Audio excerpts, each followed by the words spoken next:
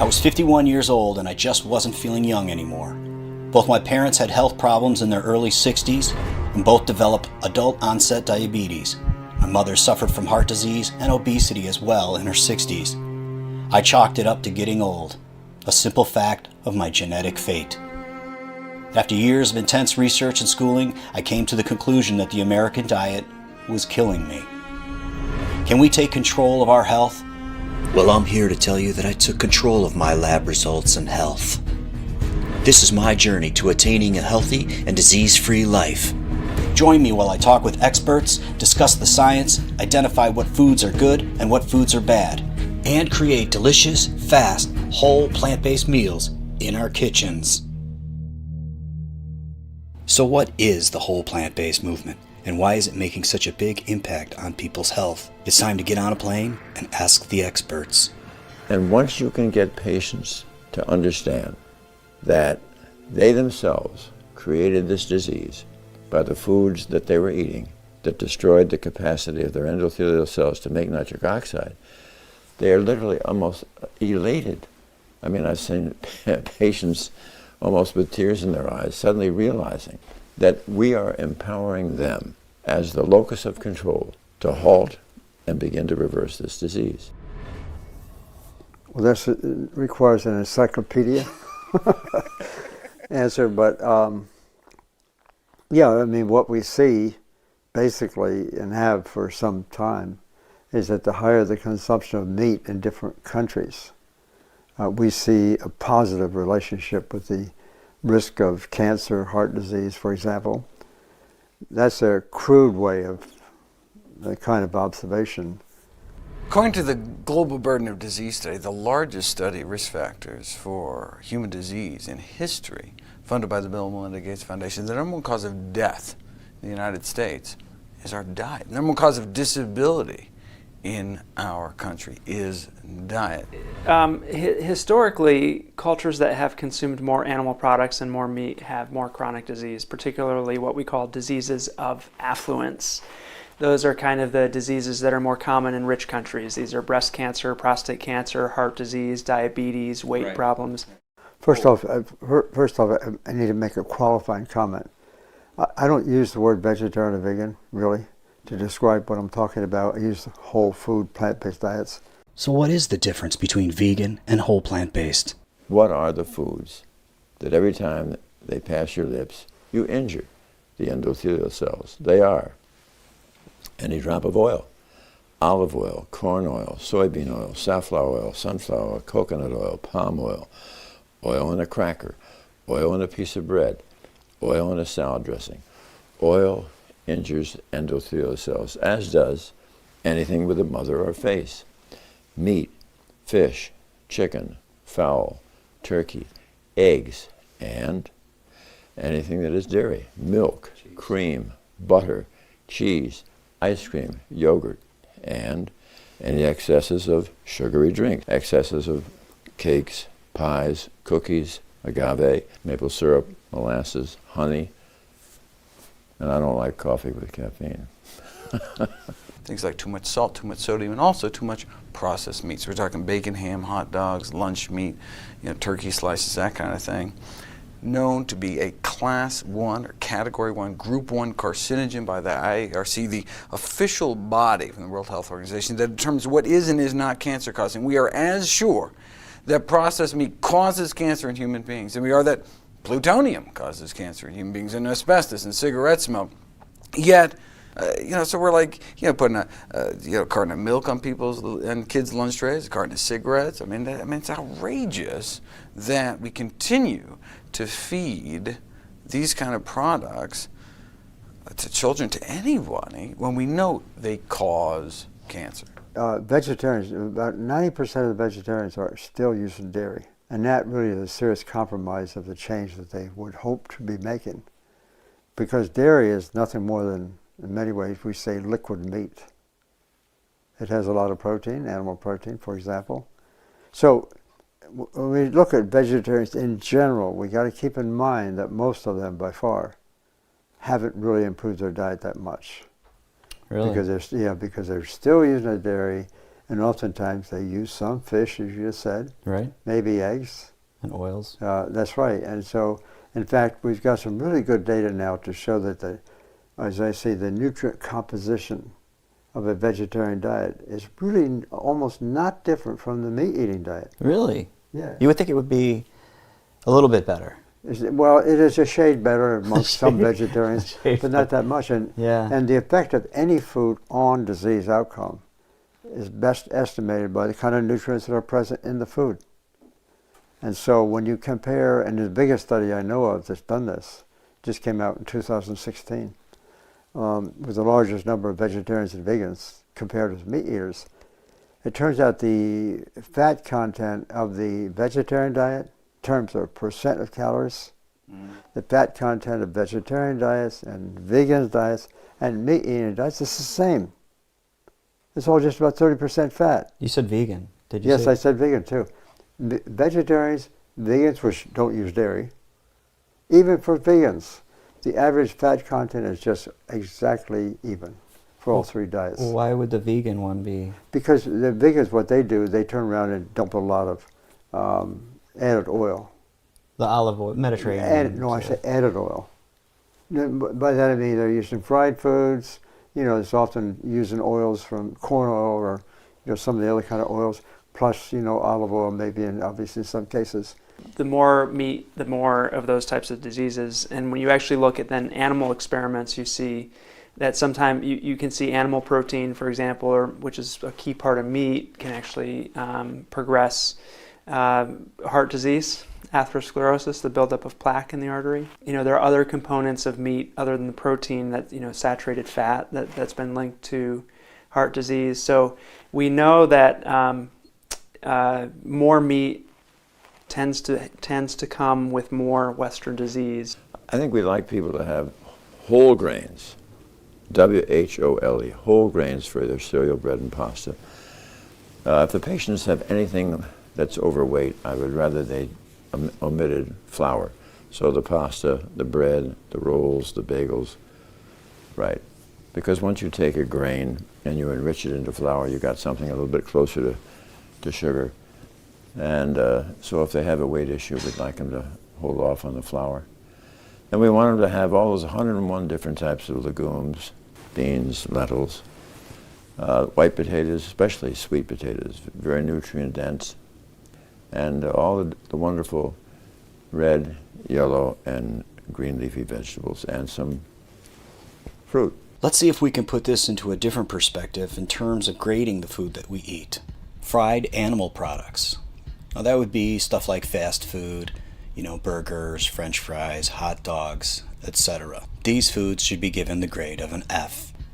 The next is animal products, and these would be chicken, beef, pork, turkey, lamb, eggs, and all of the dairy. We would still have to give this a grade of an F. And then there's processed junk. That would be chips, cookies, cakes, ice cream, candy, chocolates. We would give that a grade of D. The next would be oils, sodas, and coffee. And that would be olive oil, canola oil, palm, peanut, flax, vegetable coconut, and all your sodas that are sweetened. We would also give this a grade of D. And then there is plant-based junk. Soy dogs, soy powder, trail bars, veggie burgers, soy rice ice cream, veggie cheese. And we would give this a C-. And then there's plant-based processed. What do they mean by processed? They mean refined grains, white bread, oat milk, soy milk, rice milk, sorbet, no oil sauces and dressings. And we would give this the grade of B. And then, last but not least, whole plant foods. And those are grains, rice, quinoa, oats, wheat, berries, barley, root vegetables, all your greens, your kale, your collards, your chards, your legumes, all your beans. And we would give this an A+. So what do they mean by whole plant-based food?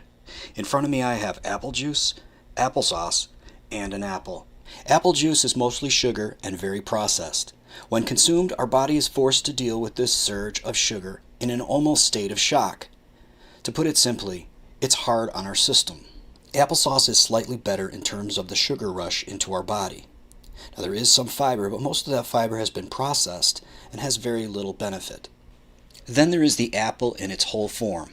When consumed, our teeth benefit from the skin in terms of cleaning. The time it takes for us to chew and swallow the apple gives ample time for our body to prepare and break down over a longer period of time. The sugar is released slowly as well, and our body has time to absorb all the nutrients much more efficiently. This is also a great example of what they mean by processing foods. Actually, you've picked on, I use that specific example with the apple sometimes to make a point about what we're talking about, namely, and this is some research that a friend of mine did here at Cornell, these numbers I'm going to tell you about. If you, and this is what was found, if you take 100 grams of an apple, you analyze it, you find out there's 5.9 milligrams of vitamin C in that 100 grams. Okay. So a milligram is only one thousandth of a gram, you see.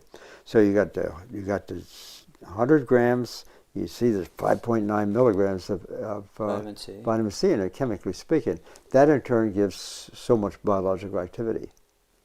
If you take the vitamin C out and you put it in a pill, and then you see how much activity there is, right? Right. On the other hand, if you just take the apple, that 100 grams, and eat it with all that vitamin C in there, and you test it again for vitamin C activity, it's not 5.9 milligrams, it's 1,500. 1,500. That's a huge increase over what you thought was there. Wow. And so, when you take the nutrient out and you put it in a pill, it's really quite misleading to even know how much is really there. Because in the apple, there's two things that make the vitamin C activity so much higher in a case like this. One is that there probably are other compounds in there acting like vitamin C contributing to this effect. The second thing is that the vitamin C in there, the 5.9 milligrams in there, Yeah. is behaving in a much more efficient way in the presence of all the other stuff. So there's a huge discordance between the actual number of, or the content of some particular nutrient in there when tested alone compared to what it is when you eat the whole food. An obvious question would be, how much does your family history play in all this? Yeah, so let's take breast cancer, for example. Breast cancer is something that's widely known to be affected by genes. In particular, there's a genetic variation, BRCA genes, that increase risk of breast cancer dramatically. And there's kind of an aura in cancer in general that it's chance or genes plus chance. And then breast cancer in particular, I think people have the sense that it's all genes. So let's talk about that. In the U.S., women have about a 1 in 8 chance of getting breast cancer in their life. So 1 out of every 8 women will get breast cancer. Back in China, and people kind of think, oh, that's a human thing. That's just sort of natural aging. Mm.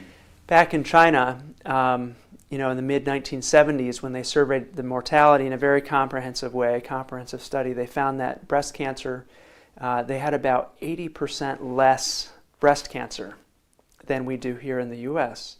So there's massive variation between different populations in the rates of breast cancer. And then you start looking at when people move from this location to another location, to the U.S., for example, rates of some of these diseases begin to go up. They go up and the risk becomes similar to the country to which people move to. And so clearly there's something environmental. And you can go through that exercise with cancers, you can go through that exercise with heart disease, our biggies, our big killers. And you recognize that, not many genes affect a lot of us. They give us a slightly higher risk for this or that disease. Diseases start with genes. But environment has a more major role than most people realize, and very few diseases are actually caused purely by genes. The foods that the family's been eating over the generation Right. causes. It Right. needs that one family member to break off Right. to get better nutrition, Right. to actually see that it wasn't necessarily hereditary, it was just the food patterns that we were eating Right. from generation to generation. But it's not the question we have or don't have those genes, really. It's the ability of the body to control the expression of these genes. What that means is we have all our DNA right there, that's genes, and some will be selected out of that bunch to produce a good effect.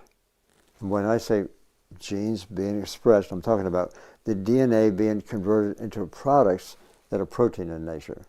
The proteins are enzymes. They in turn control the reactions that's going on. So it's the expression of the genes that matter. Bad genes, they can remain latent. They don't do anything unless we are eating the wrong food, for example, that cause them to come up like weeds. That incidentally, in a fairly simple way, was some of my own personal analysis when I was getting involved in research. My dad, a farmer, always been outside, otherwise quite good, and wasn't eating the right food. But he had a heart attack when he was 62. I mean, you know, bad diets travel in families. I mean, that's what people, I mean, they get their recipes from their grandma in addition to their genes.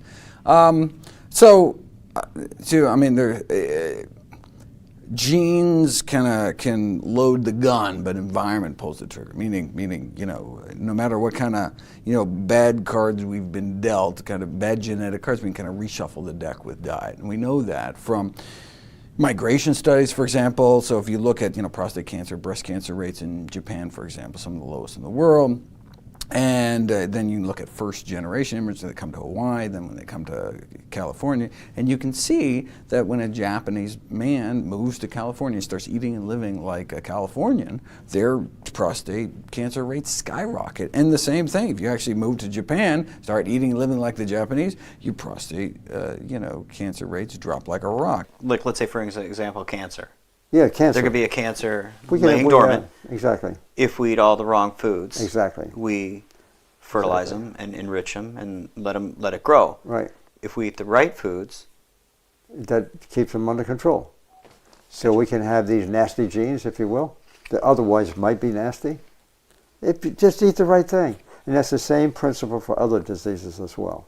So it would be okay for me to say that genes doesn't play as big a role as we think. No, it's more of the nutrition. Exactly. That causes the disease. The lack of nutrition. Yeah, it has to be the right kind of nutrition, because the right kind of nutrition upregulates, we say, that is cause expression, they upregulate the good genes and controls or downregulate, if you will, the bad genes. That's what good nutrition does. And that whole question, incidentally, this question is a really important consideration for the public to know, because a lot of people think, oh, I'm going to get cancer or not get cancer because of my genes. No. Well, here's in my view, the sort of scientific explanation for genes versus nutrition, if you will. I mean, all biological events essentially have a genetic root. In other words, we have in all of our cells, except for red blood cells, we have a nucleus in the cell, and in the nucleus is where the genes are. And so all of us have this genetic template, 20-some thousand genes that can work wonders in combinations and stuff to create a response. So everything starts with genes, because the genes then produce proteins that are usually enzymes that in turn then actually control the reactions that subsequently occur, the metabolism of nutrients, for example. So we all have the same, we're working from the same DNA base. Okay. Extraordinarily complex. And cancer comes from those too. So cancer will come from a cluster of genes that have been corrupted, in a sense, damaged, mutated. And so everything starts from genes. And so the thought is that if we can just understand which genes we have and which ones we don't, that we'll be able to predict future disease. No, it's helpful maybe in some cases, but that's not the answer. I realized that I had a problem. I hated the taste of vegetables. Could we change our taste buds? I was a Western diet person, and I was like, yeah, I can handle broccoli. Kale? Are you kidding? Every time I put it in my mouth, I was like, wow. So what I did was I juiced to give my taste buds time to recalibrate, and it worked. Is there any advice that you give to your patients that says, in time, repetition, you will start to acquire a taste for something you despise. Is that? Yeah, I don't know that there is a shortcut around it. I mean, there's not a hard and fast shortcut around that process, which is unfortunate because that's a huge barrier to people changing their diet. But you just have to trust the process that you will end up in a better place in terms of your taste. You know, kids, for example, we all know that you can give a little kid repeated exposures to certain foods, and at some point the kid is going to start to like it more. I mean, that everybody says that. The same is true with an adult. You know, the same is true with an adult. So it's just a matter of sticking to it and keep trying new recipes that that have those foods that you want to start liking. You will find some recipes. You know, I tell people at the beginning, as you're trying to trying to change your tastes, you don't need to find a home run recipe that you love. Find something that's acceptable. Okay, the bar is low. Find something that is acceptable that you could eat again and without hating it. And you know, just try to find a few dishes like that and keep getting some exposure. Keep giving yourself these tastes, and eventually your tastes will change. Yeah, they absolutely will change. And on the flip side, the next question was, how long does it take before the cheeseburger isn't hitting us on the head every Tuesday night? I mean, so that's individual variation. You know, there's a lot of individual variability in terms of losing our taste for cheeseburgers and that type of thing. It depends on how strict you are and how much you change your diet. So research shows that, you know, in terms of fat taste, for example, fat preference, or salt preference, I mean, that can take a small number of months, 2 to 3 months or so. But the more that you indulge during that process, so if you want to lose your taste for cheeseburgers, but you have a little bit of, you know, cheeseburger taste a couple times a week, you know, even though you're eating far fewer, the frequency with which you indulge the foods, the more it hampers your taste adaptation. It's a little bit like, so you kind of have to be strict. It's kind of like smoking. You know, it's you gotta be strict for a while. When I first started doing this change, I'll be honest, I did not like vegetables. Remember, I had ordered a kale salad like the first day I started, and I couldn't do it. It was terrible. So I figured, how in the world am I going to start?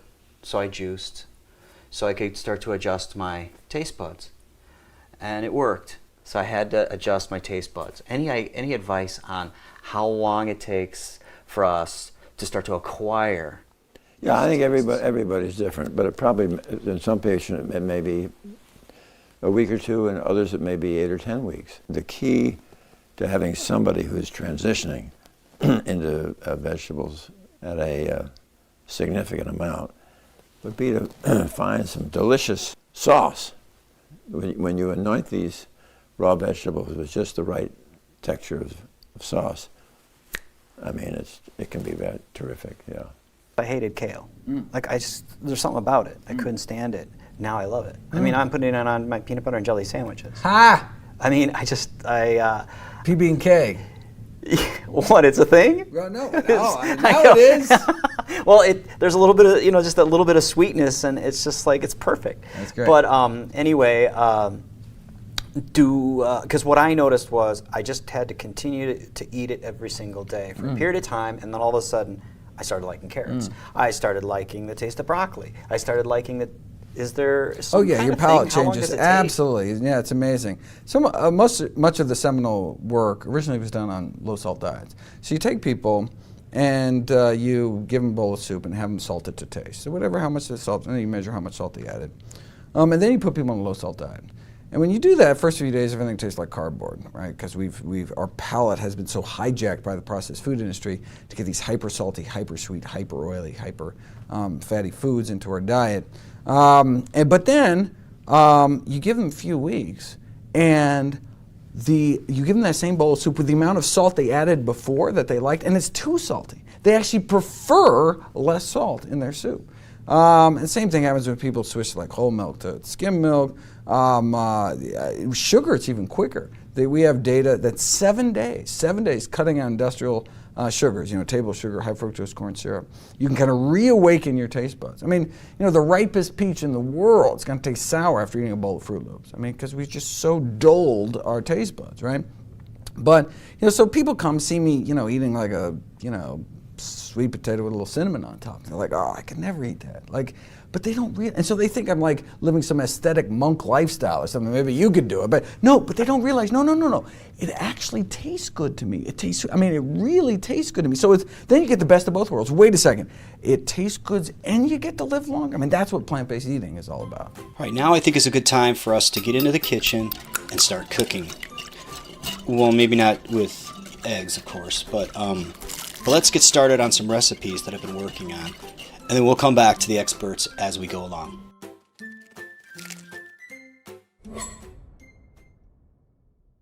Today I'm going to be making a crispy tofu vegetable with a peanut sauce. I'm going to be making it with some broccoli, some bell pepper, a little bit of green onions, some cilantro, some extra firm tofu. But the first thing I need to do is to get started on my rice because it always takes some time.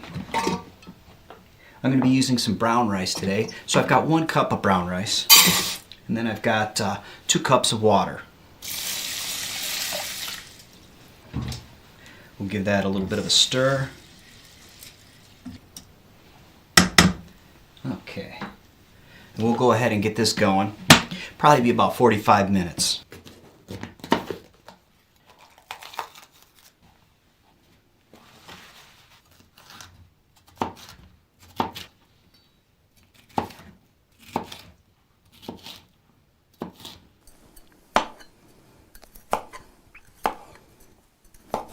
Okay, so I've cut up the broccoli and the red peppers. I'm going to go ahead and arrange it on my baking rack once again.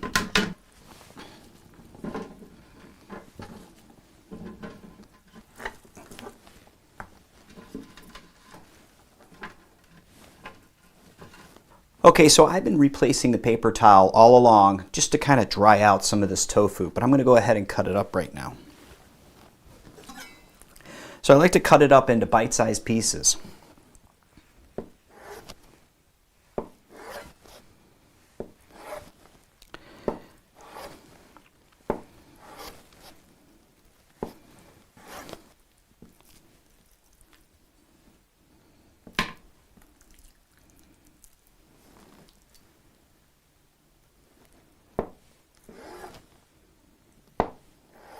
Okay, so we'll go ahead and put the tofu in this bowl.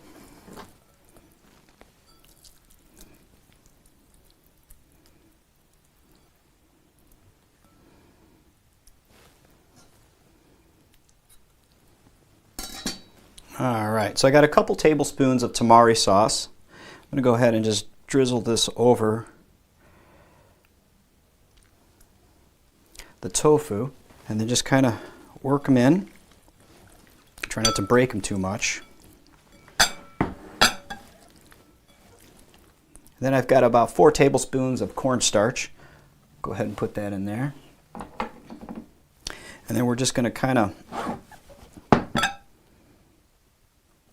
lightly coat them and start arranging them on my baking rack.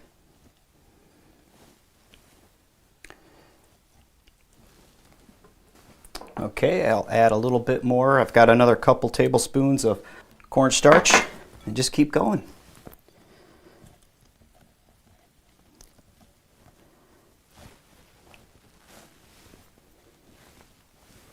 So I've coated my tofu with a little bit of cornstarch, and as you can see, the white is now absorbed into the tamari. So I preheated my oven at 400 degrees, so I'm going to go ahead and put it in there for about 25 minutes.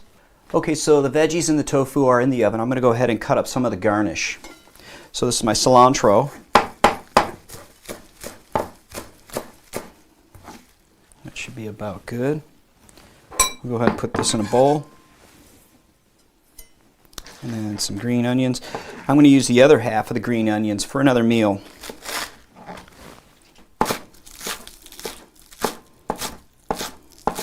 Okay, so now it's time to make my peanut sauce, and it's really quite simple. I've got 3 tablespoons of reduced peanut butter, a couple tablespoons of tamari, but you can also use soy, whatever, 1 tablespoon of rice vinegar, a half a teaspoon of garlic powder, and 1 cup of vegetable broth. So let's go ahead and mix these all together.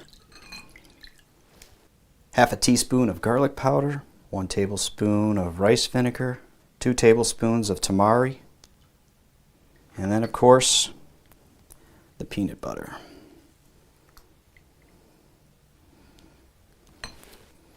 You have to be a little patient, you just got to break down that peanut butter, but eventually it starts to turn into a nice peanut sauce. Okay, so I've got it partially mixed up a little bit. We'll go ahead and transfer it into a saucepan. And we'll put this on low. Let's just keep warming it up and stirring it. Okay, so the peanut butter is starting to break down, so I'm just going to go ahead and keep stirring it with the heat. Yeah, this is coming along real nice. Now, if you're short on time, you can always use a half a cup of broth instead of a full cup, but I like to use a little bit of that heat and just reduce it down. It just has a nice rich taste to it.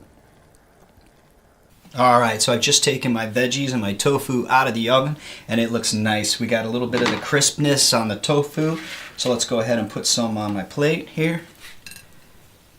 Put some broccoli on there. And then some of these roasted bell peppers.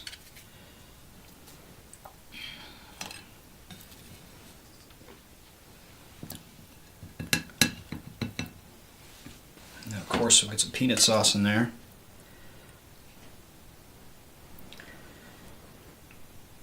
A little bit of garnish on there. Can't wait to check this out. Let's get a little bit of the pepper. Some rice in there. That is so good. It's got a little bit of crunch. So good. My friend, who was the medical advisor, to this organization at the time, and an advisor to the president of the Philippines, actually, we were playing golf one day. And he told me, he said that he and some of his colleagues had been operating on children with liver cancer, children aged 4 and under. And I thought, this is crazy. I mean, I was already getting into the cancer field too, mostly from the NIH side to some extent, or MIT side. And so I was setting up a laboratory to deal with a chemical that was found in peanuts and corn that gave rise to liver cancer. Colin later told me that peanuts and corn are not dangerous for us to eat. These children in the Philippines were eating rotten peanuts and corn that had actually developed a fungi known as aflatoxin. But here in the States, the FDA tests these foods. But if you want to learn more about aflatoxins, you can go to cancer.gov. So I was setting up the laboratory, trying to figure out how does this chemical cause cancer, that cause liver cancer, and then this friend is telling me they're operating on some children with liver cancer. I said to myself, this doesn't make sense.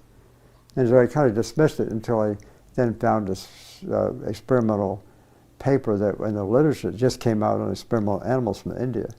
They were showing that when animals are fed aflatoxin to start the cancer, but then fed 2 different levels of protein to see what effect a protein might have on that, their idea was if they gave them more protein, they would be less likely to get the cancer. And they got exactly the reverse. That is, that animals given more protein got more cancer. And it was striking. It was amazing. And in that little experiment, 100% of the animals given the higher levels of protein. Come back. Both animals are exposed to the same level of carcinogen.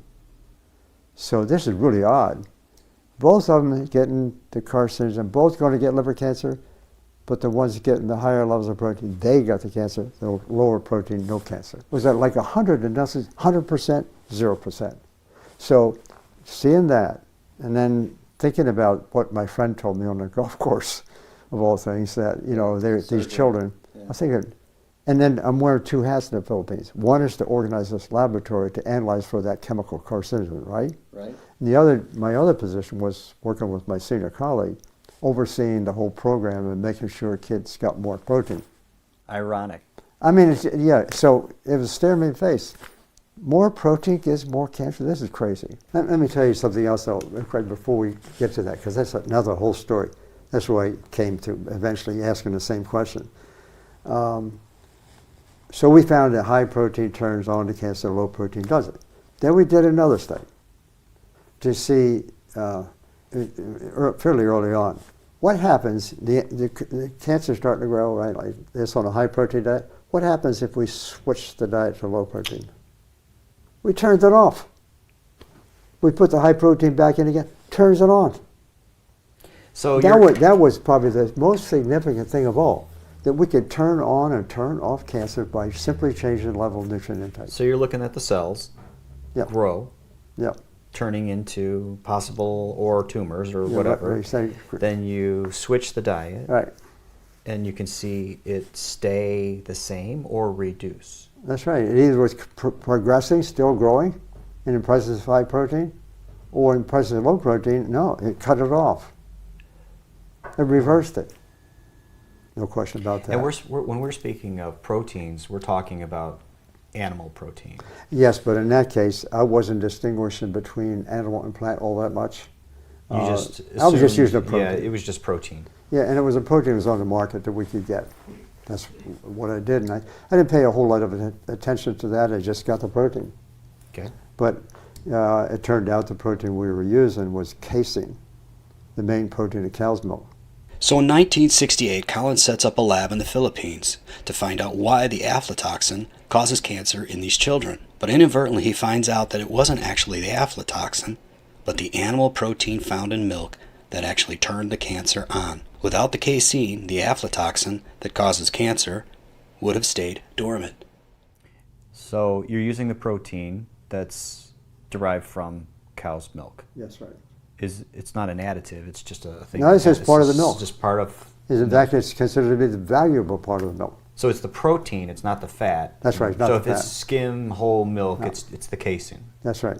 Casein? Casein, yeah. Casein, It okay. represents technically 87% of the total protein in cow's milk. There's some other proteins. But in any case, casein is a big one. Give us a basic idea of what was the study that you... Well, I think I should give you a little background because it's a little unusual for a general surgeon to be somebody who gets passionate about nutrition. And where things started for me was the late 1970s, early 80s when I was chairman of our breast cancer task force at the Cleveland Clinic. I became increasingly disillusioned with the fact that for no matter how many women I was doing breast surgery, I was doing absolutely nothing for the next unsuspecting victim. So this led me to do a bit of global research, and it was really quite striking to see that there were cultures where breast cancer rates were 30 and 40 times less frequent than the United States, like Kenya. And breast cancer was very infrequently seen in rural Japan in the 1950s. But when the Japanese women would migrate to the United States, by the second and third generation, still pure Japanese American, they now had the same rate of breast cancer as their Caucasian counterpart. Now, even more compelling, perhaps, was cancer of the prostate. In the entire nation of Japan in 1958, how many autopsy-proven deaths were there from cancer of the prostate? 18 in the entire nation. Perhaps the most mind-boggling public health figure I've ever heard. But by 1978, 20 years later, they were up to 137, which still pales in comparison to the 28,000 who will die from cancer of the prostate in this country this year. Well, around this time, recognizing in this global review that there were so many cultures where cardiovascular disease was virtually non-existent, these are cultures that were thriving on whole food, plant-based nutrition. It seemed to me that there might be more bang for the buck. If I looked at cardiovascular disease, because if we could get people to start eating to save their heart, they would also markedly diminish or save themselves from the common Western cancers of breast, prostate, colon, and perhaps pancreatic. So that was the background, and after my wife and I did this ourselves for a year. We started in April of '84, and then in August of 1985, I went to our Department of Cardiology and asked if I could have about 24 patients who had significant cardiovascular disease, and I wanted to try to see if they would respond to whole food plant-based nutrition because of this information that I'd learned in this global review. And now I was not a trained psychologist, and my greatest concern would be the lack of patient compliance. I was interested in trying, therefore, the same mantra that I use for my breast cancer patients. And this was something I had learned many years ago from a wonderful West Coast surgeon by the name of Bert Dunphy. And Bert used to say that patients with cancer are not afraid to die. Patients with cancer are not afraid to suffer. But patients with cancer are afraid of being abandoned by their Physician. by their physician or by their family. Yeah. Oh. So the family. for the first 5 years of the study, I saw everybody every 2 weeks in my office, went over every morsel they ate. We checked their cholesterol, their blood pressure, and their weight. After the second 5 years, I got a little more courageous and stretched it out to once a month. At the end of a decade, I was able to, they were on autopilot by now, I was able to stretch it out to quarterly. And then at the end of 12 years, which made it by then the longest study, I think, of its type ever in the medical literature, 12 years, we published it. And so the results. Well, what was so exciting was that we suddenly began to see that these patients, and I should mention that these are patients who were sick. They had failed their first or second bypass. They had failed their first or second angioplasty. They were too sick for these procedures, or they had refused. 5 were told by their expert cardiologist they wouldn't live out the year. Those 5 all made it beyond 20 years. And it got to be pretty darn exciting to see not only could we get rid of their symptoms, but we often would see striking examples of disease reversal. So these are people that are probably not able to exercise, it sounds like. No, they can certainly walk. And walking is a wonderful exercise. So nutrition, and then you advise them to do some walking, or? Oh, sure. And they were able to slowly but surely start doing stairs and start doing running? Well, I'm not sure. I wasn't asking them to run. First of all, my goal was to get them to survive. Remember, there's a number that were told they wouldn't live out the year. This is by expert cardiologists. But as you begin to see them lose weight, their symptoms would begin to disappear. And then when we carefully studied them, they were reversing their disease. Pretty exciting stuff. The men and women that participated in Dr. Esselstyn's study all had very advanced coronary disease. Now, most of them were told there wasn't much else that could be done. The patients were put on a strict plant-based oil-free diet. Within months, their cholesterol levels dropped and increased blood flow to their hearts, and lived much longer than anyone expected. If a plant-based diet can do that much for those terminal patients, what could it do for the rest of us? Today I'm going to be making a healthy Parmesan sprinkle, for salads, pastas, or pizzas. It uses 1 cup of raw cashews, 1 teaspoon of salt, a teaspoon of garlic powder, and 4 tablespoons of nutritional yeast. Now I'm going to be using my hand processor, but you can go ahead and mince these cashews up by hand if you want. So let's go ahead and get started. So the first thing I add is the raw cashews.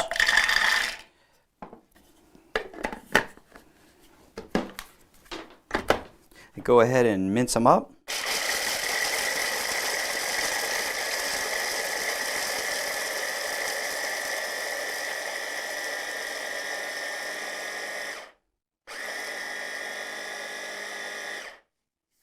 Okay, that's the consistency I like to see. It's kind of like granules.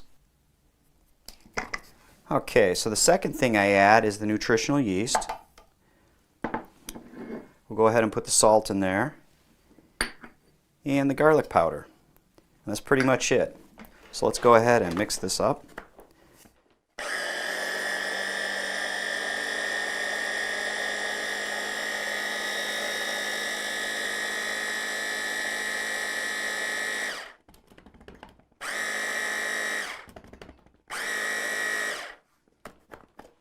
And there you go, that's pretty much it. The next thing you do is just transfer it into a jar of sort.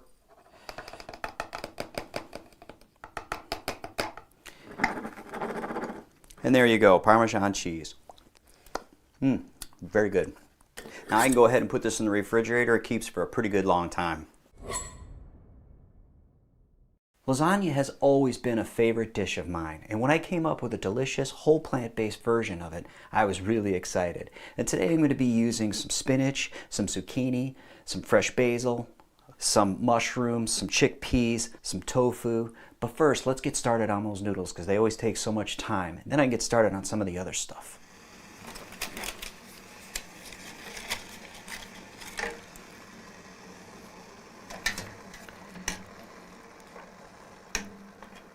Okay, so now I'm going to go ahead with my ricotta mix. I usually start with about half a cup of fresh basil. I go with about a quarter cup of raw cashews, a teaspoon of garlic powder, a teaspoon of dried parsley, a little bit of pepper, some salt, and we'll go ahead and chop this up.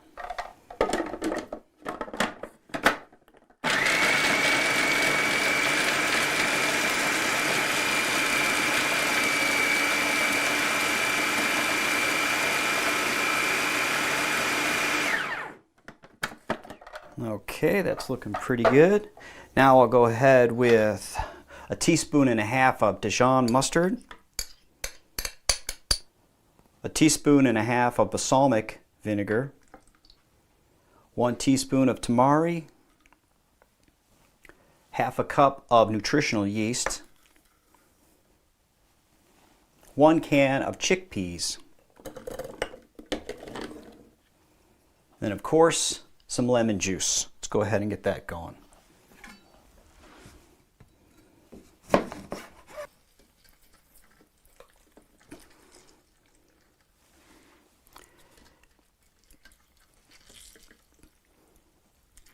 Okay, a little bit of vegetable broth.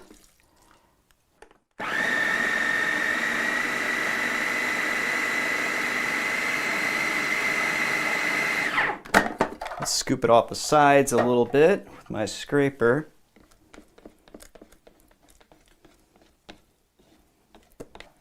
Mix it up again.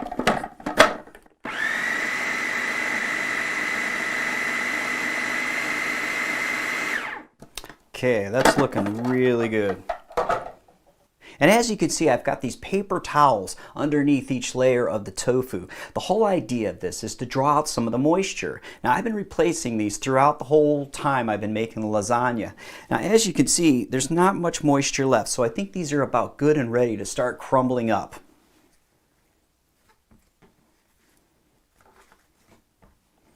And I just use my hands and I just kind of break it up into little tiny pieces, similar to like ricotta cheese.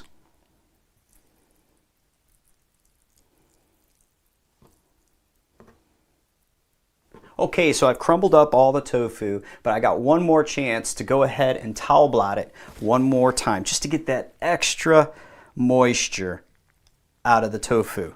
Okay, so I put my crumbled tofu in a bowl, so let's go ahead and put my basil and chickpea mix.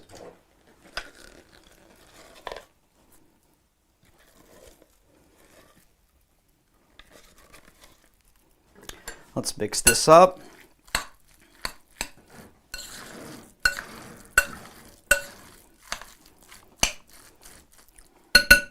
Now you can always taste it just to see how things are going. Just a tad bit more salt, just a tad. There we go. And we'll mix this in. All right, this is mixed in pretty good. So now we're going to go ahead and start chopping up the rest of the vegetables and start sauteing them in my frying pan.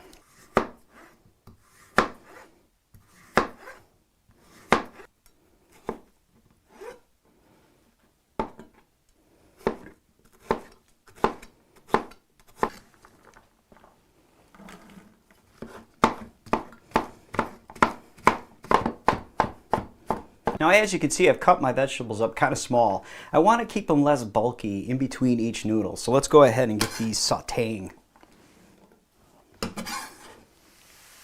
Okay, so I'll go ahead and add a little bit of vegetable broth so I can start sauteing these vegetables.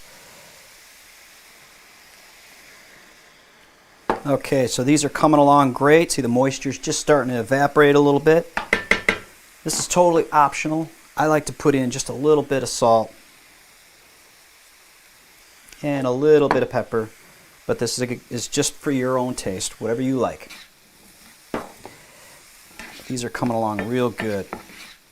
Okay, I just preheated my oven at 350, so now it's time to go ahead and start assembling the lasagna. The first thing I usually like to do is to start with my marinara sauce at the bottom of the pan.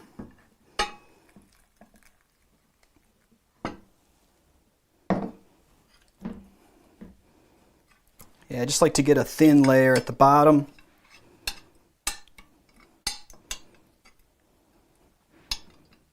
Maybe a little more.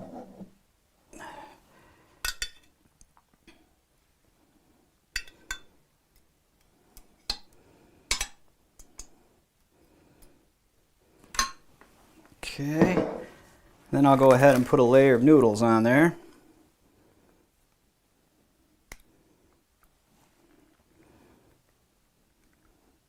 Kind of pat it down a little bit to make sure there's no air. Then I'll put my ricotta mix on there.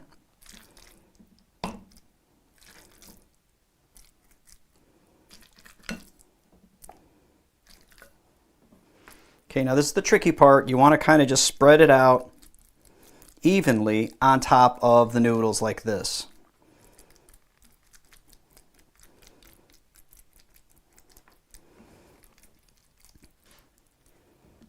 Okay, then I put a layer of spinach, just kind of lay them on there.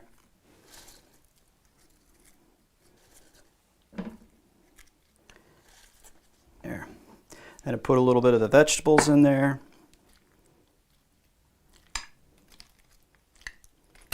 And just kind of distribute them evenly as best I can.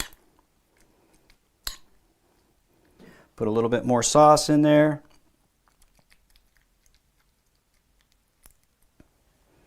Kind of spread this around.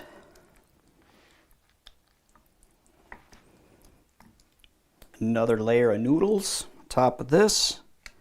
Make sure you get out all the air. So I've pre-cut these noodles for this particular pan. I'm going to go ahead and put some more of my ricotta mix. Another layer of spinach. A little bit more vegetables. Okay, a little bit more sauce. I've got room for one more layer. Put that on there. A little more of my ricotta mix. And I want to kind of pat it down a little bit. Then I go ahead and finish it off with a layer of sauce. So as you can see, I'm not quite all the way up to the top. I don't want to trip it over into the oven and get all messy. So it's just short of the top. So go ahead and spread this around, nice and even. So I'm going to go ahead and put this in the oven. Oh, does that smell great. So I ended up leaving it in the oven for about 35 minutes, but again, that depends on where you live. And there you have it, lasagna. Now this is one of those meals that you might want to make on a Saturday or Sunday when you have a little bit more time. Maybe you have some special guests that are coming over, but I'm sure they're going to love it. Let's go ahead and check this out.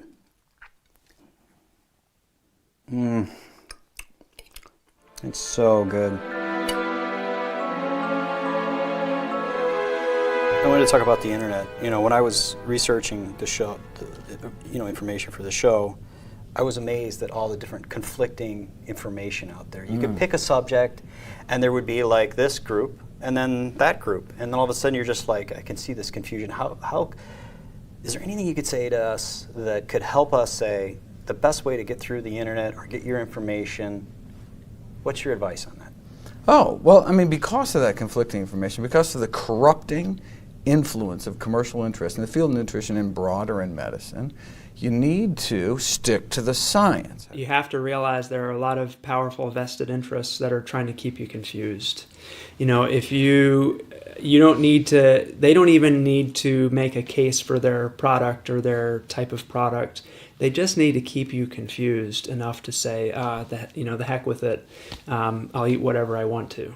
Then that's a win. Right. And when you look online or in social media, you can find information about, for example, the ketogenic diet, low carb, high fat. There's the low carb, high fat camp that is like all meat all the time. Yeah. And then there's the vegan group, or the no added fat sort of plant-based group, which I'm a part of. And they could not be more opposite. And then you go on there and there's doctors on both sides. There's people citing studies. It seems, there's little numbers next to their statements, at least for the average person. But who reads that stuff? Right? Yeah, Who but follows up? it's hard to follow up. So it seems it's impossible to figure that out. And I think if you could have 5 PhDs and you could stand in front of that shelf at the bookstore, that nutrition bookshelf, and have no clue, what to buy or what's actually healthy. And so it's not really people's fault. We have this disaster of of a public media around nutrition. Mm-hmm. And there's a lot of reasons for that. But I think the fundamental aspect I would encourage people to do is do a little bit of extra homework to see if there's some science behind it. That can be hard to do, and I appreciate it can be very hard to do. But for example, with heart disease, there's only one diet that's been shown to reverse atherosclerosis, which has been shown to actually shrink blockages in the heart. There's only one diet and lifestyle that's been shown to do that. And so when you start looking at the second level of information behind the headlines, you see, okay, this is actually published in real journals, real scientific journals. It's not some tangential information. It's, So just pay attention to the science and who's doing the science. And go for the science. In other words, if you're going to take your instruction and your learning from the media, right, from television, from the internet, why not do this? Go to the peer-reviewed scientific literature. See, right now there have been a plethora of books that have come out, books where the author has ever taken responsibility for research and then done the book. I've written multiple papers on this subject that have been published in the peer-reviewed literature. That has to be we have to have the bar be high enough so that it is not hyper snake oil. This is only going to sell itself on absolutely rock-solid science. I have to say I've concerned myself, as a scientist in a sense, with that question for 30, 40 years. How can the consumer, and having been a member of these expert panels that translate science into public information, Right. That's our job. And so I've had to think a lot about that. A lot of us do. How do you make this palatable, the scientific information palatable to the public? And when the public is looking for information, how can they in turn discern what is reliable and what's not? I think that's really the question. And unfortunately, it's very difficult.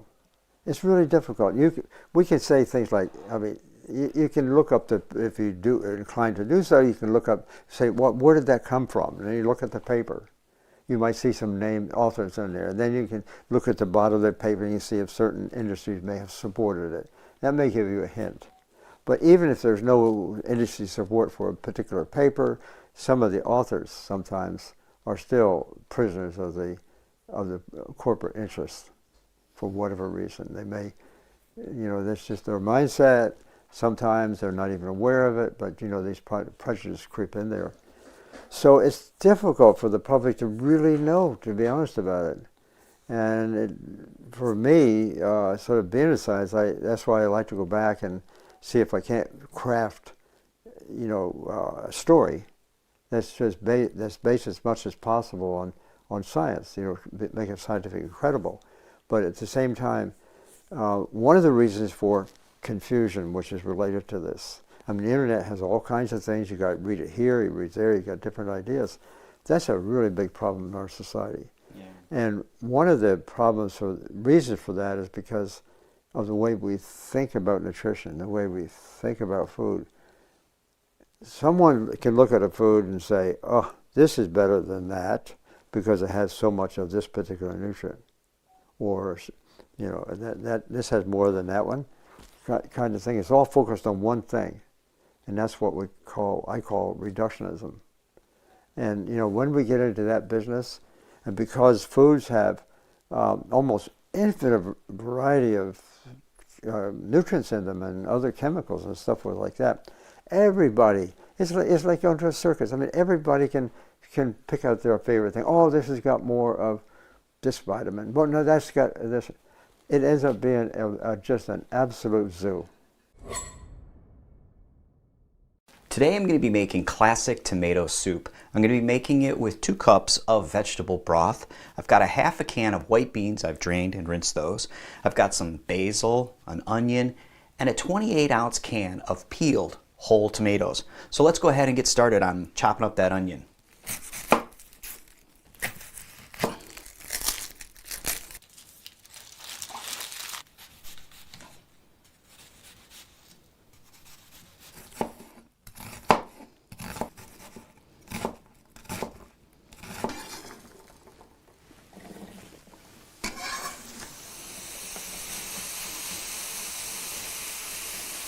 These are coming along good. Now I'll go ahead and add a 1/4 teaspoon of rosemary. I got a little bit of salt and pepper. And we'll give these a little bit of a stir. Okay, so they're starting to just scorch a little. You can always put a little bit of vegetable broth in there.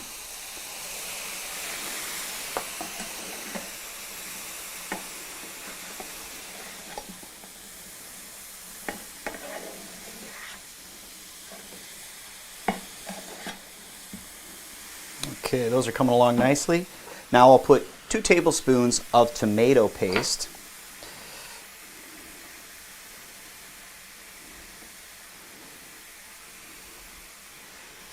Go ahead and stir this in. Put a little bit more vegetable broth in there. At this point I'll lower the heat a little bit.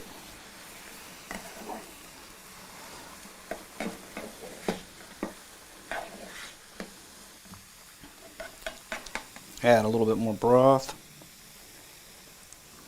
And we'll go ahead and turn this off. This is looking pretty good. I'm going to go ahead and transfer these into my pot.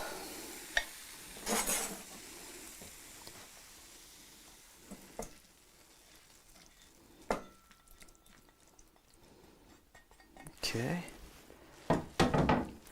And then I am going to put 1 teaspoon of brown sugar. 1 teaspoon of brown sugar, 1 tablespoon of nutritional yeast. Got my 2 cups of vegetable broth. Go ahead and put that in there. Got my half a can of white beans. Put them in there. 28-ounce can of peeled tomatoes. Get them in there. Now get some basil. I'm going to go ahead and just cut this up just a little bit. Just a little bit there. Put some basil in there.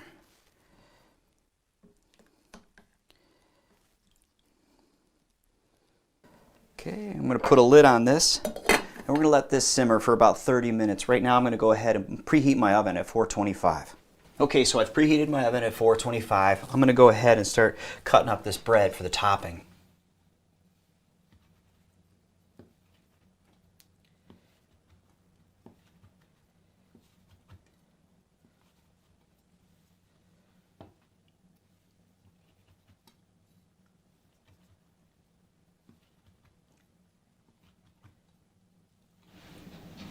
Now I'll get my baking rack with my cookie sheet. Just kind of arrange them out a little bit so they can breathe. Okay, so I've arranged these out on my baking rack. I'm going to go ahead and put them in the oven for about 7 to 10 minutes. Okay, the soup's been simmering for about 30 minutes. Let's check it out. This looks really good. All right, now I'm going to go ahead and transfer it into my food processor. And I put a little tin foil over just so I can catch that hole. And just put it in there. Okay, so I put the whole thing into the food processor and it was a little too full, so I had to put some back. So let's go ahead and puree this. Okay, so I've pureed half of the batch, and let's go ahead and check it out. Remember the croutons that I made earlier? Put a couple of those in there. maybe some basil. This is going to be great. Let me get one of these croutons in there. That is so good. Oh my gosh, you're going to love it. You know, living in the Southwest, we have a lot of wonderful Mexican food, and it tastes delicious. But there's only one problem. It's not exactly that healthy. Mexican food uses a lot of oil, a lot of lard, and a lot of animal products. But who's to say you can't make a health-conscious Mexican dish? With this particular recipe, I'm going to be using portobello mushrooms and mango. So I start off with the portobello mushroom. The first thing I usually do is cut off that stem so I can have a flat surface to cut them up into nice slices.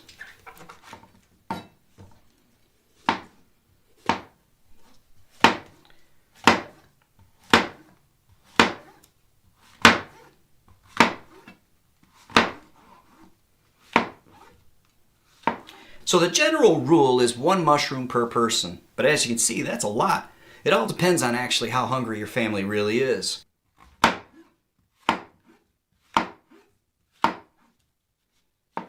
Now that I got my sliced up mushrooms in a resealable bag, it's time to make the marinade. Now, I usually like to start with equal parts of soy sauce, balsamic vinegar, and Worcestershire sauce. But here's the thing about Worcestershire sauce. Sometimes it's made with fish. So you might want to check your local grocery store just to make sure that they have a vegan version, which is one I found right here.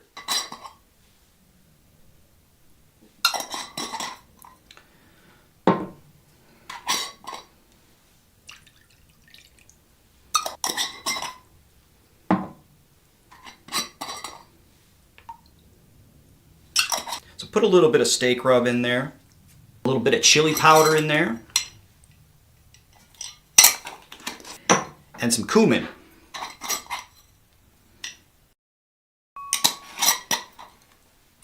Some salt and pepper. Again, the salt's always optional. There. So now I go ahead and mix this marinade all together.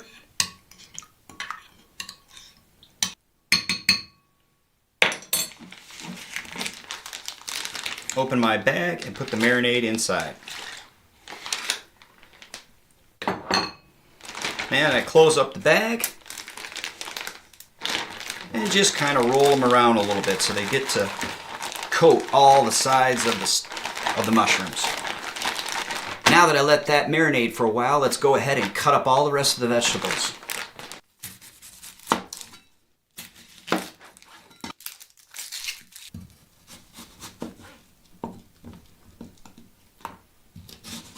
So normally when I cut up the onions, I like to save a little bit for the pico garnish.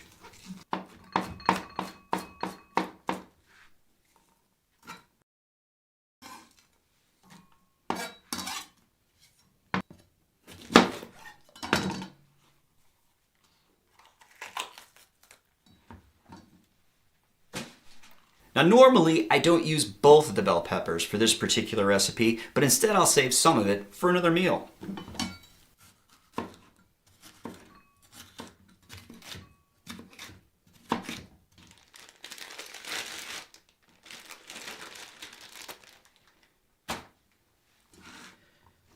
So now I've cut up all my vegetables. It's time to put them in a skillet and start frying them up.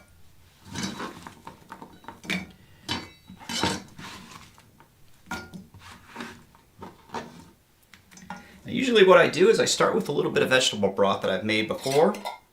Just a little bit. And then I get into my spices.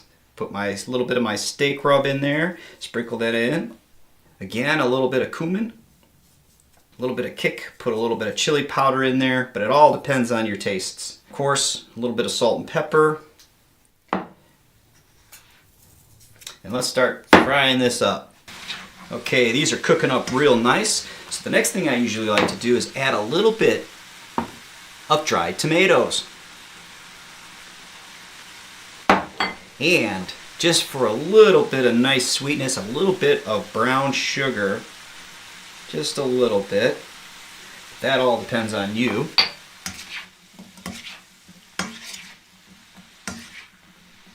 It's already starting to smell great. So now I take my mushrooms that have been marinating in the balsamic vinegar, soy sauce, and Worcestershire and add them in.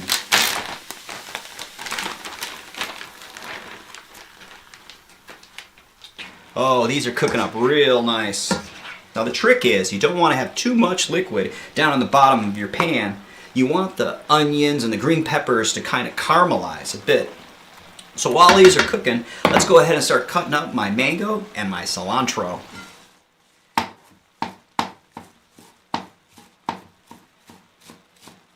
So you remember the onions from before? Well, I'm going to save a little bit of the cilantro for the pico. These are coming along just great. Now, as you can see, some of the liquid is starting to disappear down on the bottom, which gives it that nice caramel flavor. A little bit of that brown sugar and all those spices. It's going to be awesome. So now it's time to finish up the pico with some tomatoes.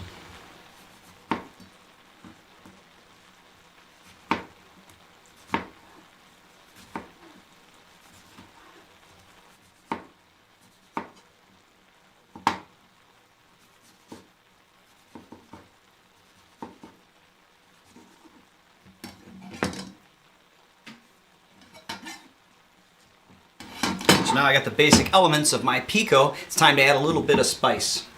So I usually use a little bit of salt, but that's optional again. A little bit of pepper, and a little bit of chili powder. And really, that's about it for pico. So I'll go ahead and put this in the refrigerator and let that start to chill a bit.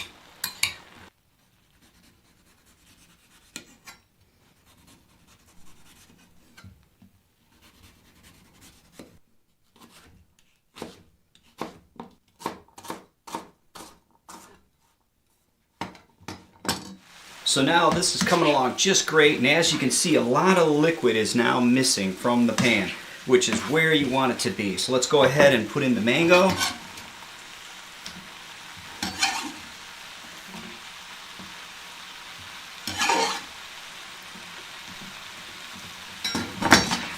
Let's go ahead and continue to fry this up a little bit.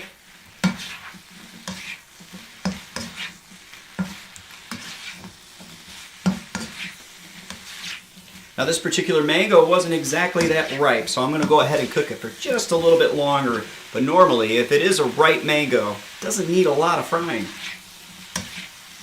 So now this is pretty much ready to go and looking really good. I like to add a little bit of lime. Just go ahead and put a little bit of lime in there. This is going to be amazing. Now, I'll just add my finishing touch, which is a little bit of cilantro. Oh, this is looking really, really nice. So as you can see, most of the moisture is now gone. The onions have caramelized just a little bit. The mango has sweetened up everything. Now it's time to put it in a tortilla.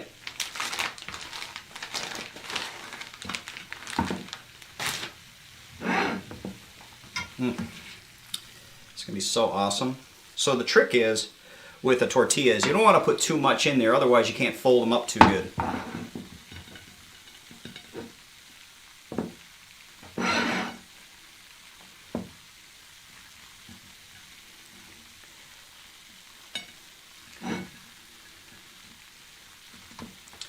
Then the next thing I like to do is serve them with a little bit of beans and my pico de gallo.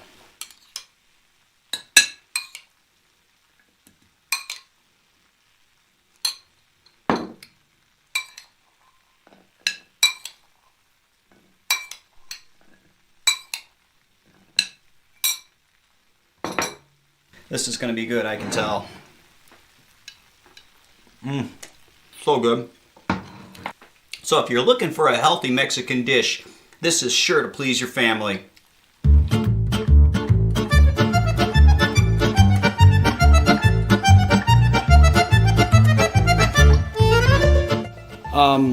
So I've been getting some, a little bit of resistance with some of my friends adapting this lifestyle. The Mediterranean diet is just the one that they seem to be happy with. And of course I read a lot of the studies on the Mediterranean there's what's happening to me. It seems like they're saying that you can just use a lot of olive oil. And can you explain the Mediterranean diet and why it's not quite where we need to be or whatever? So the Mediterranean diet has been marketed heavily under this idea that, you know, a diet high in oil, and sometimes it's red wine, you know, is very healthy. And the reality of it is that the Mediterranean diet is a more plant-based diet. So there's more fruits and vegetables, there's more grains, there's more, there's less processed meat, there's less red meat, and there's less liquid dairy. And those things all taken together in the overall dietary pattern, there's no doubt that Mediterranean diet is healthier. There's a lot of evidence to suggest Mediterranean diet is good for heart disease. It's good for other diseases, you know, chronic diseases. But I think that, you know, including all the added oil, in my opinion, I think is stopping the Mediterranean diet from being as powerful as good nutrition can be. Exactly. You know, that it's healthier in spite of all that added oil, not because of it. And you know, you have to remember, oil is not food. If you go back to 1915, a little side note here. If you go back to the early 1900s, the very traditional Mediterranean diet in Italy with manual laborers was about 15% fat, 16% of all calories from fat. That's very low fat by today's standards. I mean, if they were using olive oil, it was small amounts. You have to realize you don't get a liter of olive oil every week without major industrialization, commercialization, and trade. And it's a very processed product. You know, it's to get that much oil. It takes somewhere between 15 to 40 olives to make a tablespoon of olive oil. You know, I'd rather you eat the olives because, you know, you make the oil, you're throwing away the protein, you're throwing away the fiber, you're throwing away minerals, you're throwing away all sorts of good stuff. So, you know, stick to whole foods rather than just food fragments. Yeah, I've followed that question concerning the Mediterranean diet for some time. In fact, that almost was orchestrated by the industry in early 1990s. They sponsored, for example, a really very significant conference at Harvard at that time. And I was one of the keynote speakers at that conference. And I can tell you, I had lunch with the person who brought the money to get the conference going. Graduate Cornell, she was representing the olive oil industry. That was a big push. It's for always the olive some oil kind industry of, into this country. And it was successful. Sure. Because once they got that going and it had the sort of the reputation is essentially of, you know, having this conference sort of back what they were doing. As I say, I was one of the keynote speakers. There was about 4 or 5 of us, and I actually at that conference. Here's my argument, based on the data. The Mediterranean countries, Italy, Greece, Crete, you know, the island of Crete, southern France, Spain. Those countries had been known for some time to have a little less breast cancer, a little less colon cancer, and a little less heart disease. That was pretty well established.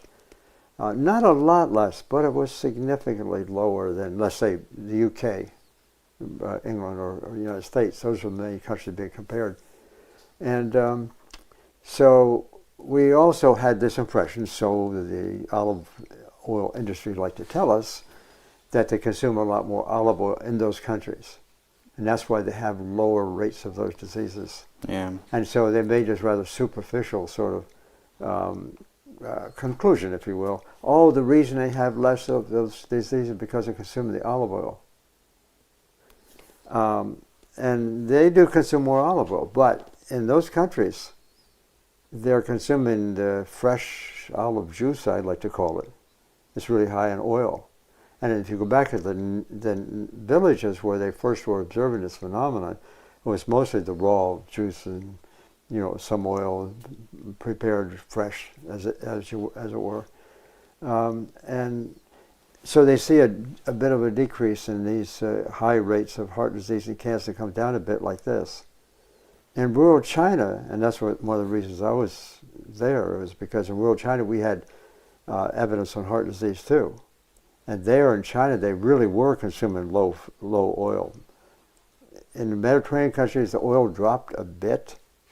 Our level of fat consumption, oil consumption is fairly high in the West. Mediterranean countries down a little bit, and that helps to apparently reduce, so they thought, these diseases.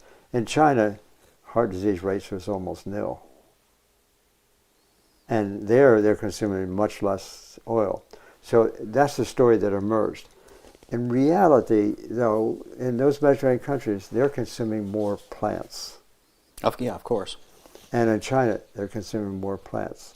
So, in fact, in China, they're consuming even more plants than they might in the Mediterranean countries. But the Mediterranean countries, actually, it was the plants that they were consuming that was decreasing the heart disease rates. It wasn't the oil all that much. As I say, it may have contributed a little bit. And in fact, the man who actually, the scientist actually was the first to make quite a lot of news about this whole question concerning the Mediterranean diet his name was Ansel Keys. Ansel Keys was sitting in the front row when I was lecturing. I heard Ansel Keys speak at Cornell when I was a graduate student. Later, Ansel Keys, I think he was about 95 at the time. And so I have become quite familiar with his work over the years.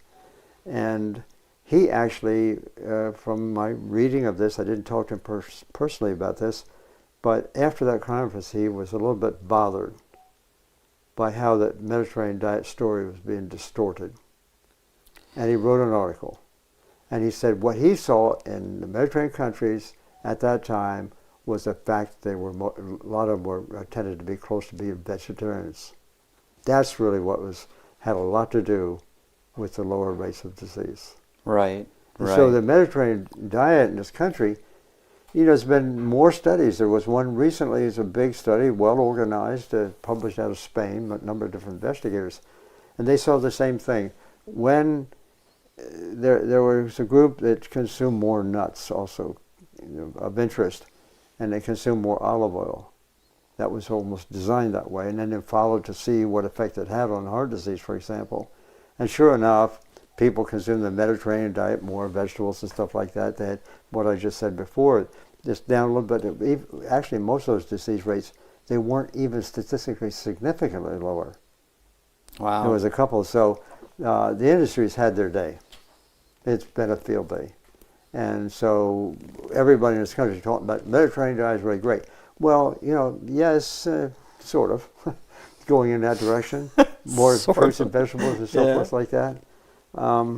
But that's right. This whole food plant-based diet is not the Mediterranean diet. I must tell you. Well, I know, but it's the interesting thing is the Mediterranean diet just became.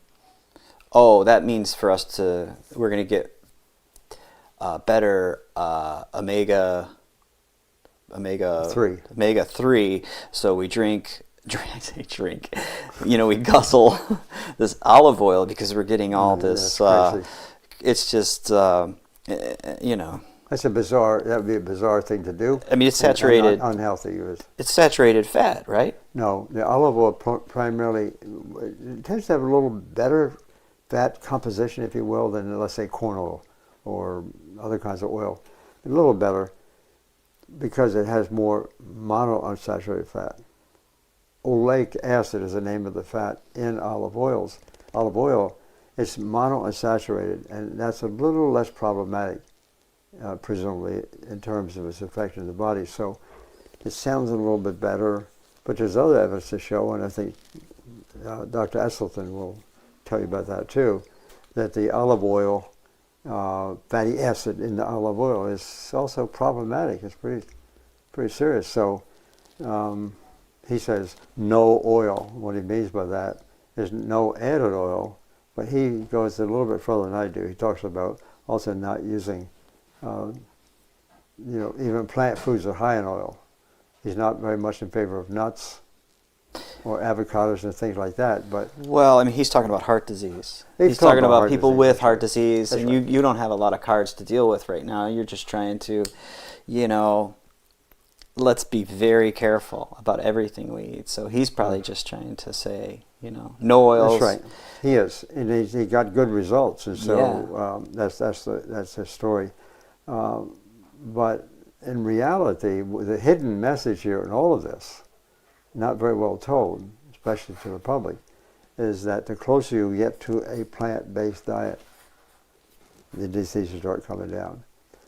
The closer you get to a plant-based diet, and don't add back a lot of oil. And in this country, yes, we use some olive oil to do that thing, but we use mostly corn oil and stuff like that. That's very high in omega-6 fats, which are pro-inflammatory. Yeah. And that is not good.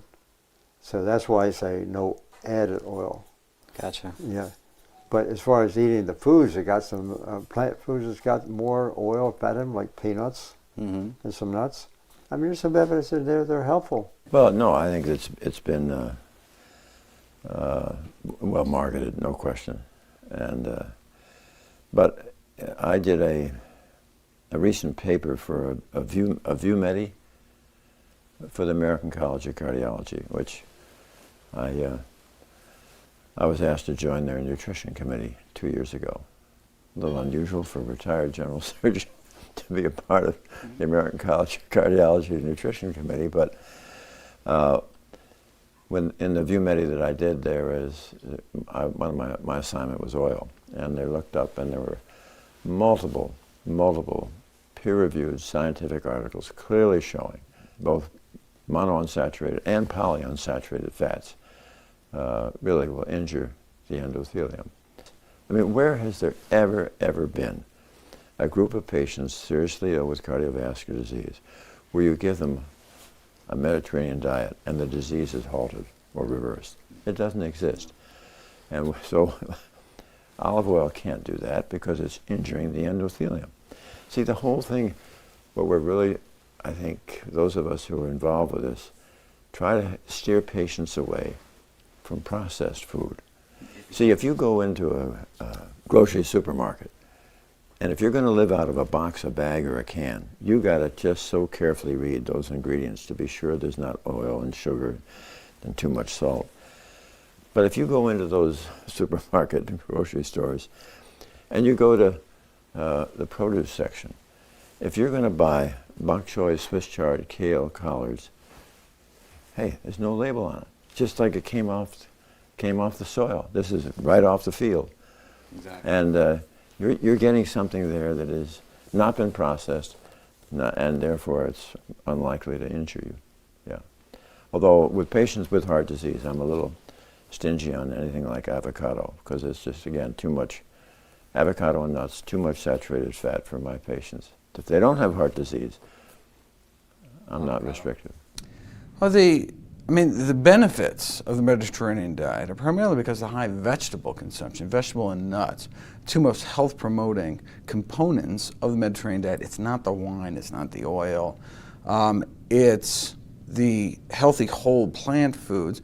But note, one of those whole plant foods is low-fat, like dark green leafy vegetables, but another, nuts, that's a high-fat food.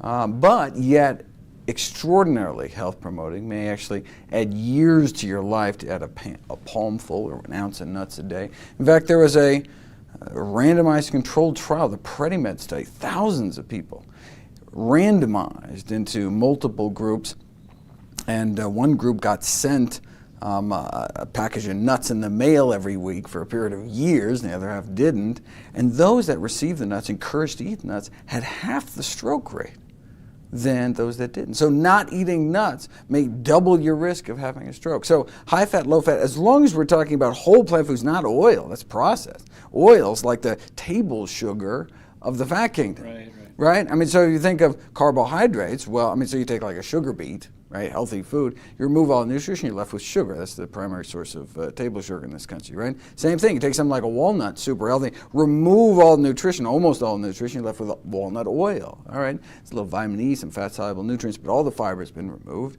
all the healthy plant protein. And so I encourage high fat, low fat. The important thing is to get your nutrition from whole plant foods. So eating the whole walnut. Eating the whole walnut. In fact, walnuts are probably the processing it. healthiest nut. Yeah, absolutely. Today I'm going to be making black bean burgers. I'm going to be using an onion, some green pepper, some garlic, and the black beans, of course. I'm going to be using a food processor today, but you can go ahead and mince up your vegetables by hand. But the first thing I like to do is to get my oven preheated at 350. So let's go ahead and get started. Now I'm only going to be using half of the onion for the bean mix. The other half I'm going to use for the garnish. As for the green pepper, I'm only going to use half of the green pepper as well. And the other half I'll just use it for another meal.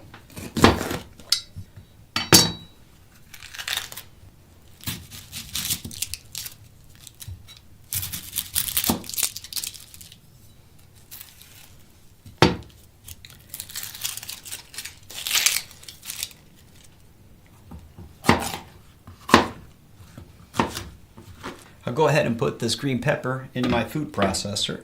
Let's go ahead and slice up some of the onions for the garnish.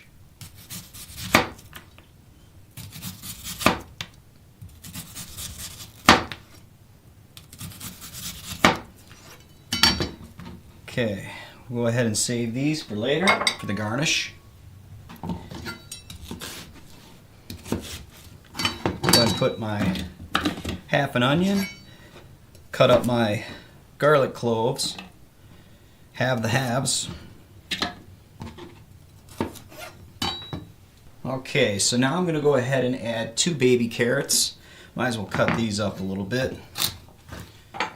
A teaspoon and a half of cumin, a teaspoon and a half of chili powder. Now, a teaspoon and a half of steak rub. That's usually found in the barbecuing aisles of your store. So a teaspoon and a half of steak rub. A tablespoon of Dijon mustard. A teaspoon or a tablespoon, it's all up to you, of sriracha. I like to put in just a little bit of salt. And of course, some pepper, a tablespoon of cornstarch. And we'll go ahead and give this a stir.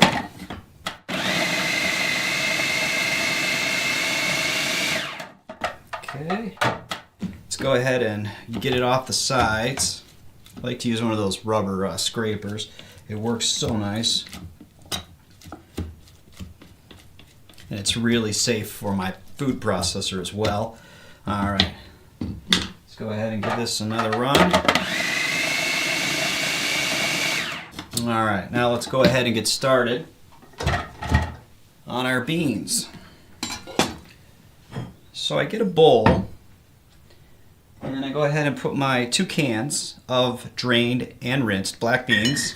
I go ahead and mash them with a fork. This takes a little bit of time to do. Just go ahead and just keep mashing them.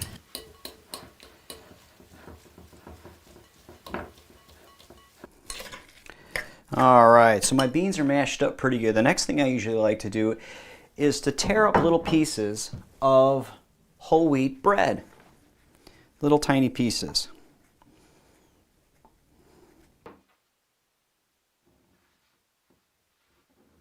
Okay, so now I'm going to go ahead and add all my vegetables and spices into the mashed beans.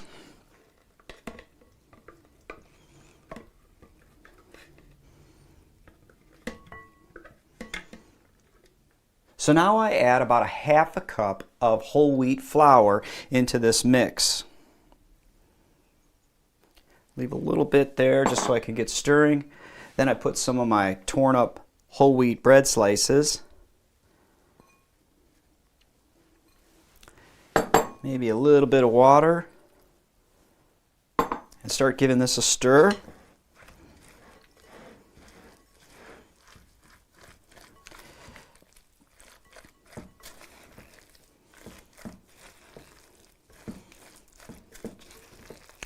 So as you can see, it's just a little bit wet. So I can go ahead and add a little bit more of my whole wheat flour. A little bit more of my couple slices of whole wheat bread. Keep mixing this up.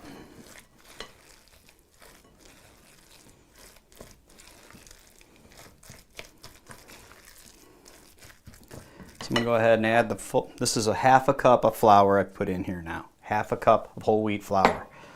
And maybe a tablespoon of water. All right, that's looking pretty darn good, and I can tell that I can already start to mold these into balls. So I go ahead and make them into patties.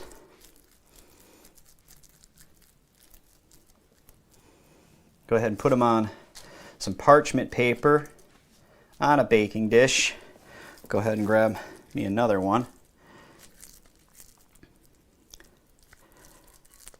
Roll them in a ball and then start flattening them out.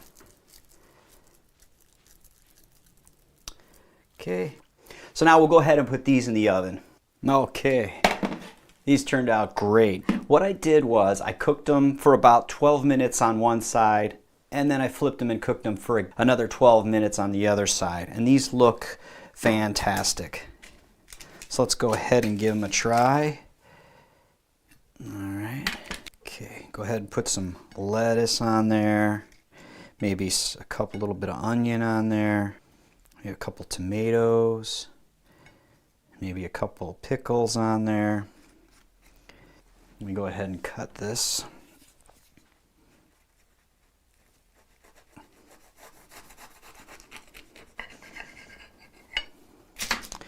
And as you can see, that's looking pretty darn good. I can't wait to check it out. Oh my goodness, this is going to be good.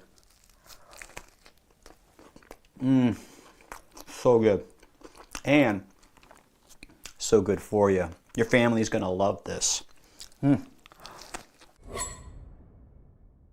Today I'm going to be making a broccoli salad. It's sweet, it's creamy, it's crunchy. I'm going to be making it with a purple onion, some broccoli of course, some dried cranberries, maybe some raisins, some purple cabbage, and some mandarin oranges. But first, let's go ahead and get started cutting up these vegetables.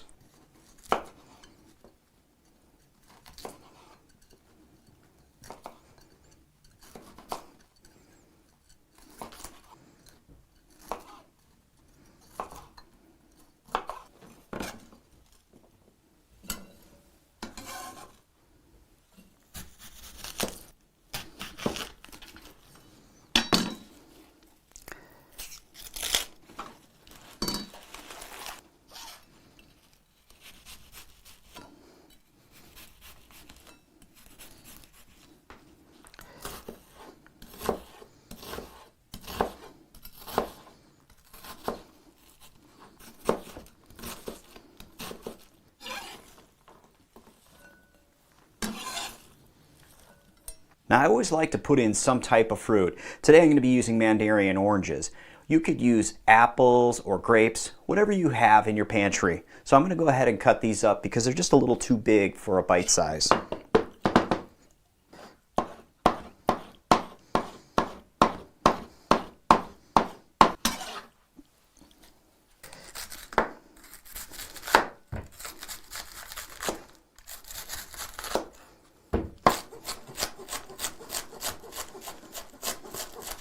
So I'm going to be using about a half a cup of dried cranberries.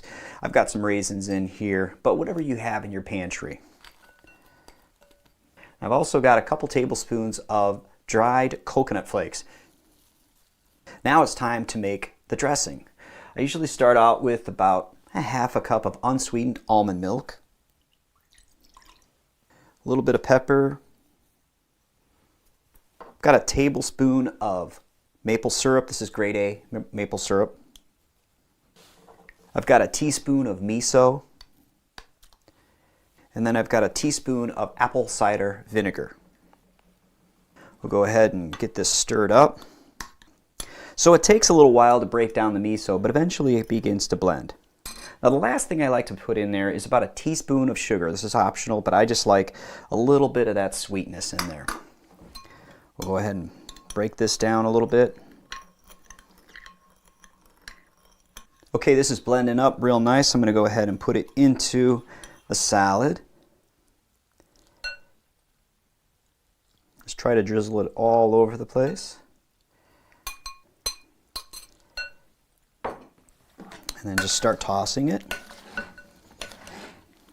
You just want to get it so it glazes over all the vegetables. Okay, so this has been in the refrigerator for about an hour, and what that does is it allows the dressing to marinate into the vegetables, and it tastes awesome. Let's go ahead and check it out.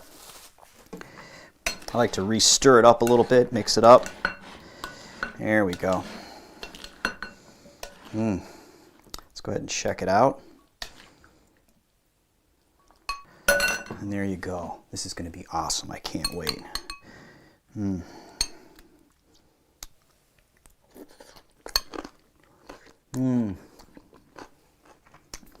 That is so good. You're going to love this one. Today I'm going to be making a simple but delicious sandwich spread. It uses a 15-ounce can of chickpeas. I've drained and rinsed those. A 1/4 cup of nutritional yeast. A 1/4 cup of raw cashews. I've got a little bit of spinach in here. And of course some lemon juice. And I've got a couple other spices, but let's go ahead and get started. You know, you can always mash up the chickpeas with the back of a fork in a bowl, but I'm going to use my food processor just to speed things up a little bit. Got my 1/4 cup of raw cashews. Got just about maybe a 1/4 cup of spinach. Process this up.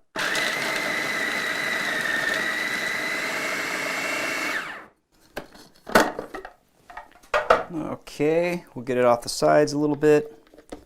Okay, so as you can see, it's a little bit pasty, so I want to kind of get it a little bit wetter. So I can always add just a little bit of water. Just a little bit. See how that is, and we'll give it another run here.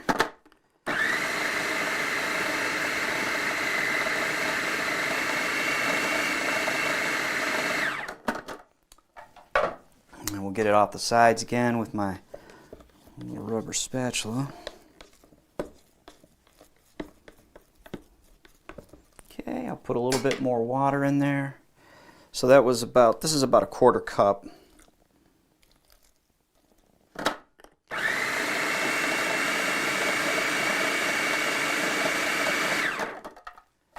Okay, we'll go ahead and scrape it off the sides again. Okay, it's now starting to get really nice. That's about the consistency we like. So now I put in 1.5 teaspoons of apple cider vinegar. I got a teaspoon of tamari, a teaspoon of garlic powder. I like to put in about 1/2 a pickle, 1/2 a dill pickle. I got a 1/4 cup of nutritional yeast. Then I like to put in just a little pinch of dill, a little bit of salt,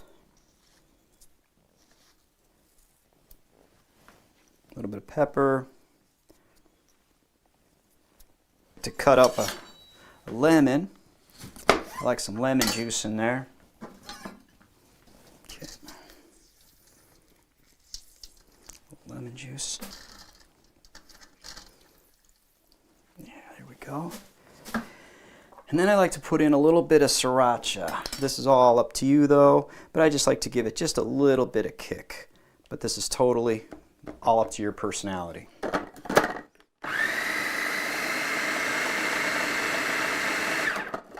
Go ahead and get it off the sides again.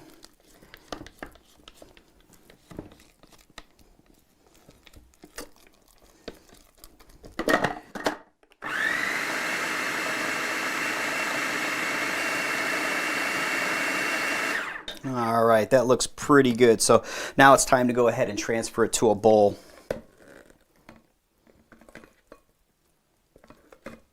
All right, that looks really good. So let's go ahead and make a sandwich. Okay, I've got a couple slices of whole wheat bread. I've got a couple slices of cucumber, some kale, and some tomatoes. So let's go ahead and check out this new spread we made.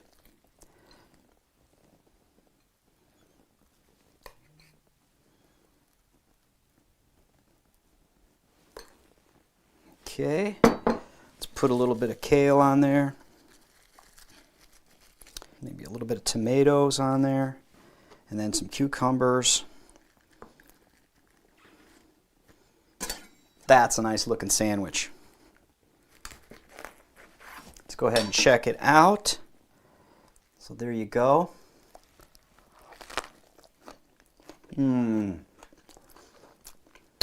Very nice, very nice. I love the way the spread works with all the vegetables. It's a very, very good sandwich, and it's extremely healthy for you. You're gonna love it.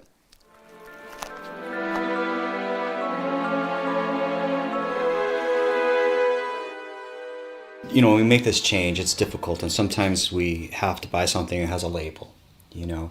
And you have any advice on some of the processed foods, additives, and preservatives? Is that harmful, or is it something we shouldn't worry about, or is it more of the other things in the processed foods? You know, I think that this fear about all preservatives, for example, or you know, coloring, or you know, those types of industrial additives to food is a little bit of a distraction, to be honest. I don't think that is the ultimate determinant of health or disease in our food.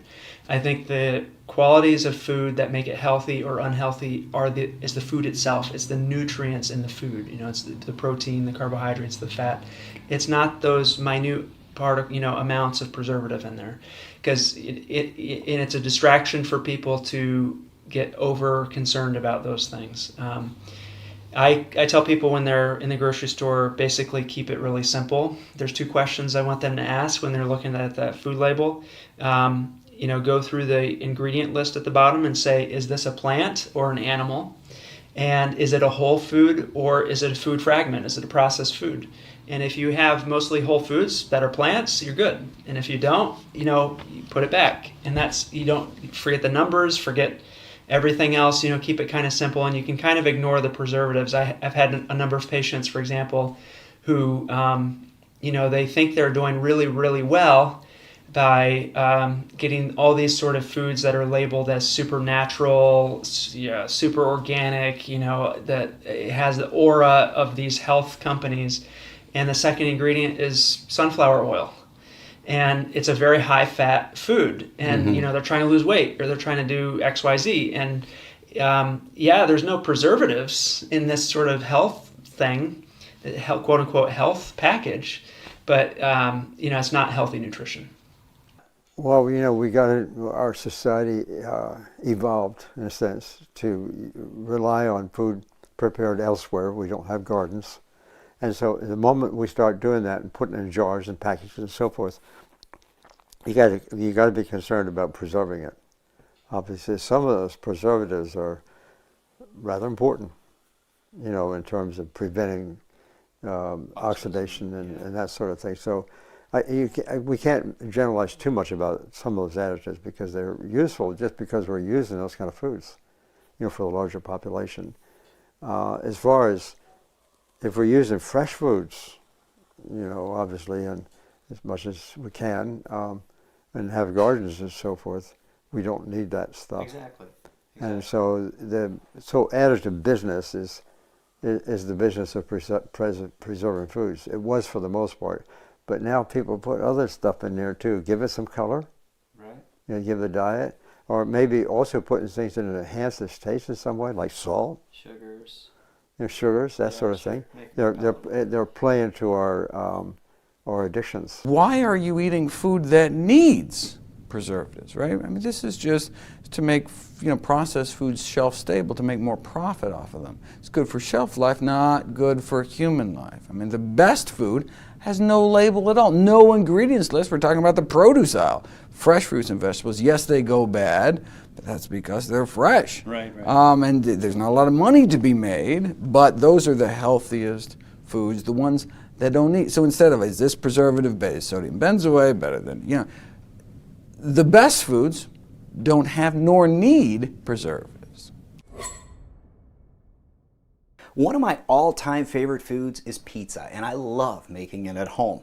So down at my local grocery store, I found some pizza dough that's already made. But as I can see, that it already has some oil in it. Or I could also get those pre-packaged pizza crusts, but that has oil, and it also has some dairy products in it. So, you know, pizza dough is really not that difficult to make. It just needs a cup of warm water, 2.5 cups of flour, 1 teaspoon of sugar, and a package of dry yeast. And it's really kind of fast and simple. So let's go ahead and get started on the yeast. So like I said, making pizza dough from scratch is really not that difficult as long as you pay attention to a couple details. Now I have 1 package of dry yeast, 1 teaspoon of sugar. Now the reason I put the sugar in there is because I need the yeast to have something to feed on. Now here's the important part of it. I've got a cup of warm water and I picked up one of these inexpensive thermometers. I need it to get to about 110 degrees. All right, that's 110 degrees right there. So we'll go ahead and put this into the mix. Give it a little bit of a stir. Now we're going to go ahead and let this sit for 10 minutes. Okay, so my yeast is doing its thing. I'm going to go ahead and make up my flour mix. I've got 2½ cups of all-purpose flour,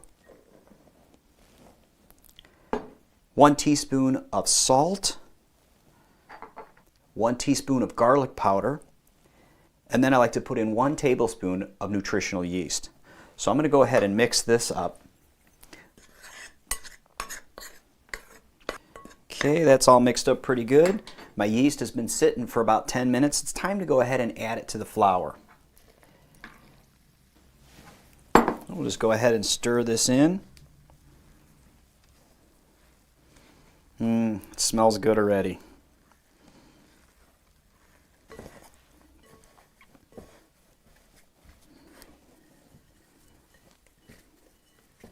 Okay, so this is looking really good. So I'm just going to go ahead and let this sit for about 5 minutes. Okay, I've got parchment paper on top of a cookie sheet, and then I just sprinkled a little bit of flour.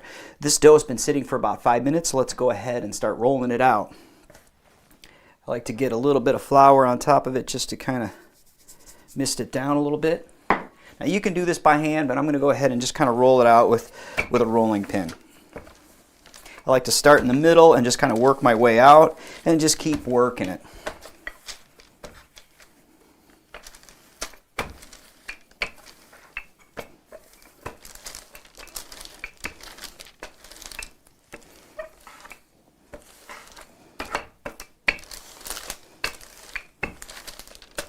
Now I like to roll mine out kind of thin, but that's all up to you.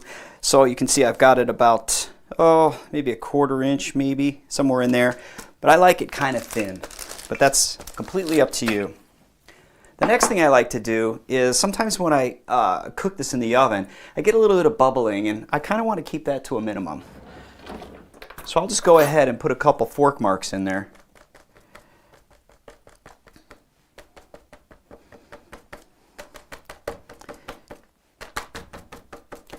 There.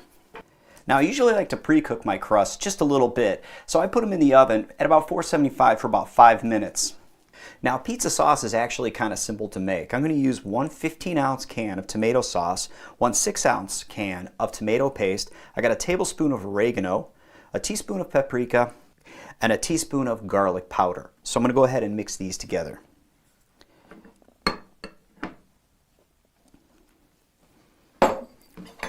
Get my tomato paste in there.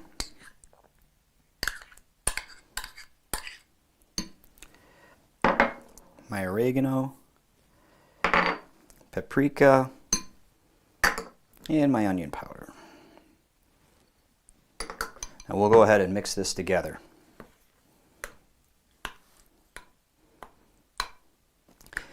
And there you go. That's a very basic pizza sauce. Now you can add any kind of spices that you like. I know I've heard some people like to put in a little bit of sugar, a little bit of salt, whatever it is that you like. But this is a very basic pizza sauce. The fun part about pizza is you can put just about any kind of topping you want on it. It all depends on your personality. But today I'm going to be putting a little bit of pineapple, a little bit of basil, some spinach, some bell pepper, some mushrooms, and some onions. So let's get this chopped up and get it in this frying pan.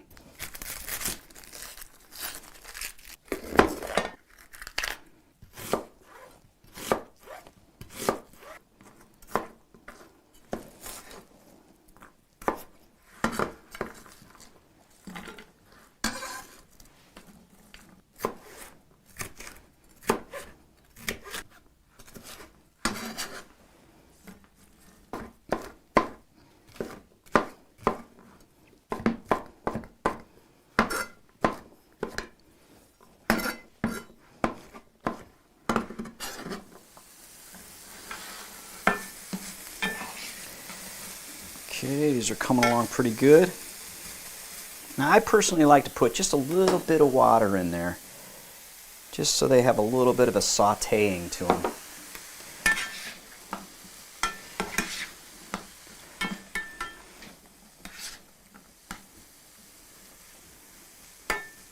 Okay, we'll let them cook a little bit, and let's go ahead and start chopping up some of these other toppings.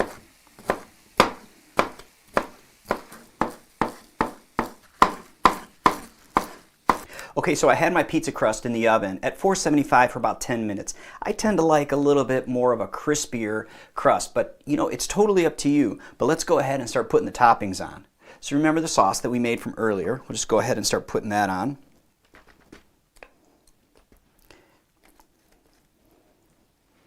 And I like to use the back of a spoon because it just seems to smooth it out pretty good.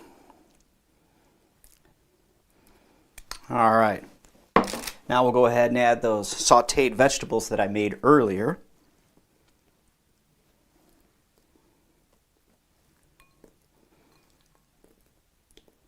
Just kind of arrange them out a little bit evenly so it's all distributed. Okay, then I'll put a little bit of my basil.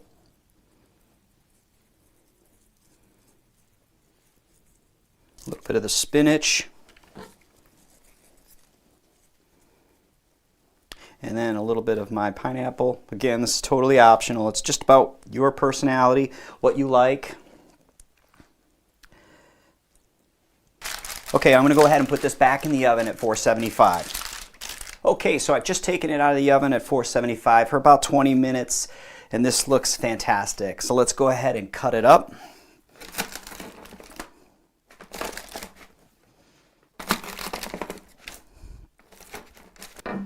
And let's give it a try. Remember the Parmesan cheese that I made earlier? Let's put a little bit of that on there.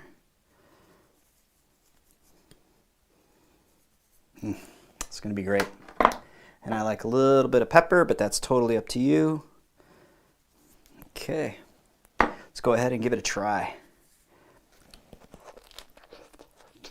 That's so good. Your family's going to love this. Today I'm going to be making vegetable barley soup in the slow cooker. I'm going to be using some carrots, some zucchini, some celery, some great white beans, diced tomatoes, an onion, and of course some barley. But let's first go ahead and get started on chopping up these vegetables.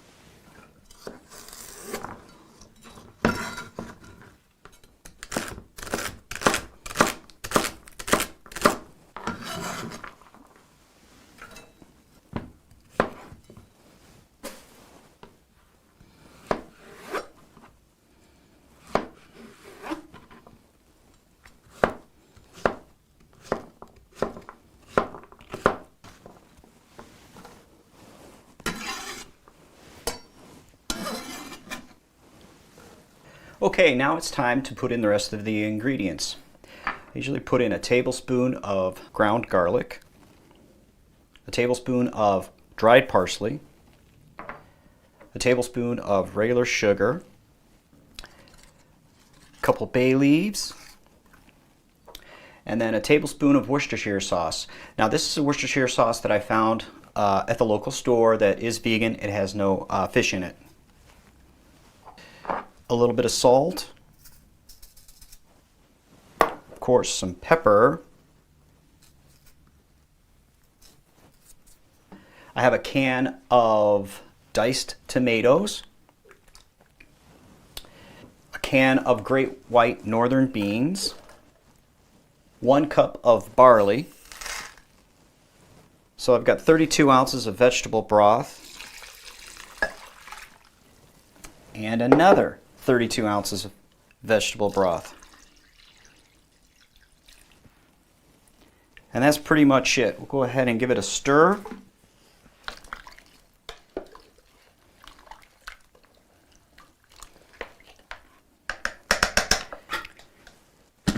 And we'll go ahead and put this on low for about 8 hours.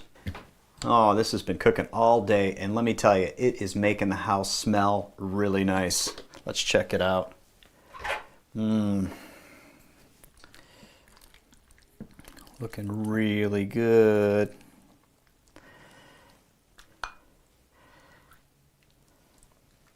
Ah, that looks fantastic. Let's go ahead and check it out.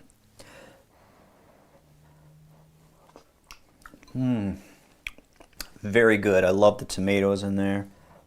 So good. Your family's gonna love it. Today I'm going to be making hummus from scratch. Now you're probably going to ask, why would you make hummus from scratch when you can just go to the grocery store and buy it? Well, the thing is about the hummus at the grocery store has a lot of olive oil in it, and we all know edible oils are not exactly that great for us. Now my version lasts a little bit under a week in the refrigerator, but the stuff you buy in the grocery store can last a lot longer, so that makes me think that there's probably a lot of additives and preservatives in it. Now today I'm going to be making it with a 15-ounce can of chickpeas that I've drained and rinsed. I've got a couple cloves of garlic, a little bit of lemon, and of course some vegetable broth. So let's go ahead and get started. First thing I do is put my chickpeas in my food processor and then get started on mincing up my garlic.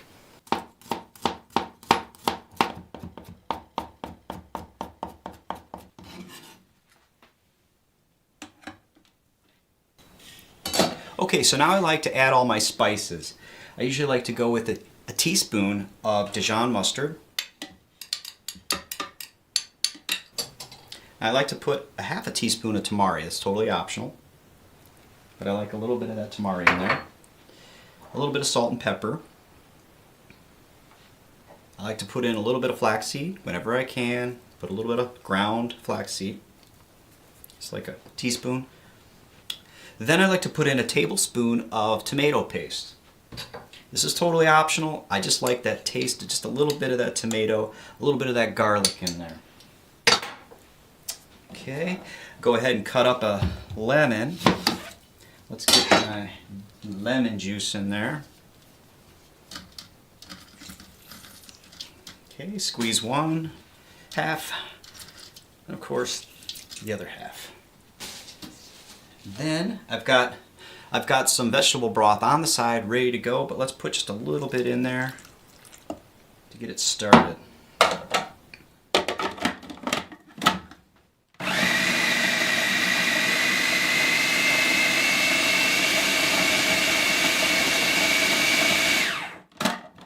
Okay, as you can see, it's a little dry, so I go ahead and put in a little bit more vegetable broth. Okay, and that's totally up to you. It's the consistency that you like. I don't like it so pasty. I like it a little bit more smooth.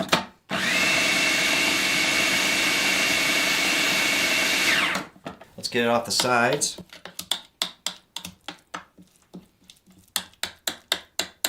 Okay, I'm going to put a little bit more broth in there.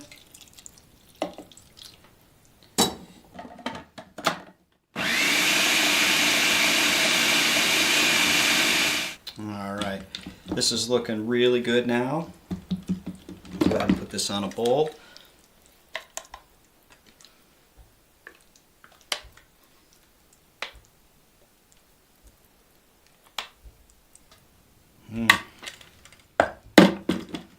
Okay, so now I'm going to go ahead and cut out my pita. So I've got one of my pizza cutters, so I'm just going to go ahead and cut this up.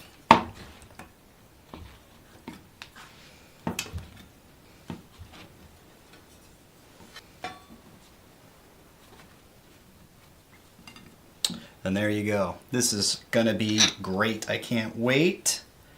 That's why I love all those spices in there.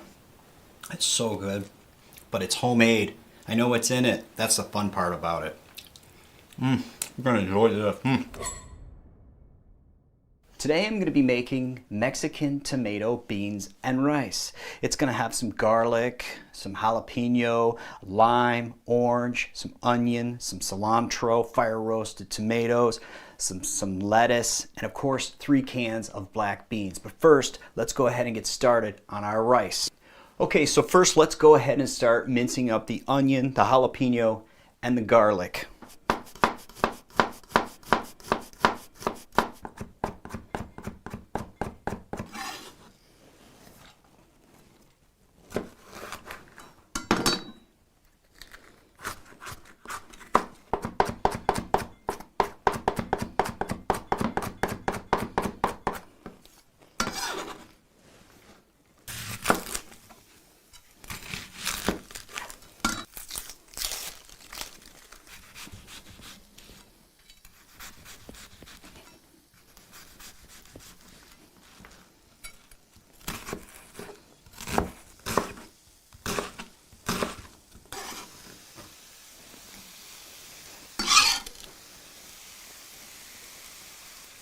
Okay, let's add a little bit of water.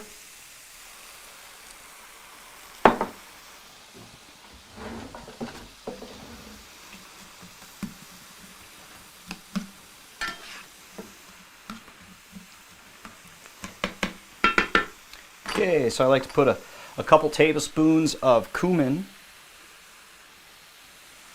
1 tablespoon of chili powder,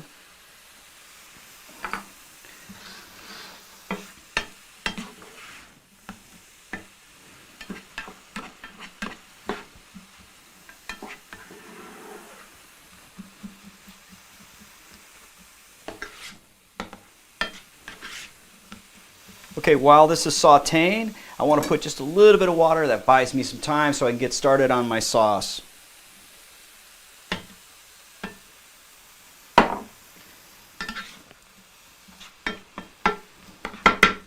Okay, so now I'm going to go ahead on my butter sauce. I go with about 1/4 cup of nutritional yeast, 1/2 cup of unsweetened almond milk. I've got some salt and pepper all ready to go. We'll give this a little stir.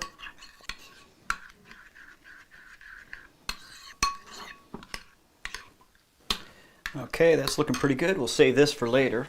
Had to add a little bit of water. Give me some time while I work on my dressing. Now the dressing, I used white wine vinegar, about 3 tablespoons. I got a little bit of salt and pepper, 1 tablespoon of sugar, and of course the orange. So we'll go ahead and put the vinegar in there. A little bit of sugar, some salt and pepper, and of course, the orange.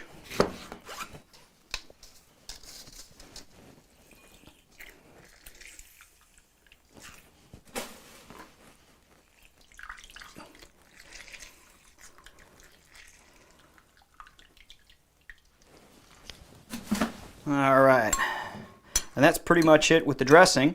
It's a nice sweet, but yet sour, kind of tangy. We'll put that aside while I continue on the rest.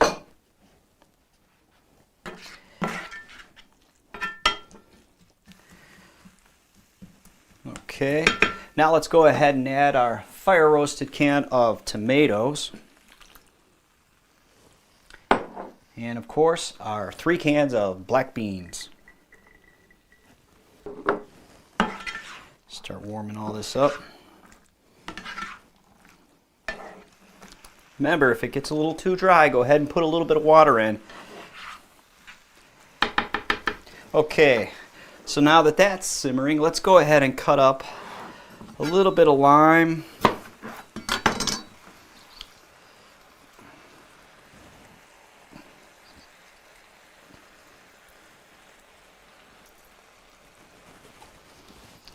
Okay, and we'll cut up some cilantro.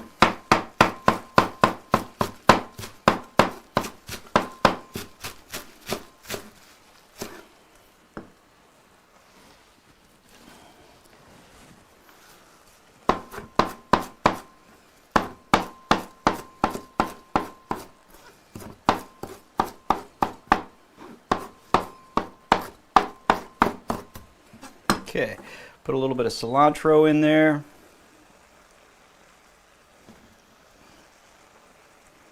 Save this other half for the garnish.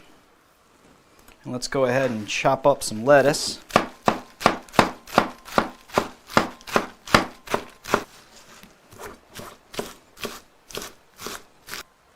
Let's get this mixing in.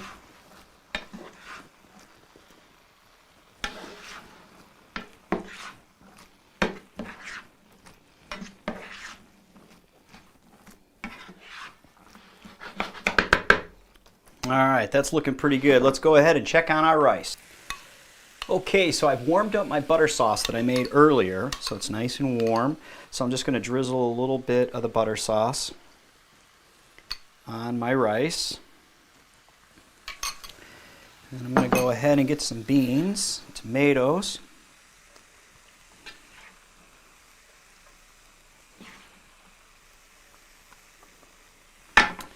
A little bit of cilantro.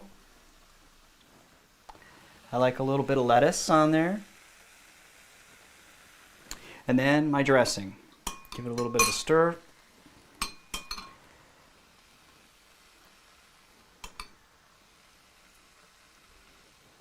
And put a little bit even on the lettuce. There you go. All right. Oh, this is going to be nice. Just mix a little bit of that rice and beans in there. It's going to be so good.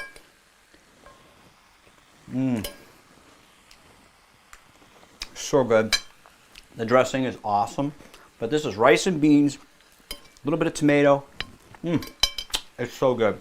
Our daughter's in her third year of medical school, and I asked her, you know, what's a typical, what kind of nutrition course did she take? And she said they had us do 20 hours of nutrition to become an MD.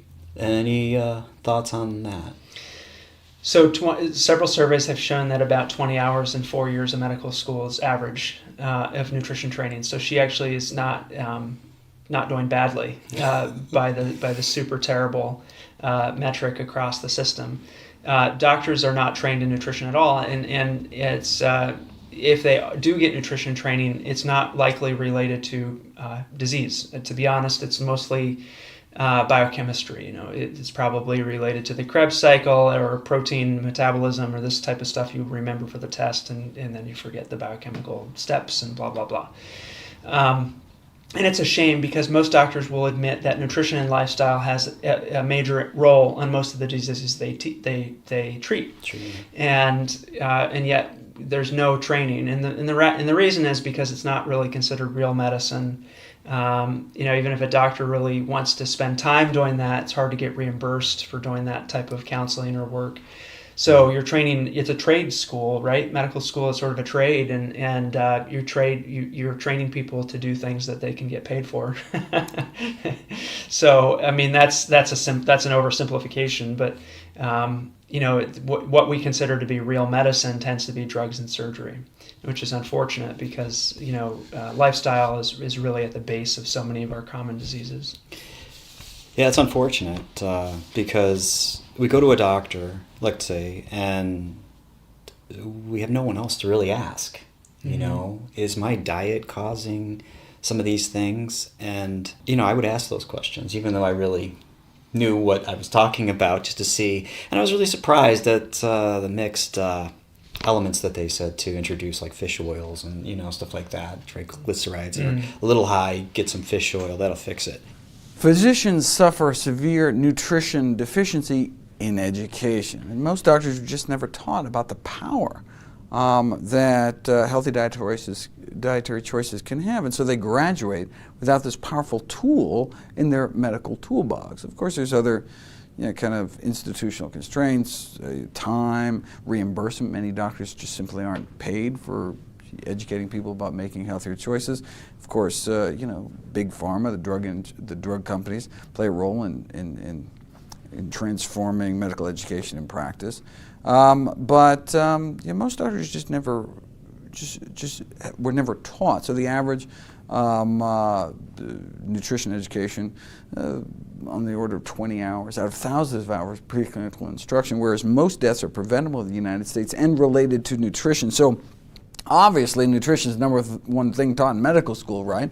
Obviously, it's the number one thing your doctor talks to you about at every single medical visit, right? I mean, how could there be this disconnect between the science and the practice of medicine? And mostly it's just ignorance. They never knew. But, I mean, you share with doctors how powerful, I mean, it's very frustrating to practice primary care medicine these days because most of the patients come in your office you can't help. I mean, you just kind of slow down the rate at which they kind of spiral down to death with chronic disease. But here's a tool where your patients can actually get better and kind of reignites that spark of why we all went into medicine in the first place, right? To help people. I mean, if we wanted to make money, we go stockbroker or something, right? No, but people go into medicine because they want to take care of sick people. And finally, there's something we can actually do for these patients and can really kind of, really revolutionize the practice of medicine for patients and providers alike. Doctors don't know nutrition. I've spoken to a lot of medical schools, at least 150 or maybe close to 200 now, all over the place. And so the message I bring to them, and I'm gratified that they're taking that kind of interest, that I'm even invited to come and speak about this, because I'm quite, as I did just yesterday morning, I would say, your whole profession is focused on the wrong thing. I mean, I say, and furthermore, you're not trained, so you don't really have the knowledge to be able to judge what I'm talking about, kind of thing. I mean, it's a tough message, but I mean, I do it obviously politely, and I totally understand, because these are people just like me and everybody else. They wanted, in fact, they're better. They're serving the public, but they didn't know that the best solution, for health, is the one area of medical science they don't hear about. Even the nutrition that is taught, and I would argue at ASU, the nutrition that your daughter may have had is largely biochemical in nature, because they take the biochemical discussion and they call that nutritional discussion. And it's not really quite fair. It's good to have the biochemistry background, as I said before, because she'll be in a better position to be able to look at the information in a more informed way as some of her colleagues by doing that. But well, I mean, she knows a lot about the science of how the body works, how that medication really works, and everything like that. She understands all that, but it's just interesting when we go out to dinner. I'm surprised at the amount of education that doctors get, and yet I talk to them about this. They look at me like. That's right. It's part of the problem. Today I'm going to be making barbecue bean wraps. I'm going to be making it with rainbow chard, a half a sweet onion, some bell pepper, and some pinto beans. But first, let's go ahead and get started with the sauce. Now, it took me a while to find some barbecue sauce at my local grocery store that doesn't have any oil in it. So this is 1 cup of barbecue sauce, 1 teaspoon of balsamic vinegar, 1 teaspoon of Dijon mustard, 1 tablespoon of brown sugar. Now this is optional, but I like a little bit of sweetness in there. Okay, we'll give this a bit of a stir. Okay, and now I got 3 cans of pinto beans. I've drained and rinsed them already. Go ahead and put those in there. And we'll give this a nice gentle stir. Get this barbecue sauce all mixed around the beans. All right, that's looking pretty good. Now let's go ahead and get started on chopping up some of these vegetables. I'm only going to use half of an onion on this recipe. I'll just go ahead and save the other half for another meal.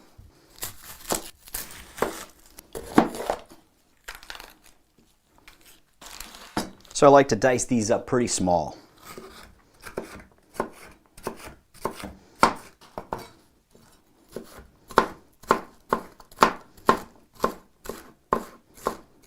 Alright, so I'll go ahead and use the other half of the bell pepper for another meal. But let's get this onion chopped up.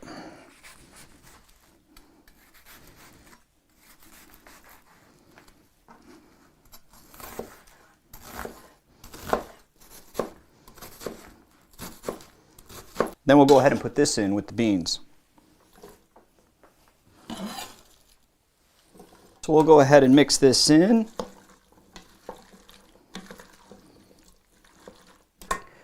Now we'll go ahead and cover this and put it on low. Okay, so now it's time to go ahead and cut the chard into wrap pieces.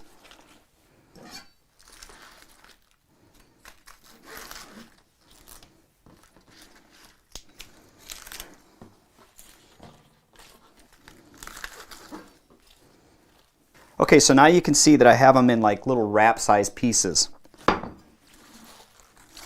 Okay, so the beans are done. I had to cook them on low with a lid, but I had to keep an eye on them and keep stirring them every so often so they didn't scorch up. Okay, so let's go ahead and make one. Let's grab a little bit of the bean mix.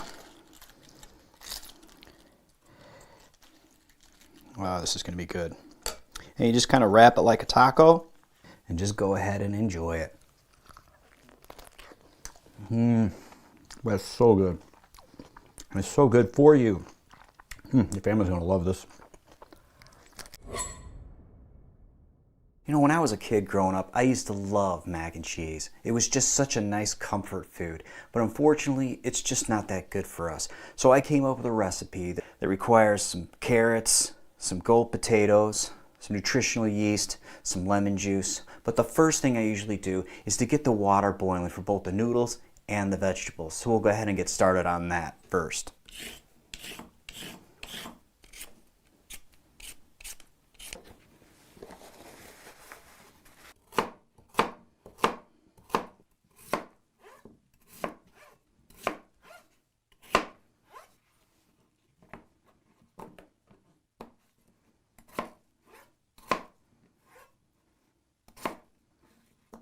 Okay, so the waters are boiling. Let's go ahead and put the vegetables into the boiling water.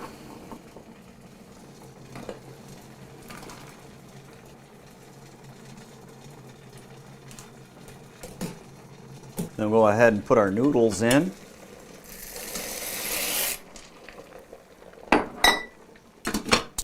So this has been about 20 minutes. And these are looking real good. You want to make sure that the carrots are cooked all the way through so they can blend real easy. So I'll go ahead and put this in my food processor.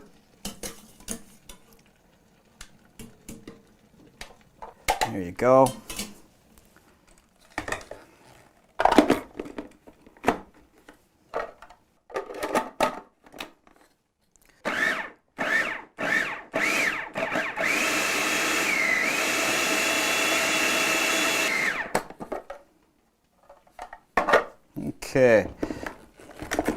Okay, so that's about the consistency I like. Over mashed potato-y kind of consistency. So that's looking real good. Okay, so now we'll go ahead and add the rest of the ingredients. I usually go with about a half a cup of unsweetened almond milk, a half a cup of nutritional yeast, about a teaspoon of salt, half a teaspoon of garlic powder, half a teaspoon of onion powder, half a teaspoon of dry mustard, and then I have about a teaspoon of apple cider vinegar. And then I always like to, the lemon. I like the lemon in there. Go ahead with, I think I used 2 lemons, so.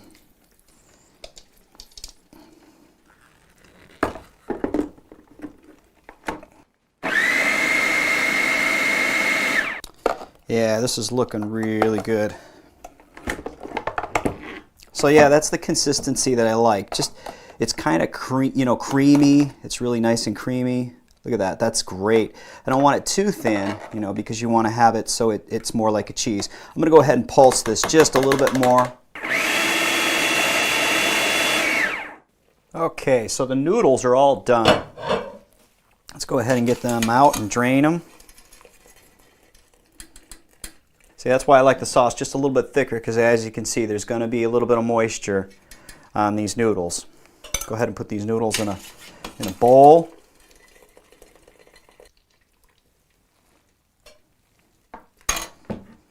Now that was a pound of noodles. As you can see, I still got a little bit left over, but unfortunately my dish, wherever it is, over here is not that big, so I'm going to be just kind of going with this. So it's almost a pound of noodles. This is the extreme health version of mac and cheese. It doesn't require any cashews, and of course you understand that cashews are very high in fat. Now if you want to make this version taste a little bit more like traditional mac and cheese, then go ahead and add some more nutritional yeast and more salt.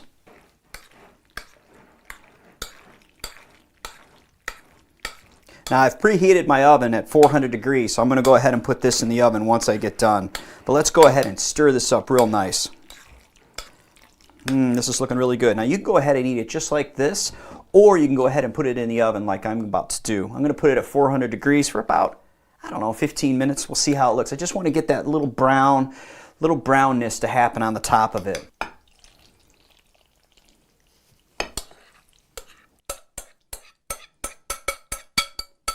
Go ahead and smooth this out a little bit.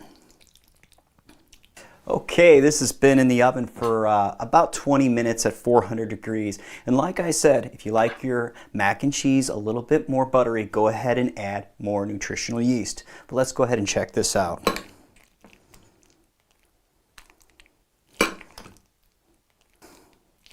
This is going to be good. So good.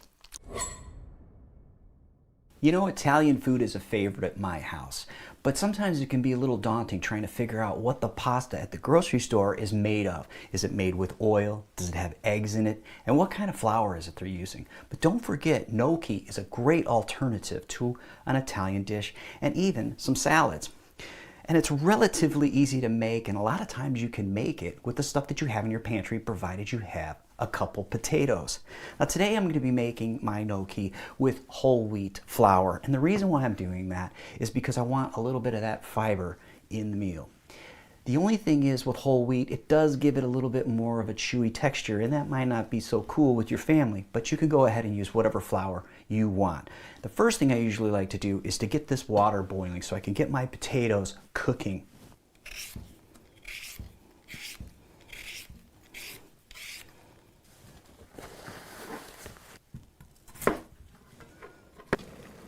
Water's boiling. Let's go ahead and put these potatoes in.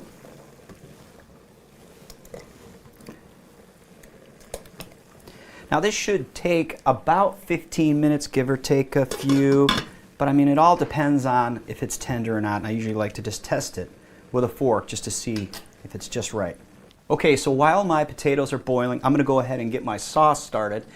This is a basil marinara sauce that I made a couple weeks ago. I put it in some of these glass jars, and I actually put it in the freezer as long as I have some space in the glass for it to expand.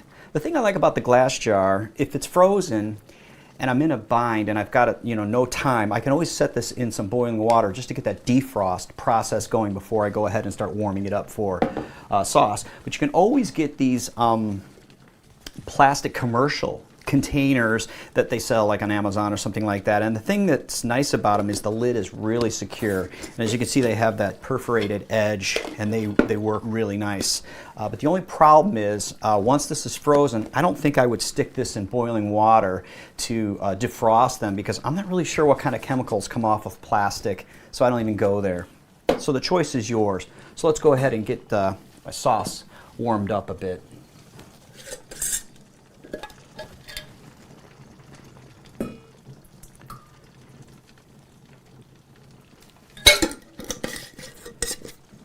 My lid on and put this on low. Okay, so it's been about 15 minutes. Let's check to see how these potatoes are doing.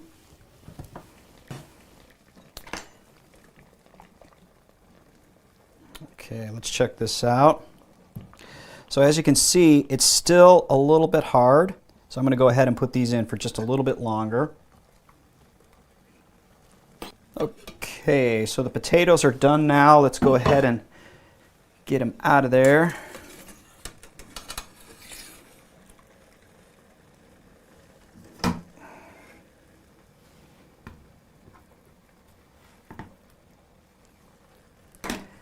Now, what I usually like to use is a potato ricer.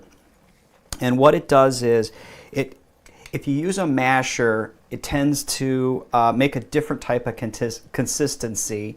But as you can see, the ricer has a different, small holes. This other one has different dies. But, as you can see, this is the size that I like to do. So it's pretty simple to operate. All you do is put your potatoes down in there and then go ahead and just rice them out.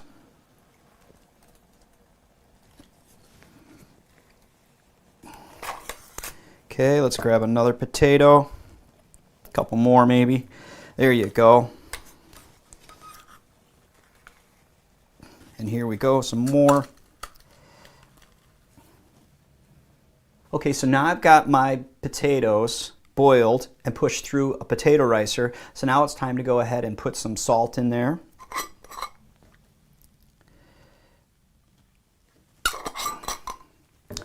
And then the wheat flour, or whatever flour. Now here's the thing about gnocchi. It's basically 2 parts potato to 1 part flour, but it all depends on how wet everything is, but you want to turn it into that gnocchi dough.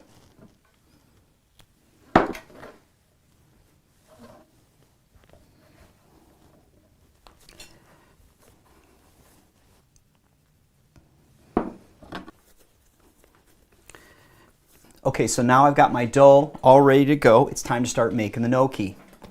Now, as you can see, it's got that consistency that's not exactly sticky, but it's just enough where I can mold it up into a roll and start cutting it up. So the first thing I usually like to do is to just divide it up into quarters. And then I'll go ahead and make a roll.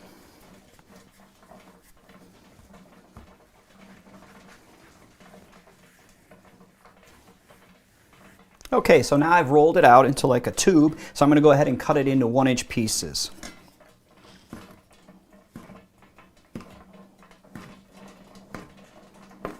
Okay, so to make your gnocchi a little bit more authentic, you can always put a little bit of design with the back of your fork. And the way you do that is you just kind of press with your fingers and roll it so it gives it that perforated design. Now, you can either go ahead and freeze these for another time, and the way you do that is I would put these on a cookie dish or something like that so they can be separated, put them in the freezer, and then when they're frozen, go ahead and put them in a reclosable bag. But for now, I'm going to go ahead and we're going to eat these. So now my water is boiling, so I'm going to go ahead and scoop these up and start putting them in.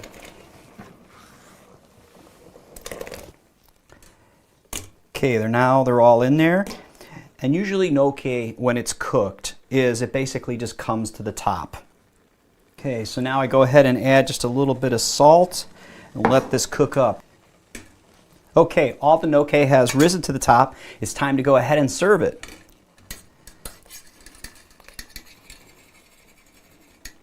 I like to get off all that moisture.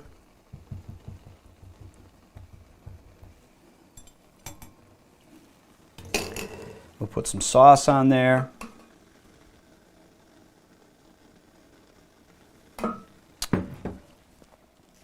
Maybe a little bit of basil. And as you can see, that looks amazing. This is going to be good. You can tell.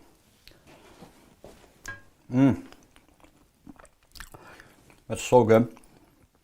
So if you're looking for a relatively easy meal to make, gnocchi is not that difficult and usually can be made with the stuff you have in your pantry, provided you got a couple potatoes.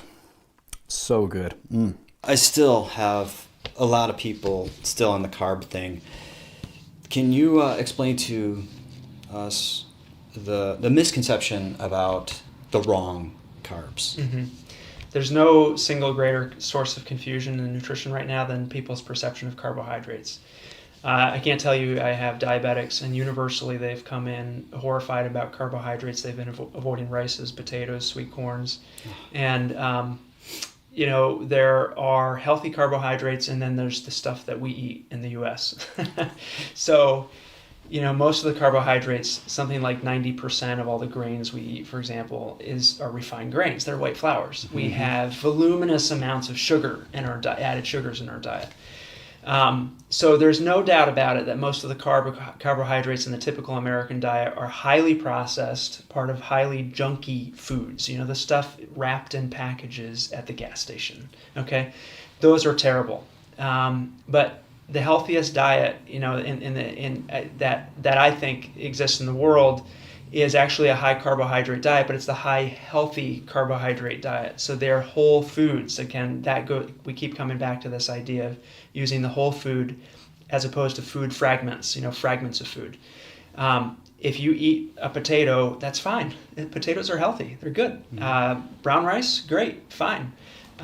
Sweet corn, great, fine. You know, I've had diabetic patients with very advanced severe disease go start eating rice all the time, potatoes all the time, sweet potatoes in particular, beans, sweet corn, and their need for insulin plummets. You know, their illness begins to reverse, and it's a super high carbohydrate diet. You know, fruits and vegetables are carbohydrates. They are good and healthy carbohydrates, and anybody who says to avoid, you know, all those healthy things, they just don't really understand carbohydrates, I think. If you say carbohydrates are bad and you're talking about a can of Coca-Cola, well, of course it's bad. But if you're talking about carbohydrates in the form of blueberries, that's ridiculous. I mean, that's one of the healthiest foods out there. So you can't talk about whether carbs are good or bad, fat is good or bad. You have to talk about the source.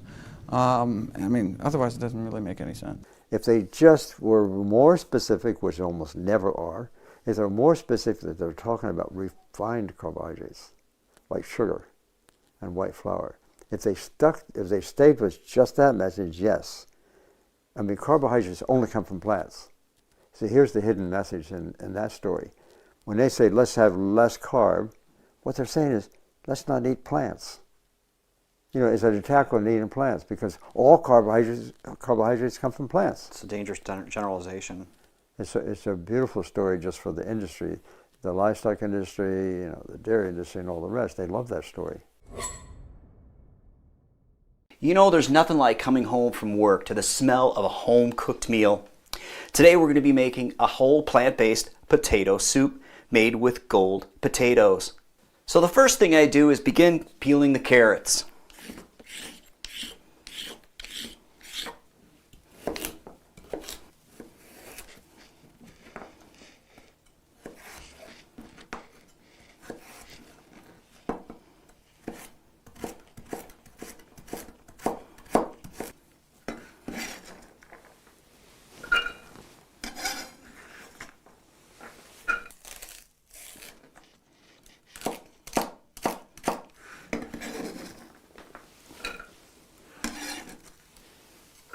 And I usually like to go with a sweet onion.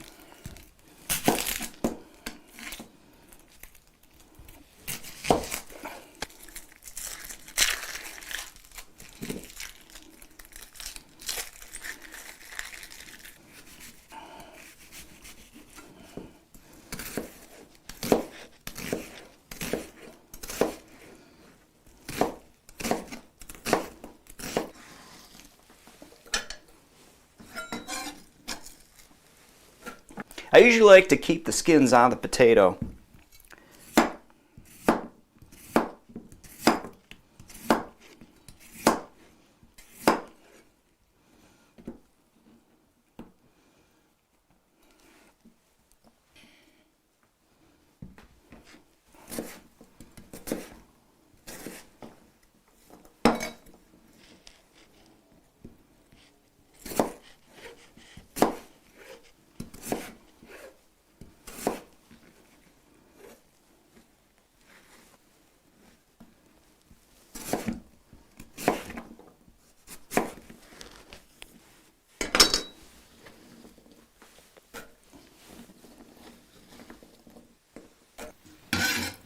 So that's 6 gold potatoes. Now let's go ahead and add the rest of the ingredients and spices. I usually go ahead and start with the vegetable broth. Maybe a cup of unsweetened almond milk. Of course, some water. I like a little bit of garlic powder. Just a little bit of dill. Of course, bay leaf. I like a little bit of basil in there too, just a little bit of basil. And of course some pepper, some salt. Now the thing is with potato soup, it kind of needs some salt, but again, that's optional. The nutritional yeast, I usually like to go with about a half a cup, maybe a little bit more.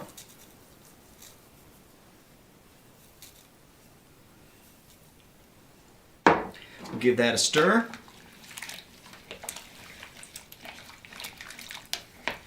Well, there you go. This is looking pretty good. So we'll go ahead and put this on low for about 8 hours. You know, the really cool thing about a slow cooker is that you can cut up all your vegetables before you go to work or the night before.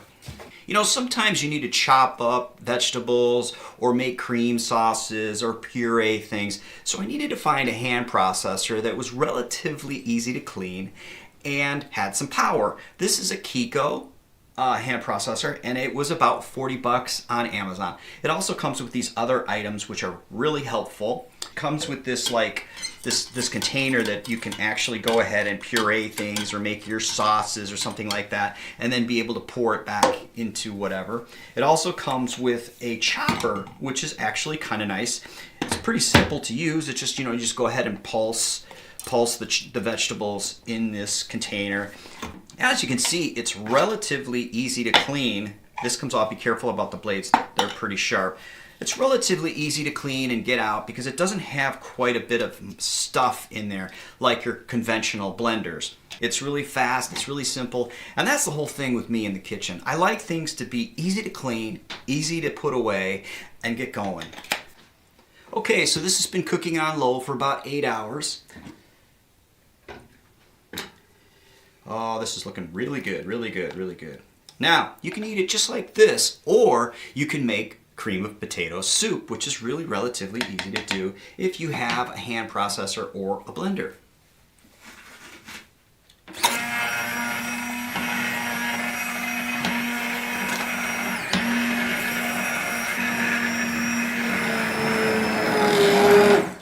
Now, some people like it where it has a little bit of chunk still in there.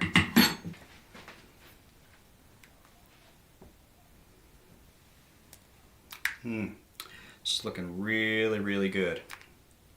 And as you can see, it's got a little bit of chunk still in there. And then I usually like to finish it off with just a little bit of chives.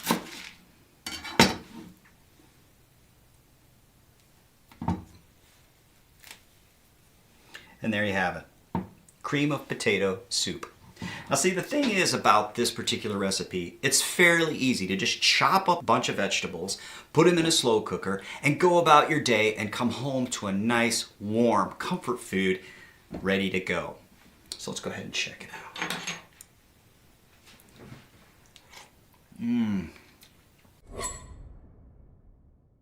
Today I'm going to be making a breakfast. It's scrambled veggies with hash browns. I'm going to be using a quarter onion, a half a bell pepper, tomato, a little bit of kale, and some tofu. Through the whole process, I've been putting these paper towels underneath the tofu to help get some of that moisture out. But the first thing I usually like to do is to get started on my hash browns. These are just frozen hash browns that I bought in the grocery store, and I preheated the skillet, so let's go ahead and get these started because they take a little bit.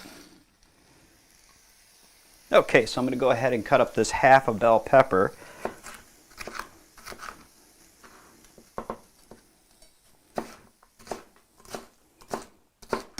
Go ahead and put this in my other skillet. Okay, now I got a quarter onion. I'll go ahead and dice this up.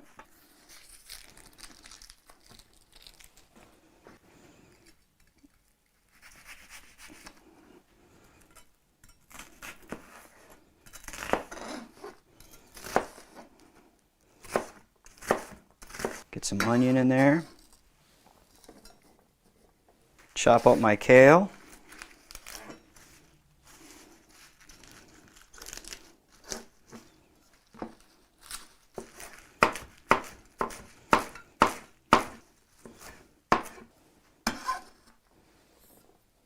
And usually what I like to do is I like to get some of the seeds out of the tomato. So we'll go ahead and do that. And what I do is I just kind of take my knife, my little knife, and just kind of scoop it out. Just kind of cut it a little bit, and then just kind of pull some of those seeds out. Okay. Just get some of those seeds out, just like that.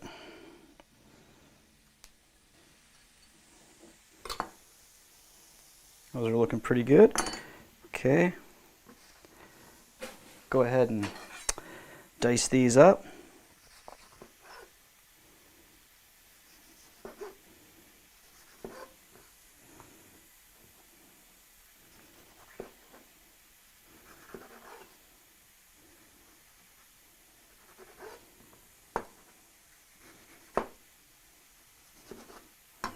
some of that in there. Just kind of stir these up a little bit. All right, let's check on our hash browns. I didn't use any oil, so these are looking really good.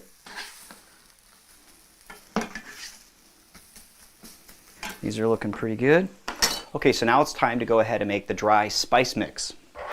Get myself a bowl. I go with a 1/4 teaspoon of turmeric, a 1/2 teaspoon of garlic powder, 1/2 teaspoon of chili powder, a 1/2 teaspoon of paprika, a teaspoon of nutritional yeast, and then again some salt and pepper. The salt's always optional. We'll go ahead and mix up our dry spice mix. Okay, so go ahead and move these over to one side. We'll go ahead and put those in there. On the other half, now I can put a little bit of my dry spice in there. You know, and I can always put them in the hash browns too. Okay, save this for the tofu. Okay, now it's time to get the tofu all ready to go. So now I go ahead and just crumble it up. Crumble the tofu up by hand.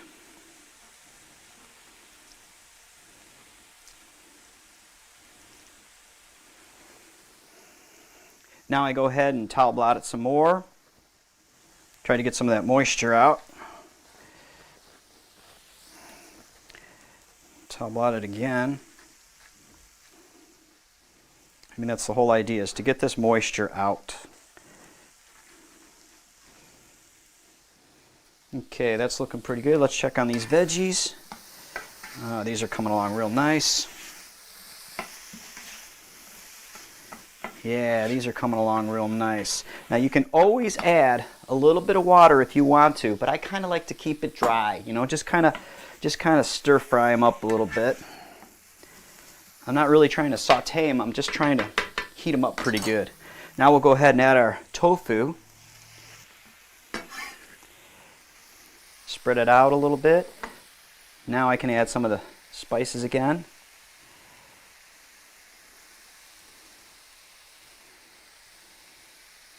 Okay, and we'll give this a stir.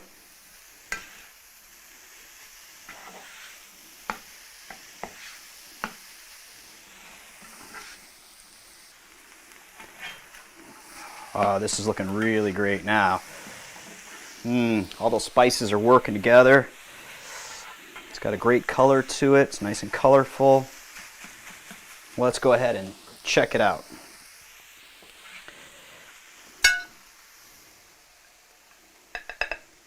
Let's get some hash browns in there. There you go. I'm sure this is going to be amazing and a very simple breakfast. Let's go ahead and check it out. Get a little bit of potato in there. Oh, this is going to be so good. Oh man, this is so good. Nice, wonderful breakfast. Your family's going to love it. Can we actually clean our arteries? I read about nitric oxide as we get older, not being there as much for us. Oh. You know, Dr. Esselstyn said that you know, something like kale, chewing the kale, mixing the saliva, helping that nitric oxide. Can you explain to me what nitric oxide is and how does it help us? Yeah, one of the the reason I tell everyone to eat dark green leafy vegetables every day. This is one of my daily dozen. I have a kind of a daily dozen recommendations. All the things I try to encourage people to fit into their daily diet. So berries every day, the healthiest fruits, greens every day, the healthiest vegetables, a tablespoon of ground flax seeds, 1/4 teaspoon of turmeric, you know, on down the list, how much to drink, how much to exercise, etc. But why greens? Well, there's lots of reasons. I mean, but one of those is that is the most concentrated form of vegetable nitrates, and that is converted in our body into nitric oxide, which is this potent molecule that opens up our arteries. It allows our arteries to dilate, open up, And so, I mean, basically, like, that's how nitroglycerin works, actually. People take it when they have crushing chest pain, opens up their arteries. But we can eat, that's the whole beet juice phenomenon. Athletes, chugging down beet juice to get that edge in athletic performance. It's because of the nitrates found in beetroot. You don't have to drink beet juice. You can actually, they've studies done on just like canned beets. 75 minutes before your 5K, and you can shave off a minute, you can hold your breath longer, you name the sport. I mean, you can improve cycling. And most critically, people who are hypertensive, brings down blood pressures, people have COPD, emphysema, it can improve lung function, but the most concentrated form is actually not beets, it's dark green leafy vegetables. So you can do the same kind of athletic performance enhancing benefits with, spinach, frozen spinach, study done. But it's probably the highest, it may be arugula, and then on the list, basically all dark green leafy vegetables.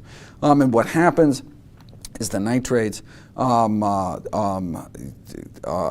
converted by bacteria that actually live on our tongue to another molecule, which is then used by our body to create nitric oxide in our blood vessels where we want it to open up and allow blood to flow, and decreases heart disease risk by a variety of mechanisms beyond just dilation. And our body knows this, and it's so smart it actually pumps the nitrates that we eat back into our salivary glands to bathe our tongue, so that reaction happens. So you don't actually have to. The first time you eat the kale, you don't have to mix it. You could put kale in it through a tube through your nose into your stomach and still get the benefits, because your body's not stupid and smart enough to recycle the nitrates back onto your tongue through your salivary glands, so you can get the benefits of nitrate-rich vegetables. So that's one of the reasons I encourage people to eat greens every day. Nitric oxide keeps all those cellular elements within our bloodstream flowing smoothly like Teflon rather than Velcro. Keeps things from getting sticky. Number 2, nitric oxide is the strongest blood vessel dilator in the body. When you climb stairs, the arteries to your heart, the arteries to your legs, they widen, they dilate. Nitric oxide. Number 3, nitric oxide will protect the wall of the artery from becoming thickened, stiff, or inflamed. Protects you from getting high blood pressure, hypertension. Number 4, this is the key.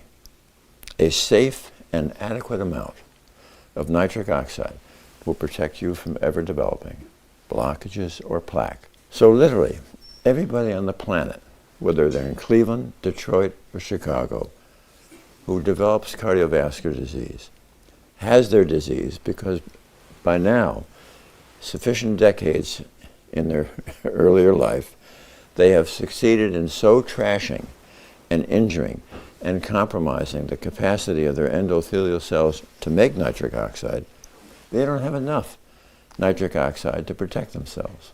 I ask a patient, let's say, who comes with angina or they've had a heart attack, I try to imagine getting their head inside the coronary artery that has got the blockage in their heart. They would see that this blockage is an absolute cauldron of oxidative inflammation. Therefore, we need antioxidants.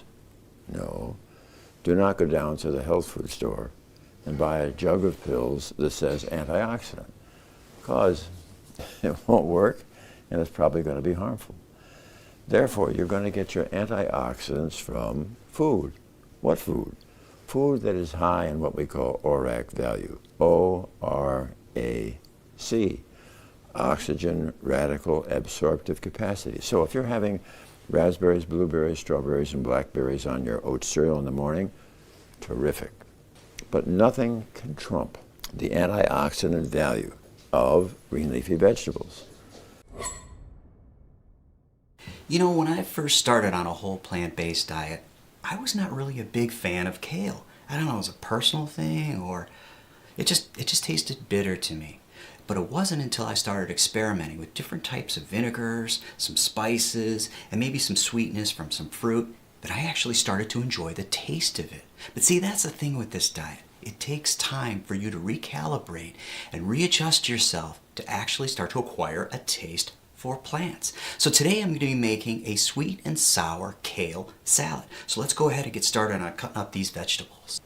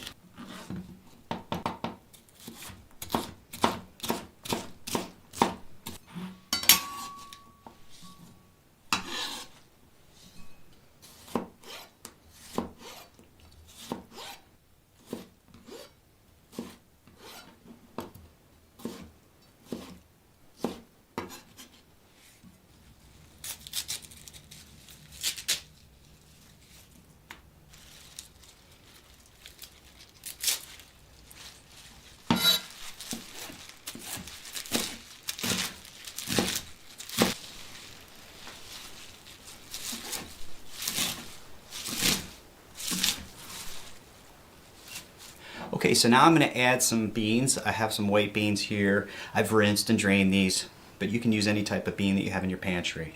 So go ahead and put those in there. Now, this is ground flaxseed. I like to put it in whenever I can. This is a great opportunity to put some ground flaxseed. This is a teaspoon. Then I'll go ahead and put my fruit and vegetables in there.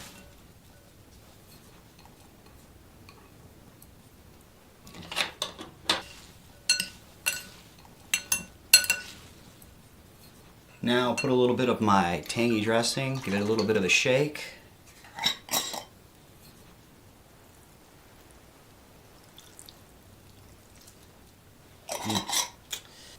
It's going to be good. Go ahead and toss this up a bit. We'll give this a try.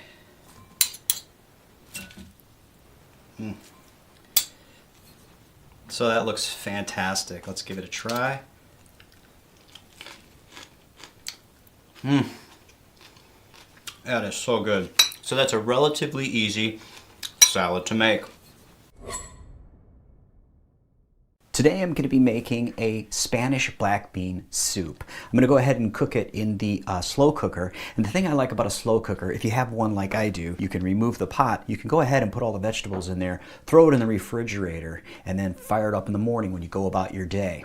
This particular recipe has a sweet potato, an onion, a red bell pepper, jalapeno, lime, garlic, and some cilantro. So let's go ahead and start with cutting up the vegetables first.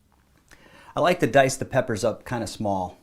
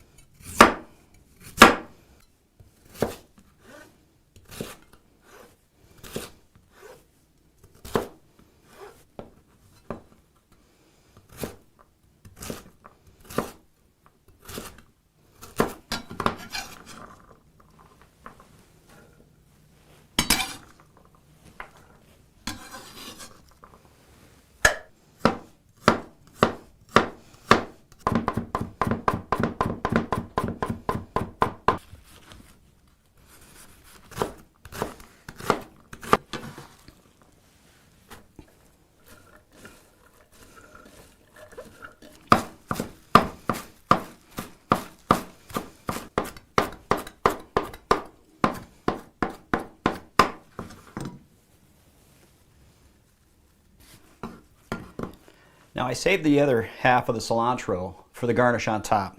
Go ahead and squeeze some lime into this.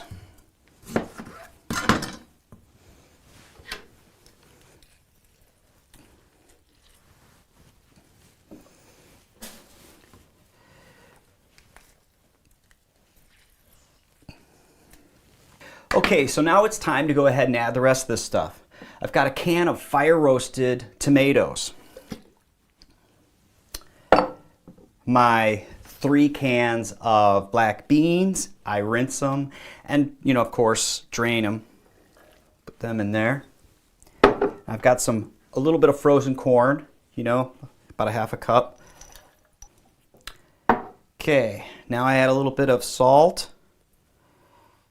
It's optional always. 2 teaspoons of cumin.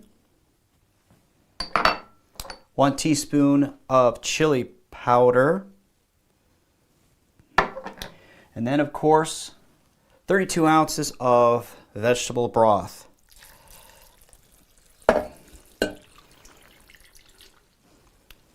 If you like a little bit more thick of a soup, this is good, but if you want a little more watery, you might want to add a little bit more.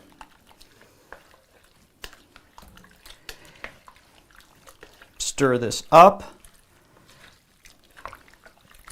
And the thing that I like about it, it's really a colorful soup. It's got the sweet potatoes, the red bell pepper, the cilantro, you know, it's in the black beans. It's just a really, really pretty looking soup. Now, you could either put this in the refrigerator and fire it up the next day, or let's go ahead and get it started. I'm going to put this on low for about 8 hours. Okay, so this has been cooking for about 8 hours on low. Let's go ahead and check it out. This looks great. Can't wait to dig into this.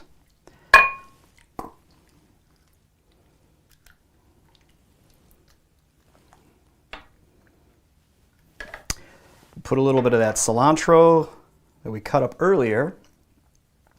And we usually like to serve it with a tortilla. Go ahead and fold that up. Now let's check it out. Oh, it smells awesome. This tastes great. I'm sure your family's going to dig this one. There's a lot of vegan recipes that call for nuts. Let's see what the experts say about this. Let's say we're not in that range of heart disease. You know, plant-based diet. I like my walnuts. I like my almonds. And is there a point where you go, "Whoa, Craig, watch it"? Yeah. So my stance on them is that nuts are sort of maybe foods. Nuts, avocados, the other high-fat plants, and that's because a lot of people are working on weight loss, and you know, clinically, there's something very unique about people doing a low-fat, whole food plant-based diet. You know, I'm asking them to give up their added fats. I'm asking them to give up their fatty cheeses and their fatty meats. And they still want that kind of creamy heaviness to some of their food. They've got to change their taste, but they're not there yet. And they realize that a nut is a whole food, and you can blend up a cashew into a cheese sauce. You can blend up a cashew into creamy soups. You can put walnuts and make a pesto, blah, blah, blah, blah, blah. You know, every other recipe now suddenly with a half a cup of nuts. Guess what? They're not going to lose weight. You know, they're not going to get the maximal health benefit. And that can be a big problem. So I think for people looking for maximal weight loss and people who have that type of goal, I say no nuts. You know, change your tastes. Okay. Get rid of the fatty creaminess. But there's a lot of research on the flip side. There's certainly a lot of research associating nut intake with improved health outcomes. So I think if you go through a period where you adapt your taste, you get to the healthy weight, you reach or you're at your healthy weight goal, go ahead and add nuts back in your diet, and that's my take on it. And include them in your diet. I think they can be very healthy, but do it moderately. You know, do it sparingly. There have been a lot of things written recently about nuts, many of which have been supported by the nut companies themselves. And nuts are loaded with saturated fat. I suppose there's probably not a problem if somebody were to eat 3 walnut halves a day. Okay? Okay. But if Dr. Esselstyn ever says that you could have 2 or 3 walnut halves, that's not what people would remember. Esselstyn said nuts are okay. Nuts are highly addicting. If I ever said that, there'll be nuts in the glove compartment. They'll be in the kitchen, the bathroom, the bedroom, the hallway, the workbench. And that's a lot of saturated fat. And I'm very competitive for my patients. I want them to do well. And how many people do you know who will eat 1 nut? But I have seen a study, it's called Predimed, done in Spain. They gave 3 different types of diets: Mediterranean diet with oil, Mediterranean diet with nuts, and then the fat diet they called low fat, which was 39% and later 37%. To qualify for the study, all the participants had to have no evidence of cardiovascular disease. At the end of 5 years, every single one of those categories, there were scores of patients who had heart attacks, strokes, and death. Higher number of strokes in the group on the low-fat diet. But in that group with the nuts, here you start with patients, no demonstrating cardiovascular disease, and scores of them develop, while eating nuts, develop these cardiac events. So I have my reservations about wanting people to eat all that saturated fat. I see a lot of vegan recipes that they just automatically go to coconut oils, stuff like that. Yeah. It's coconut, like white, lardy looking thing. Yeah, bad. It's good, bad. Yeah, no, coconut oil is bad. So coconut oil is one of the rare plant sources of saturated fat. So most saturated fat comes from meat and dairy. But palm kernel oil, palm oil, cocoa butter, these tropical oils, and coconut oil will raise your LDL cholesterol as bad as lard, as bad as beef tallow. Not as bad as butter, but yeah, it's bad. I mean, so it raises your LDL, your bad cholesterol, which is a primary risk factor for #1 killer of men and women. You don't want to be adding coconut oil to your daily diet. We have this addiction to fat or oil, fat and oil. Yeah. We have an addiction that's been part of our system for generations almost. So vegetarians are limited because, as I say, 90% are still using dairy. That's a serious compromise. And vegans not using dairy. They, well, like vegetarians too, they just add back a lot of oil. Today I'm going to be making creamy butternut squash mushroom risotto. I'm going to be using 1 butternut squash, 4 cloves of garlic, I've got some kale, I've got some onion here, I got 8 ounces of mushrooms. I'm going to be using 1 cup of arborio rice to 3 cups of vegetable broth. The first thing I usually like to do is to start getting the broth warm. So let's go ahead and get that started. I'm going to go ahead and put this on low. And now it's time to start cutting up the vegetables and getting them into the frying pan.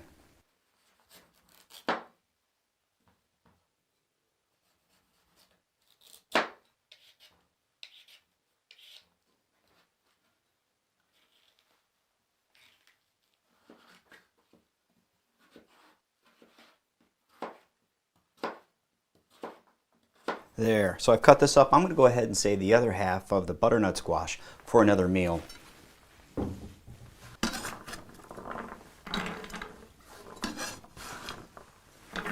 Go ahead and cut up these mushrooms.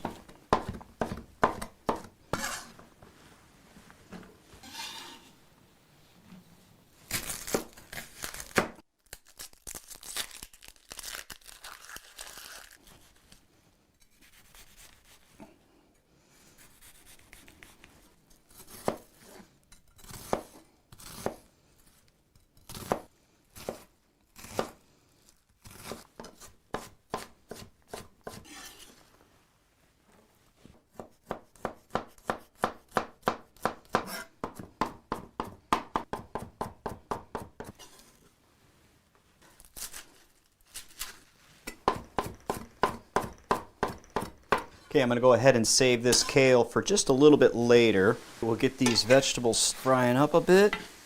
I like to get them caramelized a little bit so they have that nice flavor. It's already starting to look really beautiful. You got the butternut squash in there, the brown of the baby bellas, a little bit of those onions in there. It's starting to smell really good. Now I always have a little bit of vegetable broth on hand, so if I need to put just a little bit of moisture in there, I can. Now I like to put in a little bit of pepper, a little bit of salt. Okay, these are coming along real nice, but every so often I add a little bit more of my vegetable broth. Now this is not the broth from the 3 cups. This is separate from the broth. It's just to keep all of this sautéing happening and not burning it. So just keep adding a little bit more of the broth. And the whole trick of it is to try to get those butternut squash kind of soft, a little bit more creamy tasting.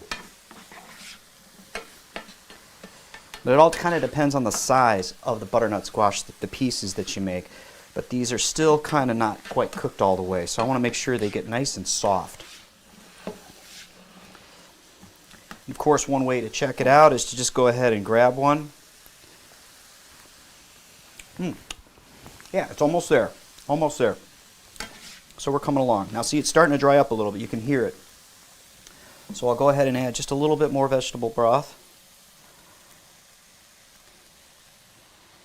There.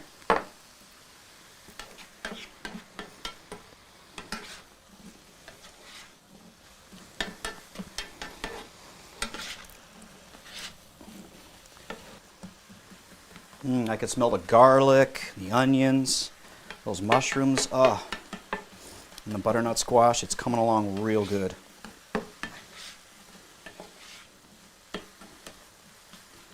See, there's just a little bit of moisture in there. You can just kind of see it. It's just at the bottom of the pan. That means I'm okay. But once you start to hear it starting to scorch a little bit, go ahead and add a little bit more vegetable broth. This is looking really good. Okay, these vegetables are coming along really good. So I'm going to go ahead and push them all to one side. Get my rice in there.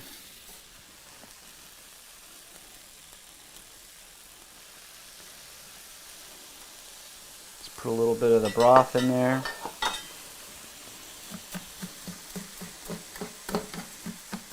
All I want to do is just kind of get the rice to be a little bit more translucent, just kind of crisp it up a little bit. Go ahead and add a little bit more broth.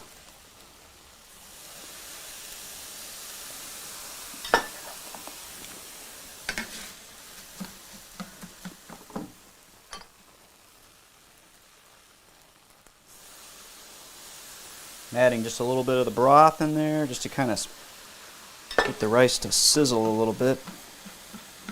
Okay, I'm going to put a teaspoon of thyme over everything.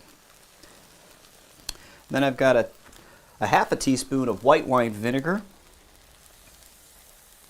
Just kind of put that all around. Just a little bit of salt in the rice, a little bit of the pepper. Get a little bit more broth. So yeah, it does take a little bit of time. Okay, these are looking real good. I usually like to go 1 cup at a time. Again, this is pretty hot broth. I go one cup at a time.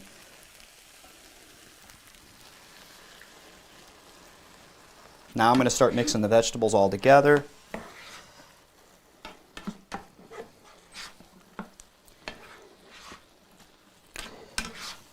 You know, risotto is one of those things. You just kind of have to take your time. Add a little bit of water, keep stirring it. It's a little bit of work, but you know what? It's so worth it. I can feel the rice is already starting to absorb up. See, I got a little bit of water there. See how there's water in there? So I just got to keep stirring it. Just keep stirring it. Okay, see it's just starting to dry up a little bit, so I just got to keep stirring it just a little bit longer, but I know I'm going to put a little bit more broth in there. Okay, it's time to get another cup of broth. Add it in there. So it might feel a little bit soupy, but that's okay. That rice is going to go ahead and absorb all that broth. And is it going to taste great? Okay, it's starting to soak up again. See? See how it's soaking up? There's no more water in there. So then I'll go ahead and get another cup of broth and just reintroduce it back in again and continue stirring. I know this looks a little soupy, but you have to be patient with risotto.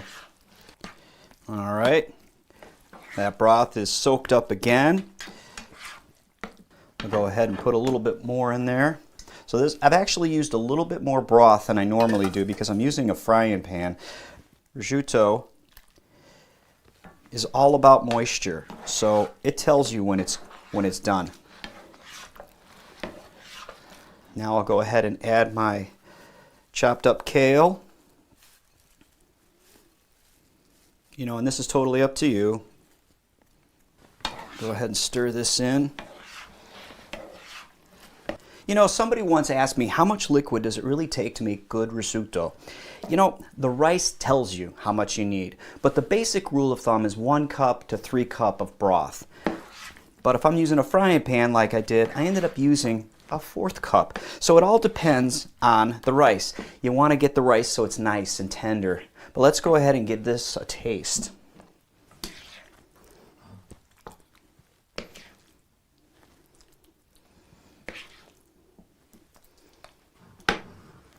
Put a little bit of kale on top of there, and let's give this a try.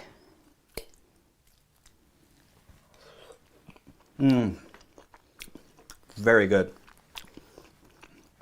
That is awesome. It takes a little while. It is a little bit labor intensive, but you know what? It is well worth it. Can you explain why we need fiber so much? Oh, fiber is critically important. So, and when I say fiber, I mean fiber-containing foods, not fiber supplements. Now, people tend to think of fiber as just kind of intestinal regularity. And that's what we used to think, but now we realize that no, it has it's critically important not just for gut health, but throughout our body. See, so fiber and what's called resistant starch, both only found in abundance in whole plant foods. These are prebiotics. This is what our good bacteria eats so that they thrive. And what do they do with that fiber? Is they produce these short-chain fatty acids like butyrate and propionate that are absorbed back in our system, circulate throughout our body, and have all sorts of beneficial effects. And so improves our immunity, may improve mental health, may improve, has these anti-cancer properties, not just in the gut, but throughout the body. And so as we learn more and more how important our gut microbiome, the kind of friendly flora in our gut is, realize, well, how do we best support our gut bacteria? It's all about fiber and resistant starch packed foods, and so that's legumes, beans, split peas, chickpeas, and lentils, whole grains, fruits and vegetables, nuts and seeds, herbs and spices, basically real food that grows out of the ground. These are our healthiest choices, and one of the main reasons may be because they feed our good gut flora, and that's has all these kind of knock-on benefits throughout the body. You know, red beans and rice is always a favorite at my house.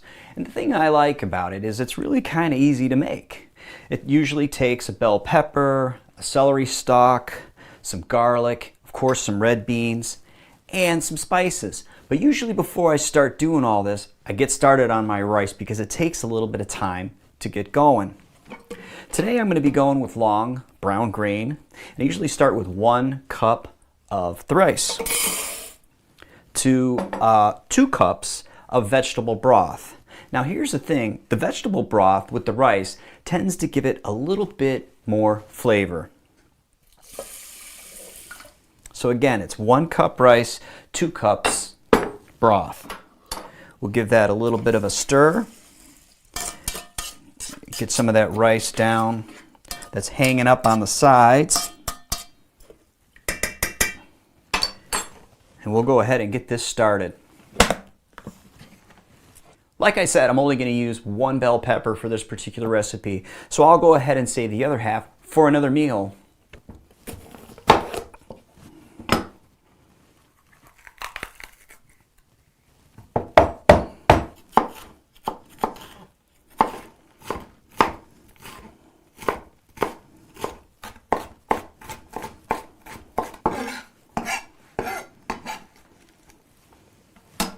go ahead and put some garlic in there.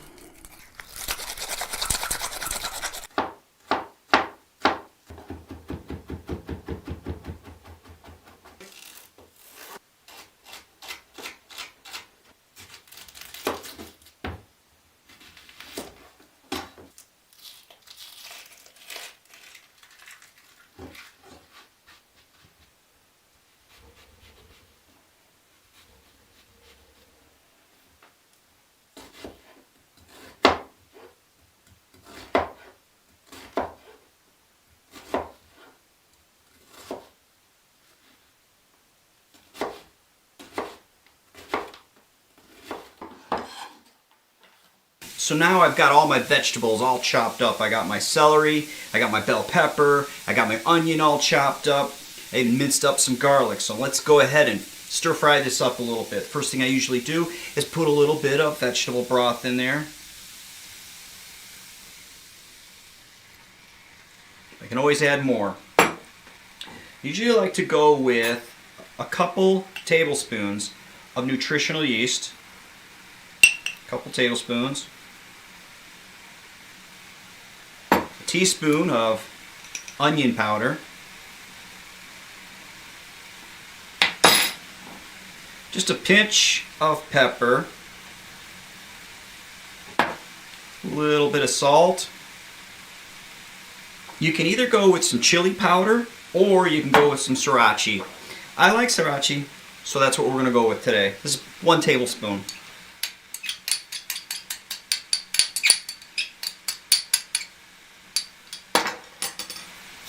So we'll go ahead and stir this up a bit.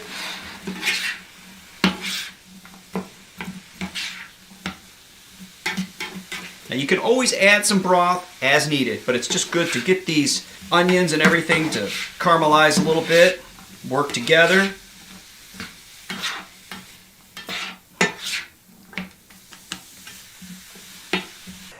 While that's sauteing a little bit, I'll go ahead and cut up a little bit of cilantro.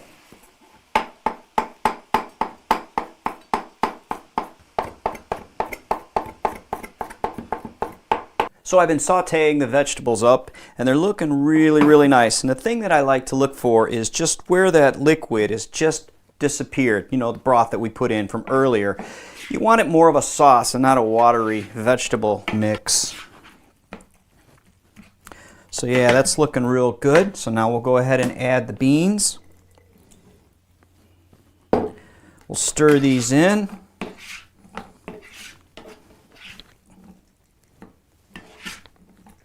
I like to kind of fold them. I don't want to break up the beans too much. Okay, so this is cooking up really nice, warming everything up. Now let's go ahead and check on that rice to see how it's doing. This is smelling awesome. And you see you just got just a little bit of liquid down at the bottom, which is okay because the rice, the starch will start to absorb some of that. Let's check on this rice to see how it's doing. Looking pretty good. We'll go ahead and fluff this up.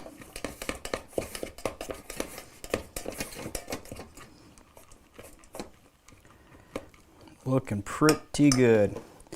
And I usually like to cut up a little bit of lemon in there.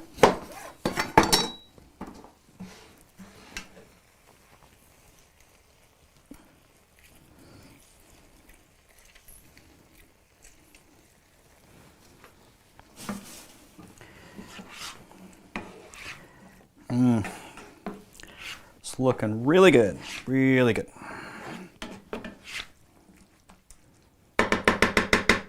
And I finish it off with some cilantro. Again, this is totally up to you, but I love the taste of cilantro. Let's get some rice. And then the beans. There you have it. That looks amazing. Let's go ahead and check it out. So again, this is a really relatively easy meal to make. It doesn't take much work. So good. There's still a lot of people that believe that, dairy creates strong bones. It's just like it's embedded into our brain somehow, either through school or milk, or I'm not sure. Can you please explain? Well, it's an advertising campaign. And so it's a marketing ploy. If you look at the science, if you do, meta-analysis, milk does not appear to protect against hip fracture risk whether you're drinking as an adult or whether you're drinking as a teen. Doesn't matter, doesn't work. In fact, may actually increase fracture risk. A few years ago, Swedish researchers looked at more than 100,000 men and women followed for years and found that milk-drinking women, for example, had higher rates of total mortality, meaning they lived significantly shorter lives, more cancer, more heart disease, and more fractures. Right? More milk, more fractures. This is the opposite. Milk-drinking men also had higher rates of death, which may help explain why countries with the highest milk consumption also have the highest hip fracture rates. Could be other things, but bottom line, there's no protection against, osteoporotic fractures with milk consumption. There's certainly things we can do, but that's just an unfortunate marketing ploy. If you look at the relationship between calcium intake across countries and bone fractures, for example, the more calcium, the more bone fractures in observational studies. So, it's not quite the great health benefit that we understand it to be, or that we think that we've been taught. Let me put it that way. That we've been taught, embedded in our schools. And yeah. Can you please explain this misconception of the milk strong bone? Yeah, well, that's a total fallacy. As a matter of fact, there's a Harvard study and there's an Australian study which clearly show that the patients who are taking the greater amounts of milk are more likely to have fractures of their humerus and so forth. So if you're going to talk about milk, what you really have to say that is totally truthful about it. Milk was designed as the ideal calf food. If you're going to take a calf and in 6 or 8 months grow it into a 600-pound animal, that's milk. That's what it was designed for. Cow's milk was never designed for humans. There are studies that show it accelerates cardiovascular disease. Look at the saturated fat in cheese, milk. Look at what casein does from the cancer standpoint. Yeah, it's definitely a food that we don't want. When you're 54 years old, you see cuts. That's right. And you go, I know how long that's going to take. Right. And you just have it in your head. It happens, I heal 50% faster. And I don't want to preach 50%, but it I have a word for that, by the way. I'm also aware that really happens. We see it in many different ways. I say the default position of the body at all times, the default position is to create health. Create and restore health. If, and here's a big if we eat the right food. The body can't, even when we eat the wrong food, the body struggles to heal. Because it's fighting something else. But now it's spent so much energy fighting this other stuff, so it's going to be slower and less efficient, et cetera, et cetera. If we're given the right food, we will heal faster. I can give you a specific example of my own. Just a year ago, day before Christmas, I went out to play some handball with my grandsons. Okay. And I used to play it some, but they were very good. They were 21 and 22, something like that. My son, very active, very athletic, outstanding athletes. They'd always eating this stuff, by the way. And you're how old are you? 83. 83. You're out playing handball. 82 last year. Yeah. So anyhow. 82. Yeah. So I'm out trying to play some racquetball, and I just want to get a point of them if I could, because they're really good. I'm not as quick as they are now, obviously. And I went flipping through the air and landed on my hip and broke my hip. You did? I did. I broke my hip, and that's bad news. Somebody my age, they say, oh, you see, it's over now for you. That's a cause of very high mortality. Yeah. And you don't heal very fast. So you broke your hip a year ago? Yeah, it was one day before Christmas, and not even a year. So, it was going to take me supposedly 6 months to a year to recover. That's what the story was. And so I went down to the hospital, over to the hospital across the lake over there. And the doctor, he's a bone doctor. He didn't know what I know, by the way. But in any case, he did an operation, put a couple of pins. He was going to put a couple of pins in my bone, right? We came out of the operating room. I'm still, anesthetized, I guess, and he saw the Karen, and he goes like that. And so he said, your husband, Karen can tell you, your husband has really strong bones for someone his age. I hadn't quite seen that kind of thing before. And so she says to him, well, do you know why that's so? Yeah. Because he doesn't use dairy. Which is exactly the opposite of what he tells all his other patients. I don't use dairy. He said my bones were so strong that he put another pin in it. He put 4 pins in it. He had some good bone to work with. He had good bone to work with, and he was amazed.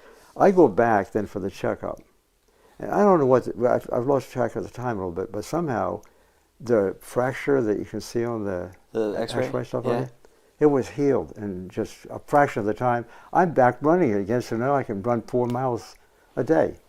You know, it's amazing. You know, when I was a kid, I really just did not like the taste of cauliflower. I'm not sure maybe if it was the way my mom prepared it. She either steamed it or drizzled cheese all over it. But we all know cheese isn't exactly that good for us anymore. But while I was visiting my friend Colin Campbell, his wife Karen came up with a really interesting way of making cauliflower the main dish, and it was fantastic. So I thought to myself, what if I bring in just a couple more vegetables? So I thought, let's try a gold potato and maybe some broccoli. Let's see how that turns out. Just get rid of that green stuff that's all over. And then I like to take my other smaller knife and just kind of cut into a circle.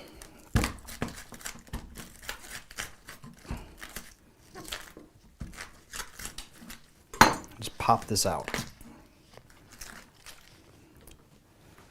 Now that I've gotten myself a little cutout, I'm able to kind of see where I could start cutting into this cauliflower. See how it's breaking apart? It's not too hard. But the whole idea is to figure out a way to make it into a bite-sized piece. Not too small, not too big.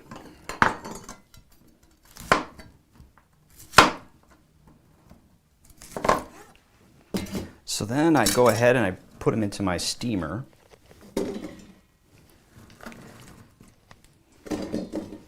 So I go ahead and take off some of the leaves. Take off the flour, and I'll use that for another meal. Get the tough part of the broccoli, get rid of that because it just doesn't steam up into it. It kind of gets a little bit chewy. But if you like it, hey, go for it. Put it into quarters, slice it in half lengthwise, and then again, slice it in half lengthwise, which will give me 4 pieces each cut. Now, a lot of people like to take off the skin of the potato. Me, I like the potato skin.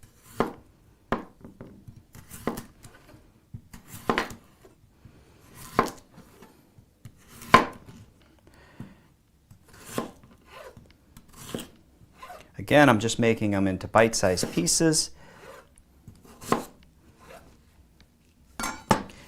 Now, I need to wash all these vegetables. So let's go ahead and wash them.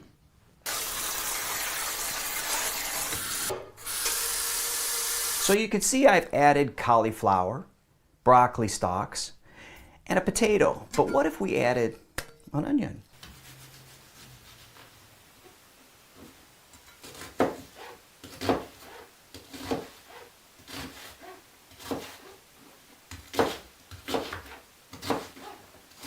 So now that I've cleaned and cut up the vegetables into bite-sized pieces, I'm going to go ahead and steam it for about 20 minutes until they're nice and tender.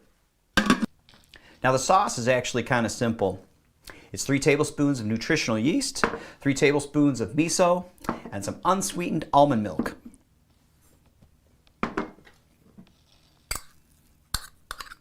Now when adding the unsweetened almond milk, I usually just mix it in until it gets that consistency like a sauce.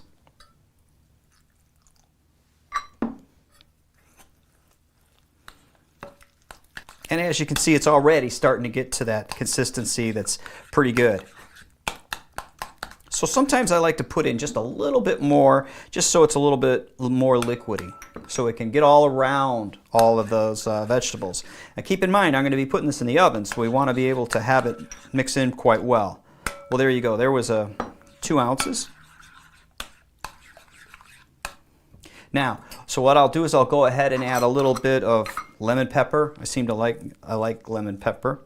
Just get a couple pinches of lemon pepper, some paprika, a little bit of paprika in there, just to kind of give it that color. If you want to spice things up, I use a little bit of chili powder. It's all up to you. Some garlic powder.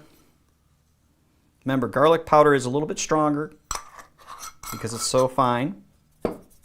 And then I like to put in a little bit of salt and pepper. But this is all up to you. And always, salt is always optional. But I like to put a little bit of salt in it. Now, continue to mix this up so it's a nice consistency. Let's check on our vegetables. Oh, they're looking really, really good. Now, the thing is, you probably want to check to see if the potatoes are done. And just kind of make sure that they're soft. Yep, those are pretty good, ready to go. Let me get my casserole dish. You can just go ahead and, put them in.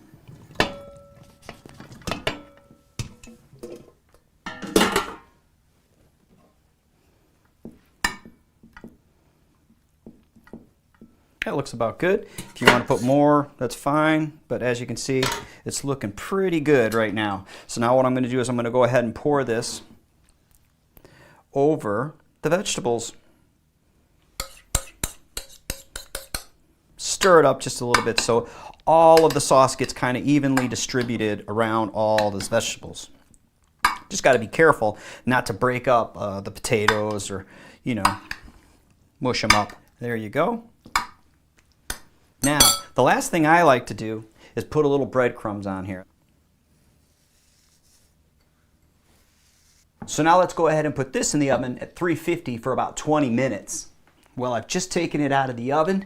It took a little bit longer than I thought, maybe 25 minutes at 350, but boy, this smells fabulous.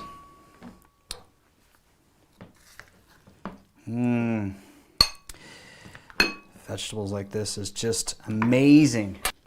So creating a casserole as cauliflower as your main dish can prove to be an amazing taste. I love the way the miso mixes with the nutritional yeast. This is sure to please your family. How much protein do you think we need per day then? That's a good question. I give lectures on this because I spent my whole career working on the protein question. But the amount of protein, if we consider it in terms of percent of total calories, is the best way to do it. The amount of protein we absolutely need is somewhere around 4 or 5% of total calories. It's quite low. That's a minimum. What that means, when you do the experiments, that's the amount of protein you need to compensate for the protein lost on a daily basis. So if you consume a diet around 4 or 5%, it's minimum, experimentally. But then at the time they first did that in the early 40s, they wanted to increase it a little more to make sure everybody got enough protein because everybody's concerned about protein.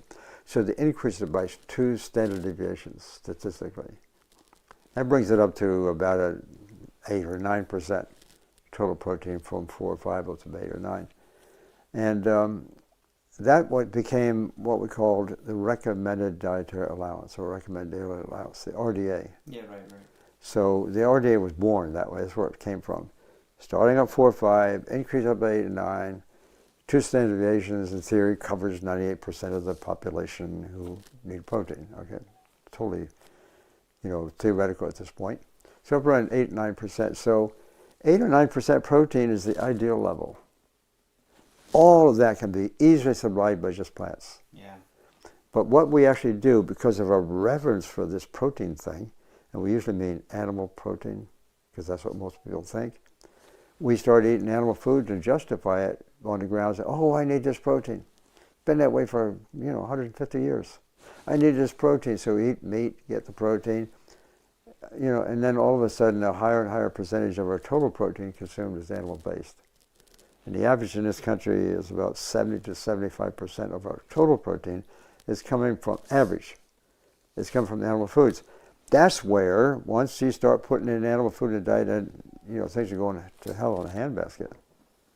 The protein is getting up there and higher percentage is animal protein. And animal protein, unlike plant protein, has a higher degree of efficiency of utilization. So it can cause more damage. Plant proteins don't do that.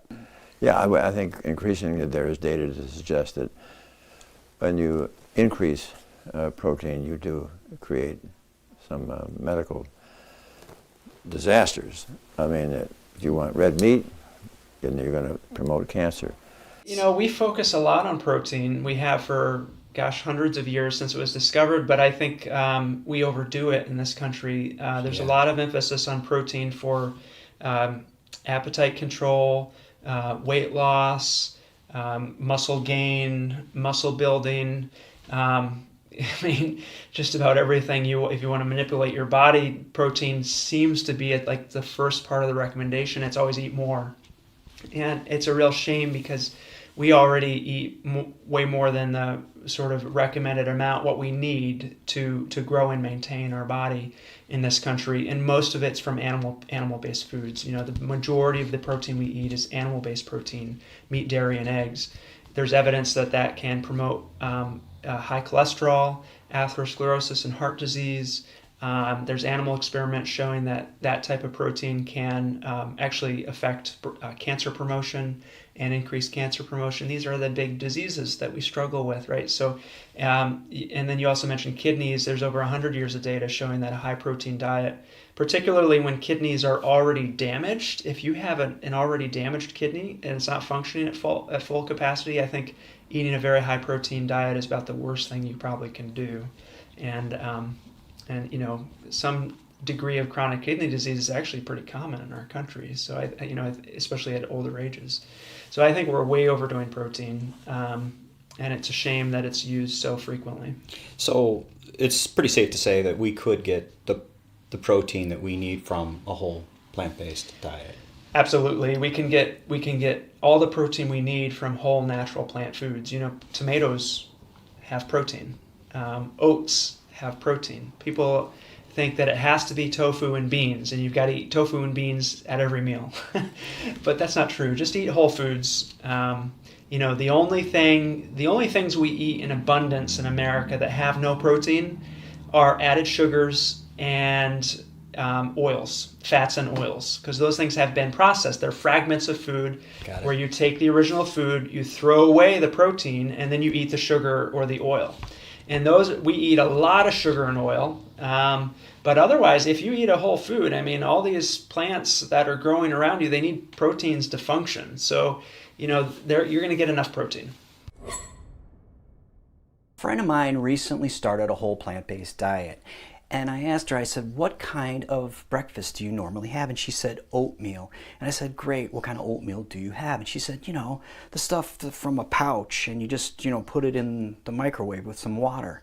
Well, old-fashioned oatmeal is really not that difficult to make. But here's the difference between the two. As you can see, one is really processed, it's been ground up, and there's really not a lot of fiber left. Of course, it's much better than scrambled eggs, butter, bacon, sausage, whatever. But old-fashioned oatmeal is not that difficult to make, but there's so much more benefits from it. And not only is it good for your digestive system, it's good for your entire body. So today, I want to go over some of the easy ways and fun things you can do with oatmeal for breakfast. Okay, so let's get started making the oatmeal. I usually go with about 1.25 cups of water.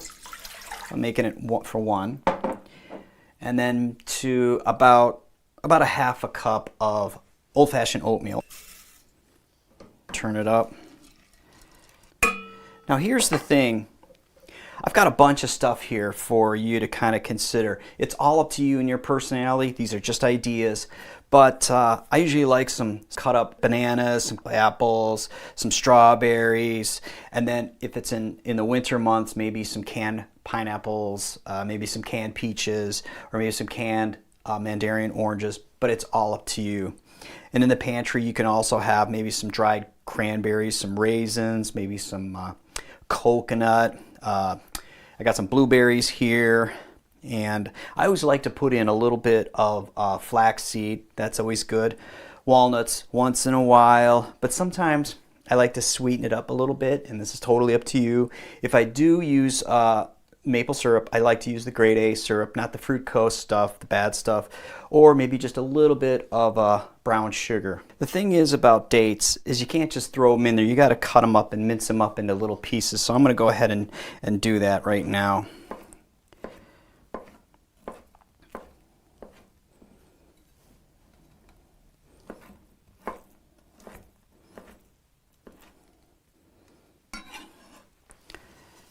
Go ahead and put those in. And the thing about dates, it's a natural way to sweeten up your oatmeal. And also, dates are really good for you. Okay, so we'll go ahead and cut up some strawberries.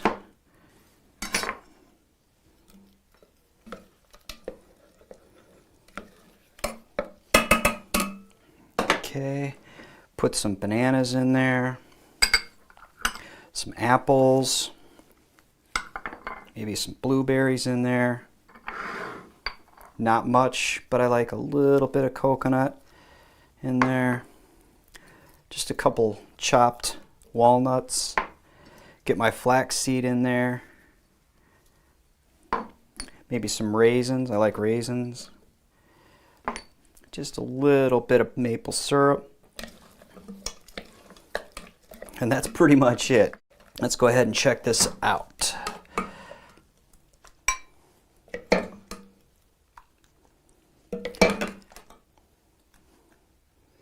There you go. So it's relatively easy to do. It's just about the time that it takes you to cut up some fruit, maybe grab some stuff from the pantry, but this is so much better for you than that instant stuff. And it's so good. Today I'm going to be making creamy penne with sun-dried tomatoes. I'm going to be using some basil, some garlic, some sun-dried tomatoes, a little bit of lemon juice, some raw cashews, some unsweetened almond milk. And as you can see, I always try to use some type of whole wheat pasta. It's very important for us to have some type of fiber every single day.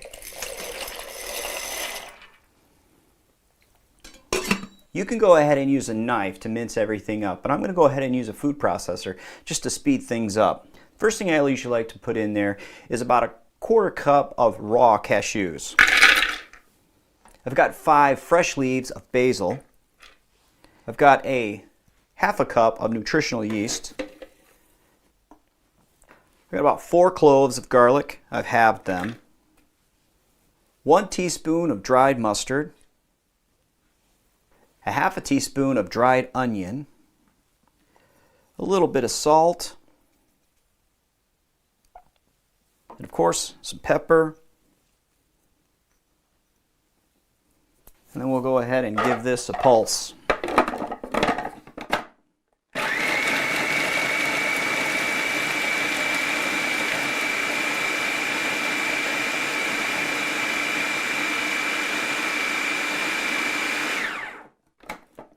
Okay, that's about the consistency I like. It's a little bit like a Parmesan cheese kind of mixture. Now it's time to go ahead and put in the wet ingredients. Some lemon juice.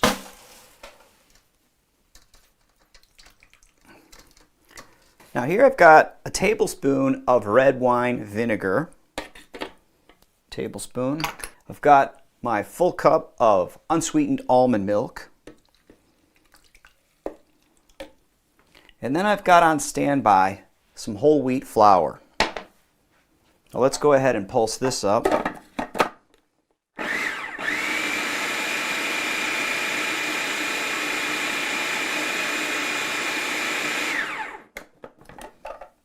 All right.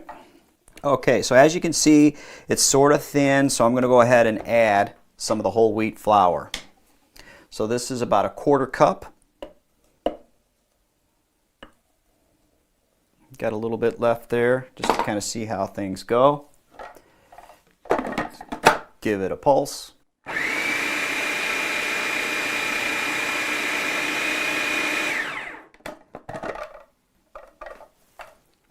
Let's go ahead and check this out. Okay, it's still a little bit thin, so I'm going to go ahead and put the whole quarter cup of whole wheat flour. Now it's time to put in the sun-dried tomatoes. These are not the jar can that has the oil in it. These are the packages that usually are found in your produce section of your local grocery store. So I'm going to go ahead and put these in. Okay, that's looking pretty creamy, so I'm going to go ahead and add it to a small pot that I have. You can always microwave this if you want, but I'm going to go ahead and put it in here. Okay, so my noodles are about done. Let's go ahead and get them drained. Go ahead and put these in the bowl. Let's go ahead and add my sauce. Let's go ahead and stir this up.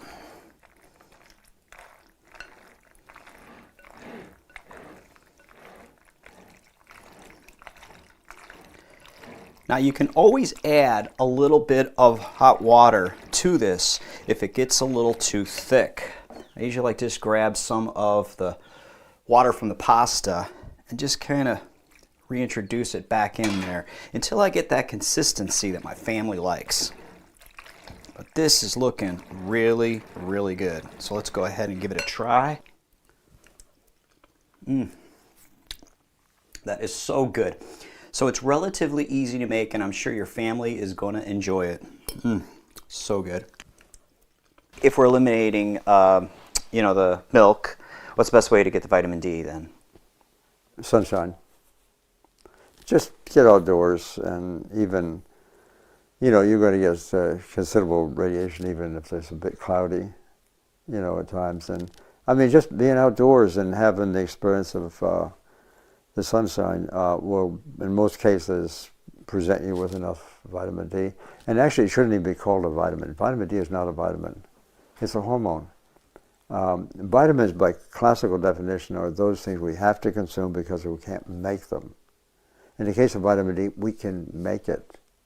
All it needs to do is shine the sunshine on some precursor compounds in our skin, and it converts it over to vitamin D.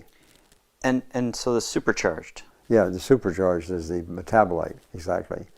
You can form it in your skin, it goes to the liver. That form is called the 25-hydroxy vitamin D. It's a storage form. So we store it. We store it in our liver largely. And then when the body wants some vitamin D activity, it actually pulls out some of that and converts it to a product that was our word, called supercharged vitamin D. Yeah, and I'm not sure anyone else used that, but chemically the 25-hydroxy is converted into a dihydroxy form, oftentimes in the kidney and elsewhere. And it's that form that's like 1,000 times more potent than the storage form. And so the body is working with a system, converting some of that to something that's far more potent. And that has to be metered, monitored. And the body does a beautiful job of doing that. It decides on how much to take this and how much to make here. And the amount it makes here is what the body decides needs to be made for that purpose. There are some northern climates, like where I am in Rochester, New York, where a vitamin D supplement in the wintertime when I'm hardly getting outside, and even if I did with our latitude where I'm not going to make much vitamin D, a vitamin D supplement I think is a good idea, a small one, 1,000 units. But generally, vitamin D is a sunshine thing. It's not really a food thing. So I read this really interesting thing about the 1990s in China had an extremely dramatic shift in their diet. And there was also an increase in, in diabetes and in this region. So, and I attribute it to, I think, the change in their Western introduction of foods. Do you have any thoughts on that? Yeah, if you ask a lot of people, you tell them, okay, diabetes is now rampant in China. What do you think that's due to? A lot of people will say, so the white rice. You heard that. But if you look... 1,000 years, right? Yeah, right. Yeah, all of a sudden. Right. If you look back through the past 50 years, China has had this remarkable economic transition very fast and very comprehensive. And what happened in the late 1980s was the fast food started coming in. In the 1990s, it was some of the supermarkets and convenience kind of businesses. But And what you see is that the diet of China changed rapidly and dramatically from about 1970s, 1980, all the way up to 2010, probably still changing. And researchers have found that the dietary transition was characterized by basically three big shifts. One was the introduction of cheap edible oils. So they started having oil available cheaply and using it. So much higher fat intake. The other was the increase in meat consumption. So poultry, pork, for example.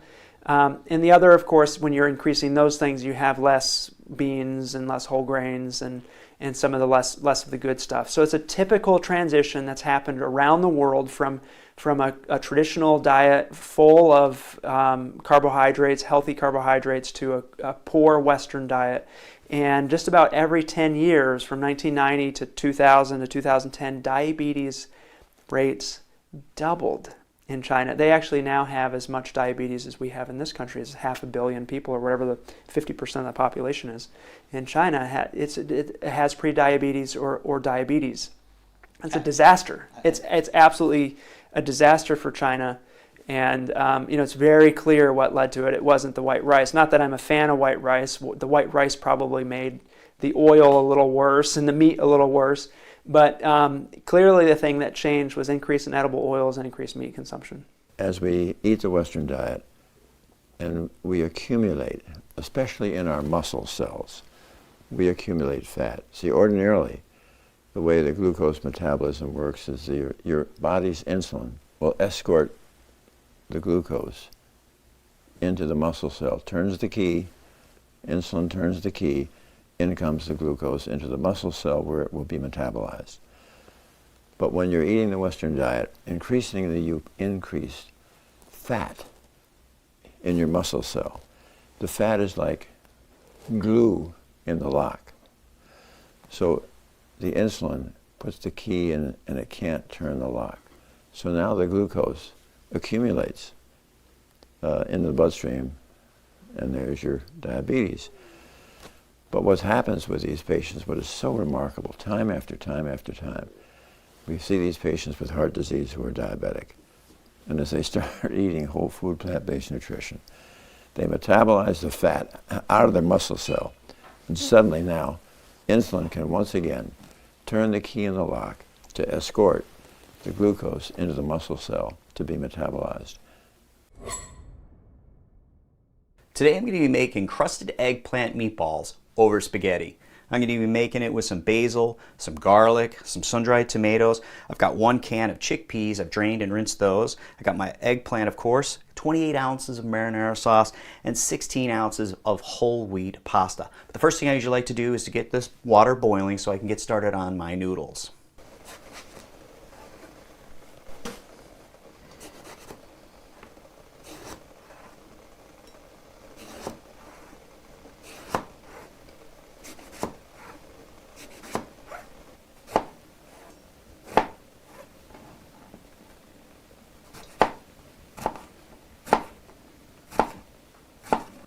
So as you can see, I like to cut the eggplant into 1/4-inch pieces.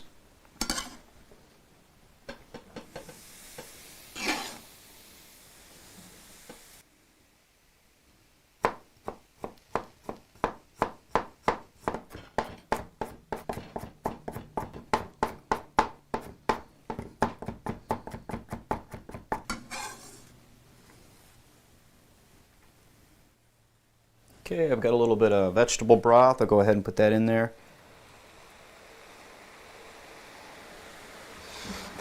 Start sauteing these up.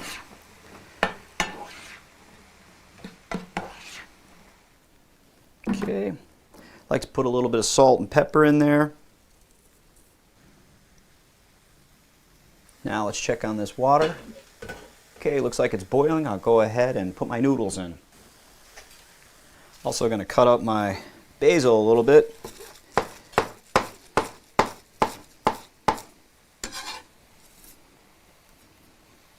I'm going to cut up my sun-dried tomatoes a little bit. Okay, we'll save these for a little bit later. right, these are coming along real nice. So they're starting to dry up a little bit, so I'm going to go ahead and put just a little bit more of my vegetable broth in there. And just keep sauteing them.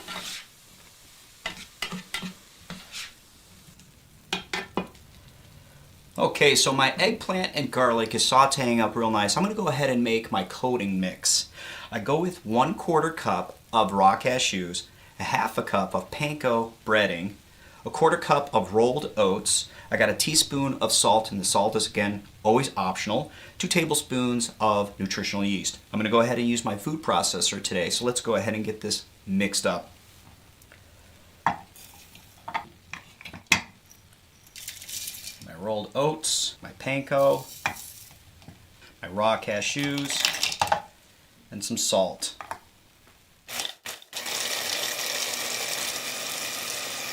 So that's my coating mix. Okay, so I just preheated my oven at 375. It's time to make the meatball mix. I've got my 1 can of drained and rinsed chickpeas. I've got my sun-dried tomatoes. These are not the ones that you get in the jar with the olive oil. These are in the package, the plastic package that you find in your produce department. So I've got some sun-dried tomatoes. I don't know, it's probably about 3 tablespoons. Then I've got my basil. And we're going to go ahead and pulse this up a bit. Go ahead and get it off the sides. And now I've got a 1/2 cup of vegetable broth. We'll go ahead and put that in there. Mix this up. All right, that's looking pretty good. So I've got a teaspoon of oregano. I'll put that in there. 1 teaspoon oregano. 1 teaspoon of parsley. Go ahead and mix this up. Let's get it off the sides. So as you can see, it's kind of a pasty mix. Don't want to get it too wet.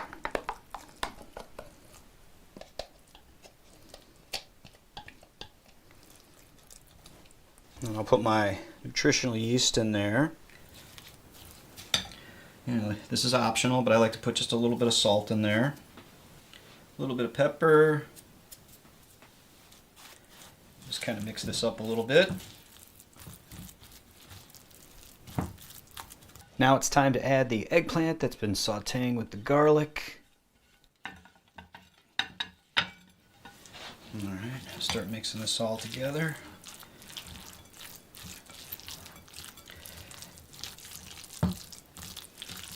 Now, as you can see, it's still kind of loose. See how it's just a little bit loose? It's not really ready to make a meatball. That's what I have on hand. About a 1/2 cup of Italian breadcrumbs, and I just kind of mix it in there a little bit, just to kind of get that right consistency, so I can start rolling it up into a ball. I'm gonna go ahead and add the rest of the breadcrumbs. So that right there is a 1/2 cup of Italian breadcrumbs. Okay, so now it's time to go ahead and make the meatballs. I've lined a cookie sheet with some parchment paper. I've got my coating mix all ready to go, so it's like an assembly line.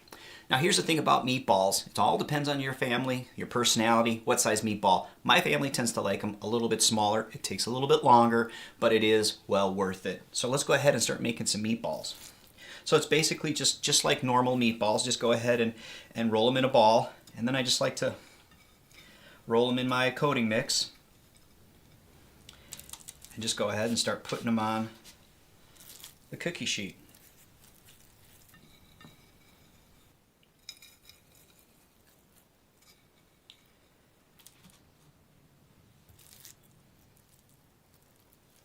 Okay, so my meatballs are all done. I'm going to go ahead and put them in the oven at 375 for about 30 minutes. Okay, so my meatballs are in the oven, so now I'm going to go ahead and start warming up my marinara sauce. Oh, these meatballs turned out fantastic. I just can't wait to taste them. So let's go ahead and get ourselves a little bit of pasta.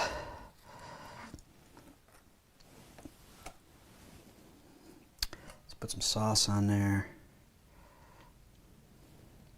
Give me a couple meatballs. A little bit of sauce on top of the meatballs. This is going to be good. I can just tell. Let's go ahead and cut one. Oh, they look fantastic.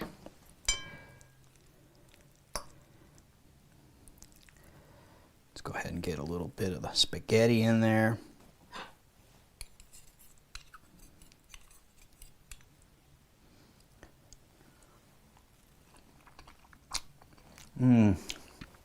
That is so good. Oh, fabulous meal. Today I'm going to be making an Asian-inspired dish. It's Mandarin orange cauliflower over a bed of rice. It's a little bit like sweet and sour chicken, except it's whole plant-based. I'll be using a head of cauliflower, an onion of course, some green onions, some garlic, 2 cups of tomato sauce, and a can of Mandarin oranges. I usually use the 11 ounce, which is the smaller can, not the real tall one. But before I begin, I usually get started on my rice because it always takes so much time to do. So today I'm going to be doing a long grain brown. 1 cup of rice to 2 cups of water.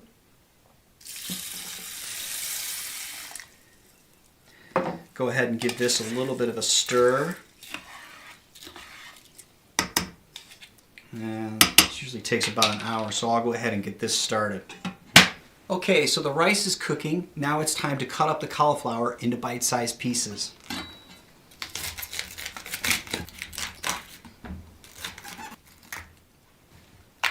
I'm going to go ahead and coat these with unsweetened almond milk and then coat them again in some breadcrumbs and some spices. And just go ahead and put the cauliflower in the bag. Okay, so I've got the cauliflower in the reclosable bag. I'm going to go ahead and put some unsweetened almond milk in the bag. And all this is going to do is just to coat all the cauliflower so it just has a little bit of moisture for the breadcrumbs to coat to. Just got to make sure it's nice and closed. Just keep working in that unsweetened almond milk so the cauliflower is now coated. Okay, that's good and coated. So now I'm going to go ahead and get my second reclosable bag and put my breadcrumbs in. But first, let's put a little bit of pepper and some salt. Again, that's optional. Give this a shake around. There we go. So now I got some spices in the breadcrumbs.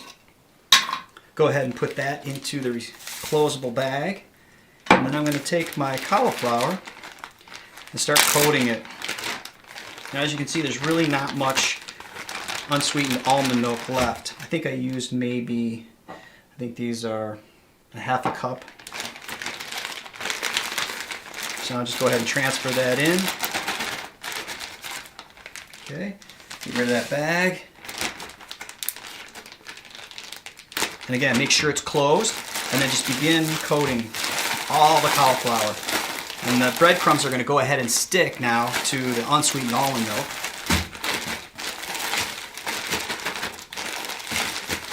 So what I have here is a baking rack. It's similar to a cooling rack, you know, like for cookies, except this can go in the oven. The reason why I like this is because it has a little bit of like a dry fryer. The air can ventilate around the vegetable and make it crispy on all sides instead of just sitting them on a baking dish like this. So before I go ahead and start arranging them, I like to put a little bit of tin foil so I don't have to clean up all the mess.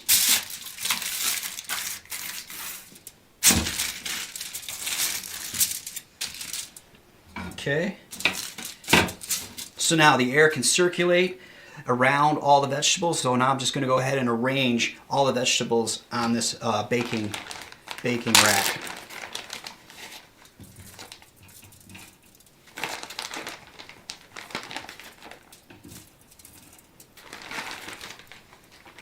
So there you have it. Now I have my vegetables laid out on this baking rack, and you can see how the air will be able to ventilate around it, which will give it a crispier edge around the entire surface of the vegetable itself. Okay, so I'm going to go ahead and put this in the oven at about 400 for about 20 minutes. Okay, so now it's time to make the sauce. So I'm going to go ahead and start mincing up the garlic.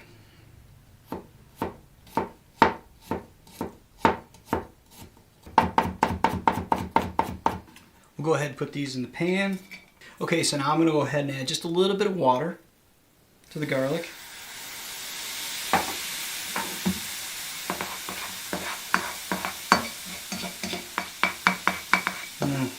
It's smelling really good already. You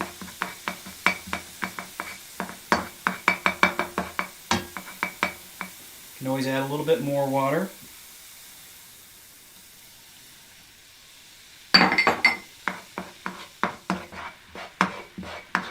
Okay, that's just starting to get a little bit translucent, so I'm going to go ahead and start cutting up my onion.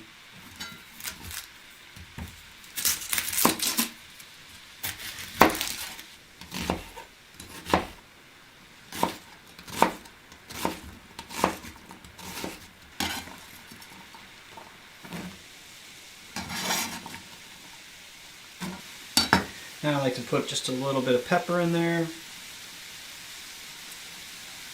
And a little bit of salt. Again, that's optional. The garlic is just starting to caramelize a little bit. Don't forget, you can always add a little more water.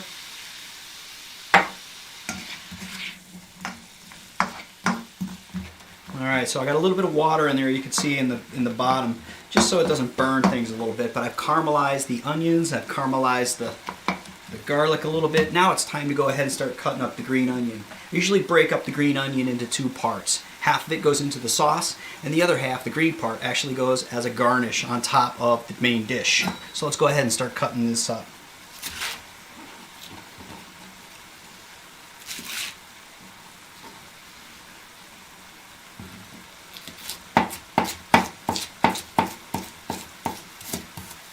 There. Now we'll save that for the garnish on top. Let's go ahead and check on the onions and make sure the water's not disappearing. And as you can see, it's just starting to disappear a little bit. So again, I just add a little bit more water as I go. And continue to stir them up. They're getting nice and yellow, so that means they're caramelizing up pretty good. So now it's time to go ahead and cut up the rest of the green onions.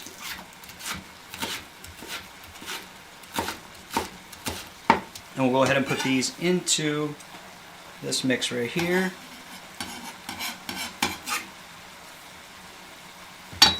We'll go ahead and give this a stir in.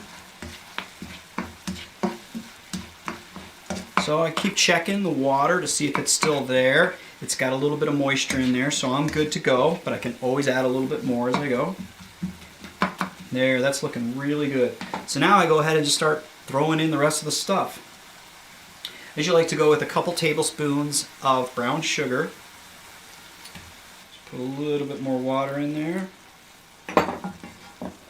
Then a quarter cup of white sugar. I got a tablespoon of tamari sauce. And a little bit of sriracha or sriracha. You know, like a tablespoon, maybe that's all up to you. Get this going. And then I go ahead and add my 2 cups of tomato sauce. And we'll let that start to stew up a bit. Okay, so I like to let this cook for about 10 or 15 minutes just to kind of get rid of some of the moisture in the sauce. And I'll go ahead and add the mandarin oranges. Again, that's about 11 ounces, I think it was. And then go ahead and put in my green onions.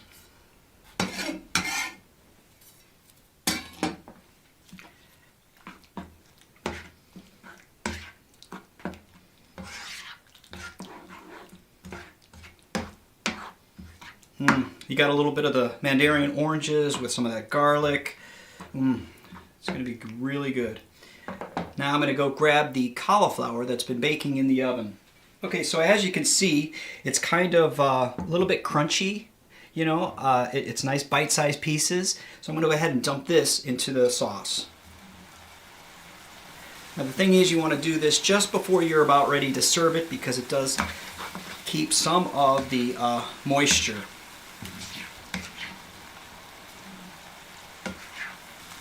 Let's get some rice. See how this is doing. Oh, this is looking good. We'll go ahead and fluff this up. Whew, it's a little hot.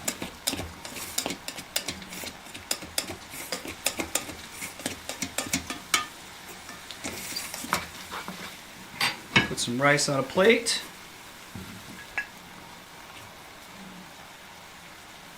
Put that out of the way. And we'll go ahead and get some of this. And there you go. It's like a sweet and sour chicken, but it is whole, plant-based. It is awesome, and I can't wait to taste this.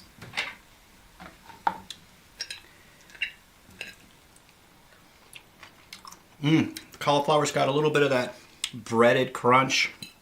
I love the garlic. You know, I just can't believe this is whole, plant-based. This is awesome. The family's gonna dig this one. How did we get to this point of ignoring or even buying into this Western diet? Is that what you're saying? Yeah, how did we get into the Western diet? Why did we go there? And furthermore, at this point in time, why is that being defined as the best diet? Yeah. Because that's where I started. We heard they had the study, the data from China. And we had all this background stuff from the laboratory. You know, looking at mechanisms and all that kind of stuff.